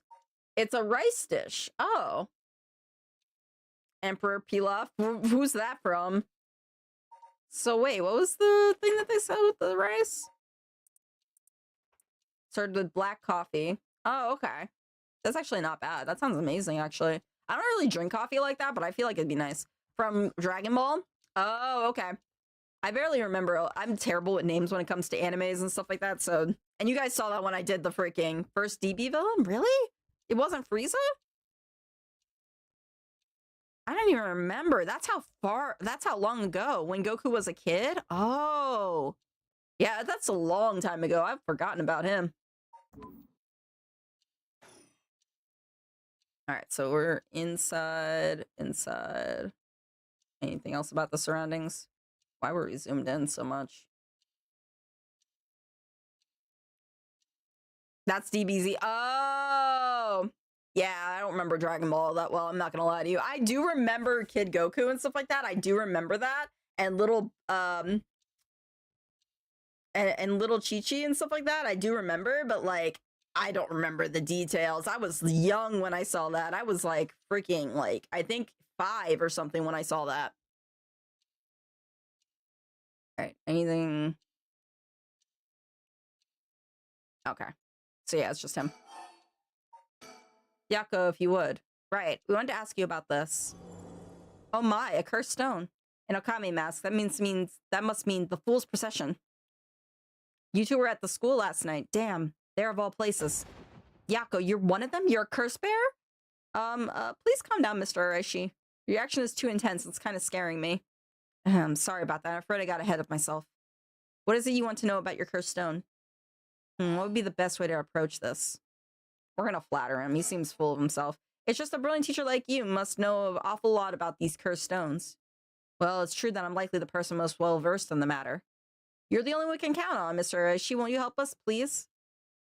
Oh, am I now? In that case, there's no harm hearing what you have to ask. Yep, I knew it. I knew it. Kiss his ass and he'll give us what we want. Kiss his ass and we're finally getting somewhere. You know what I'm saying? Thank you. Let's see. Why is everything with the Rite of Resurrection and 7 mystery curse stones happening now? Oh, taken an interest how you received one of the curses, have you? You sound like a researcher, starting your questioning with your subject's origins. Mr. Araishi, you're not the one who triggered the curse, are you? No, I'm afraid I had nothing to do with that. Rather, I wasn't even attempting to do so in the first place. Completing the rite itself has nothing to do with my research. Then, do you know of the ancient Onmyodo ritual known as the Feast of Shadows? What is that? Something from the occult? Mrs. Kurosuzu, you look like the type to be interested in those things, but it's outside of my field of expertise. In that case, why do you think the rite and curses have appeared now? I believe this is the intentional work of someone. And certainly not something that would happen by accident. Why is it you want to know? Well, you may not tell us anything else if we say that we're trying to stop the curse. We need to make something up. Right. Well, you see, we just have such an intellectual curiosity, and I think you could really help our research. I see, now that you mentioned it. Seems like he's reluctant to answer. Then how about...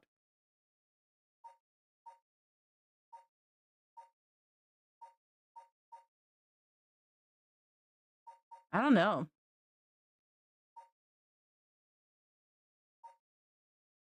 Maybe I should act disappointed?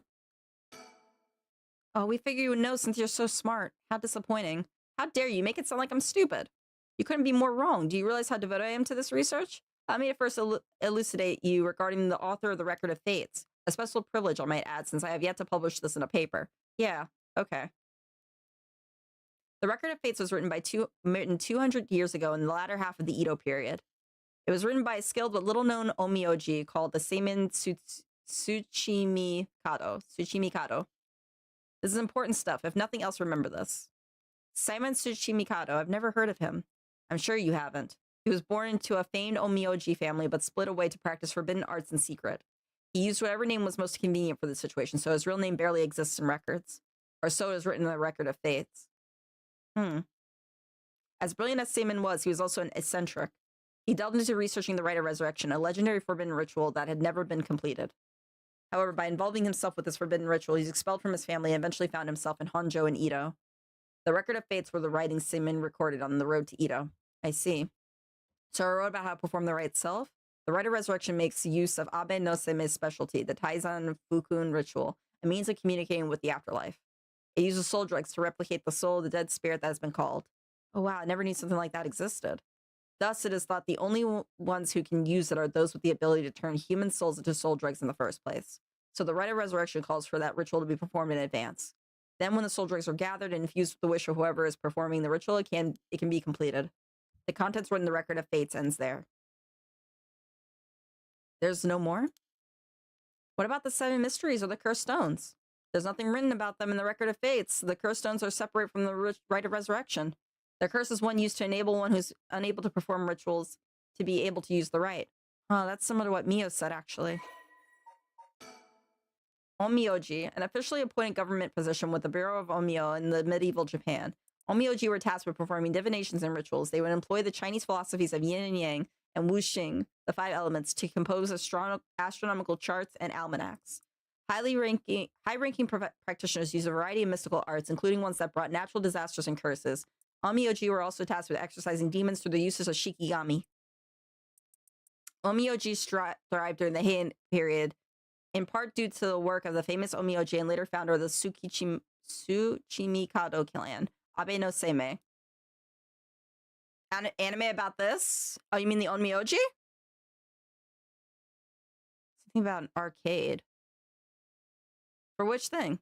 However, Omioji began to gradually decline in number after samurai gained control of Japan. At the same time, many of their miraculous arts were lost along with the development of civilization.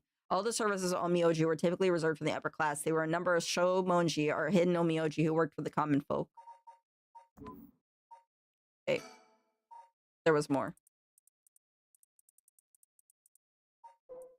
There was detailed instructions. This mysterious ritual was devised by the gifted Ame no Seme. It converts the souls of the dead bound for the underworld. So drugs sacrifices through the Taisen Fukun ritual. This secret art of converting souls to soul drugs is out of reach to all but the most skilled practitioners. How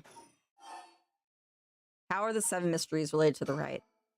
Excuse me, Mr. Araishi? What is it, Mrs. Kurosuzu? You published a theory before the incident took place. It said that the Rite of Resurrection and origin of the 7 mysteries of Hanjo are related somehow. What proof did you have of that? You really know your stuff. But about that, there was a somewhat sensationalized piece written for occult magazines. Magical shopping arcade Abenobashi? What is that? Wait, is that based up like what we just read? Like something to do with Onmyoji and stuff? Oh, really? It was just nonsense then? Not exactly, rather. It's not a complete fabrication. There is a basis for it. And that is, well, I suppose there's no harm telling a couple students so passionate about this topic. Thank you. This is something I discovered from referencing numerous texts unrelated to the Record of Fates. It was just after Seimen arrived in Honjo. There are records of a conflict over a ritual used to resurrect the dead in Honjo. A conflict over resurrecting the dead. I don't know the details. A man enticed the public with claims of a spell that could resurrect the dead, causing a conflict that ended tragically with 9 dead. That is the only remaining reference. 9 people fighting over a resurrection ritual. Call this tragedy the Honjo incident and has long been a subject of my research. I suspect that this Honjo incident might be the very origin of the 7 mysteries of Honjo. So what you're saying is, the resurrection ritual at the root of the Honjo incident is Seimen's Rite of Resurrection? Oh, really? Oh, I didn't know that. So there's actually like a game about it, is what you're saying? Oh no, you said an anime about it. Huh. Is it like a freaking old, like, historical anime? Yes, that's how the Record of Fates ties everything together. To put it in chronological order, first, Simon brought the rite of resurrection to Ito. We can assume that by this point, Simon was likely using a different name. Then in Honjo, 9 people fought to the death over this rite, the Honjo incident. After that, the incident was covered up by uninterested parties, preventing it from being recorded in history fully. Eventually, it was just passed down in incomplete pieces, becoming known as the 7 Mysteries of Honjo. That's more or less the course of events. The Honjo incident. During the Edo period, a chain of events that occurred around a certain resurrection spell became the basis for the 7 Mysteries of Honjo. So that's how they were connected. Then if I'm getting this right, the 7 mysteries were basically required to gather the soul drugs necessary for the rite. And there's more. With this most recent occurrence of the curse, I become even more confident in my theory. You are? Yes, the reason for it being the resentful memories of the 7 mysteries etched into those who received the curse stones. Resentful memories? Yako, if you really are a curse bearer, then when you obtained your curse stone, you would have had a resentful memory printed on your mind. Oh, I did. Exactly. Those memories are from what happened in the final moments of the 9 who died in the Honjo incident. Broadly speaking, they involved dying while bearing some kind of deep resentment. The 9 victims became the 9 cursed echoes, which over time came to be spoken as the 7 mysteries.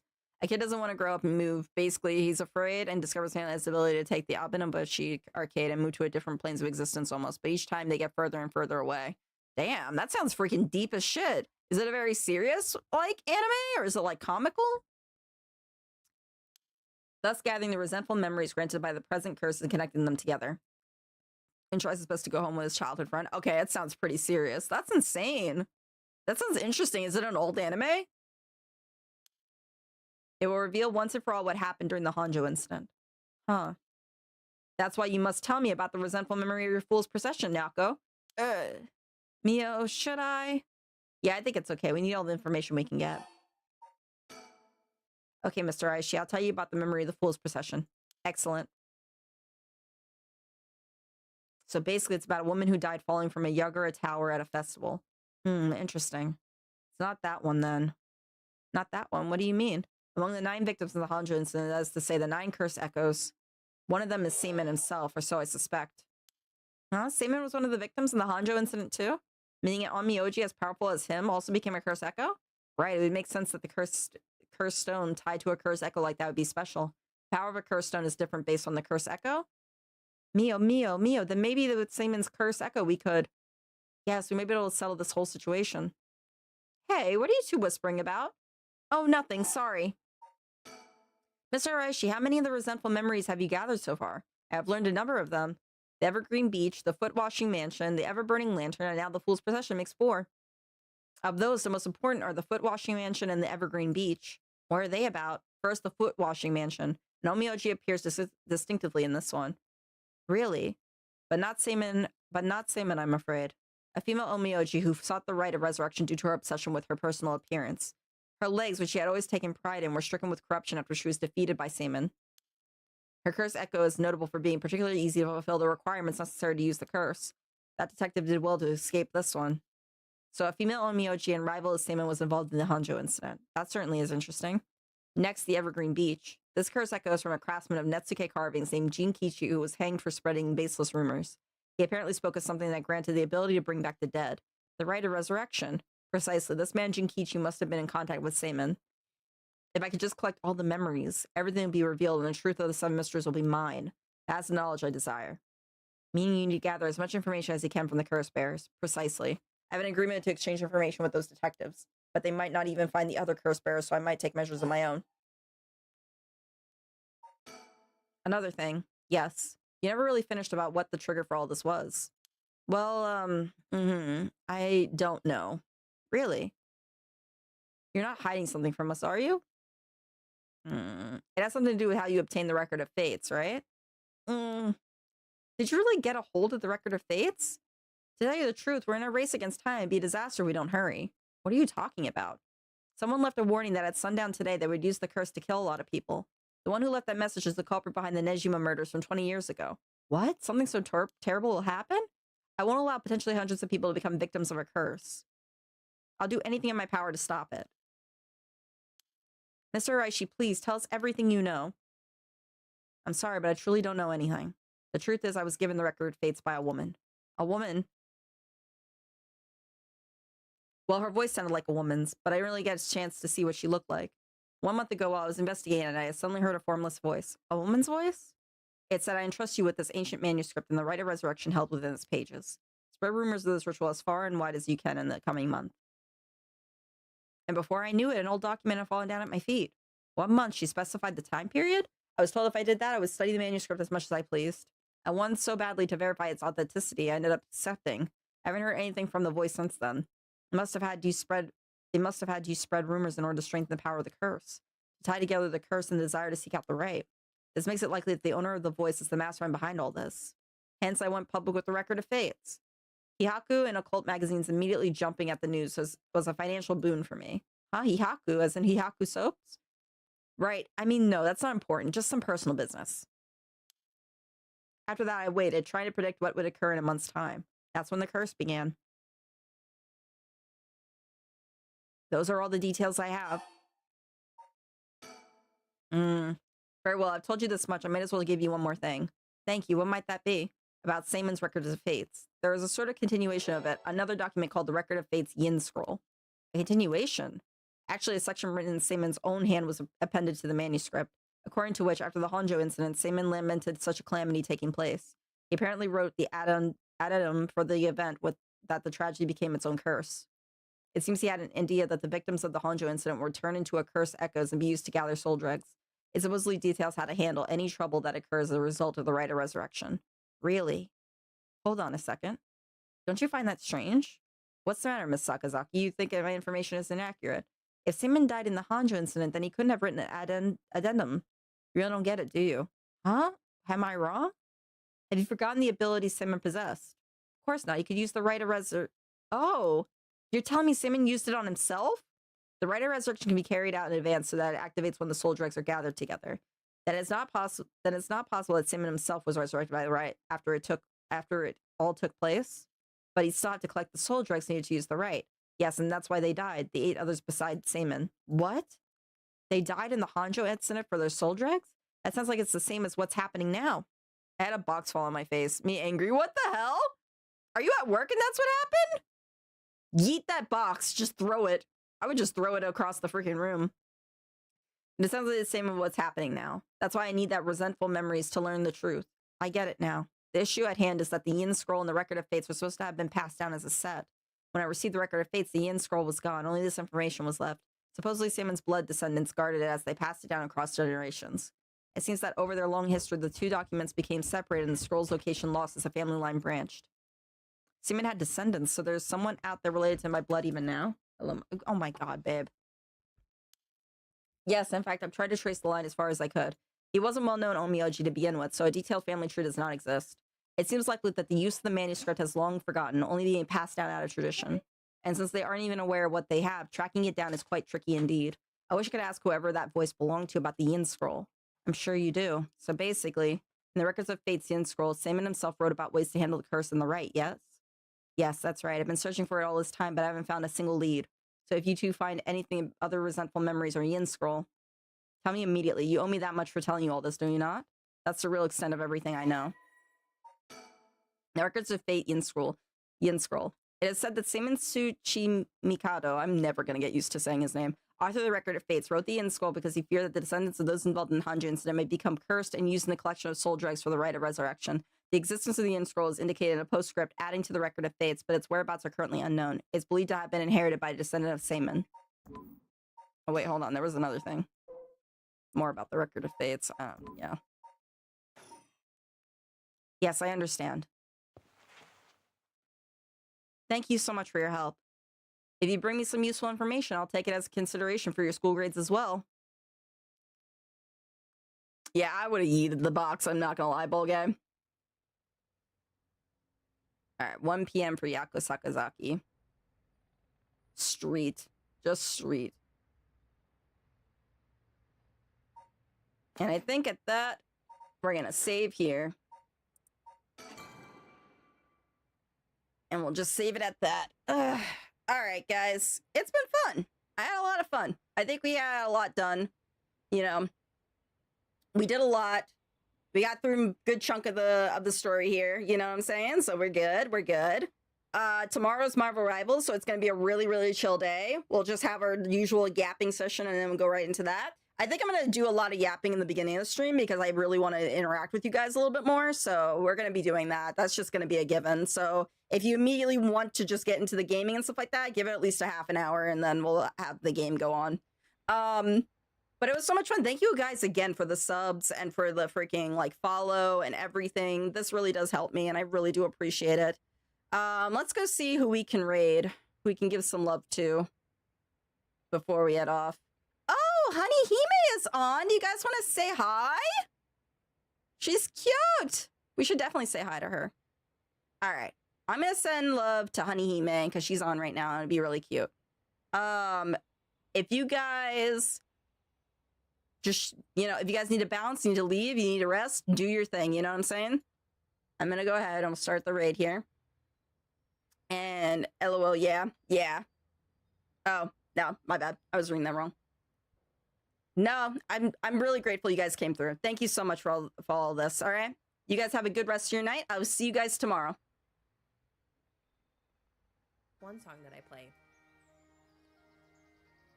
Like a Fey Wild. What a Fey Wild? What is that?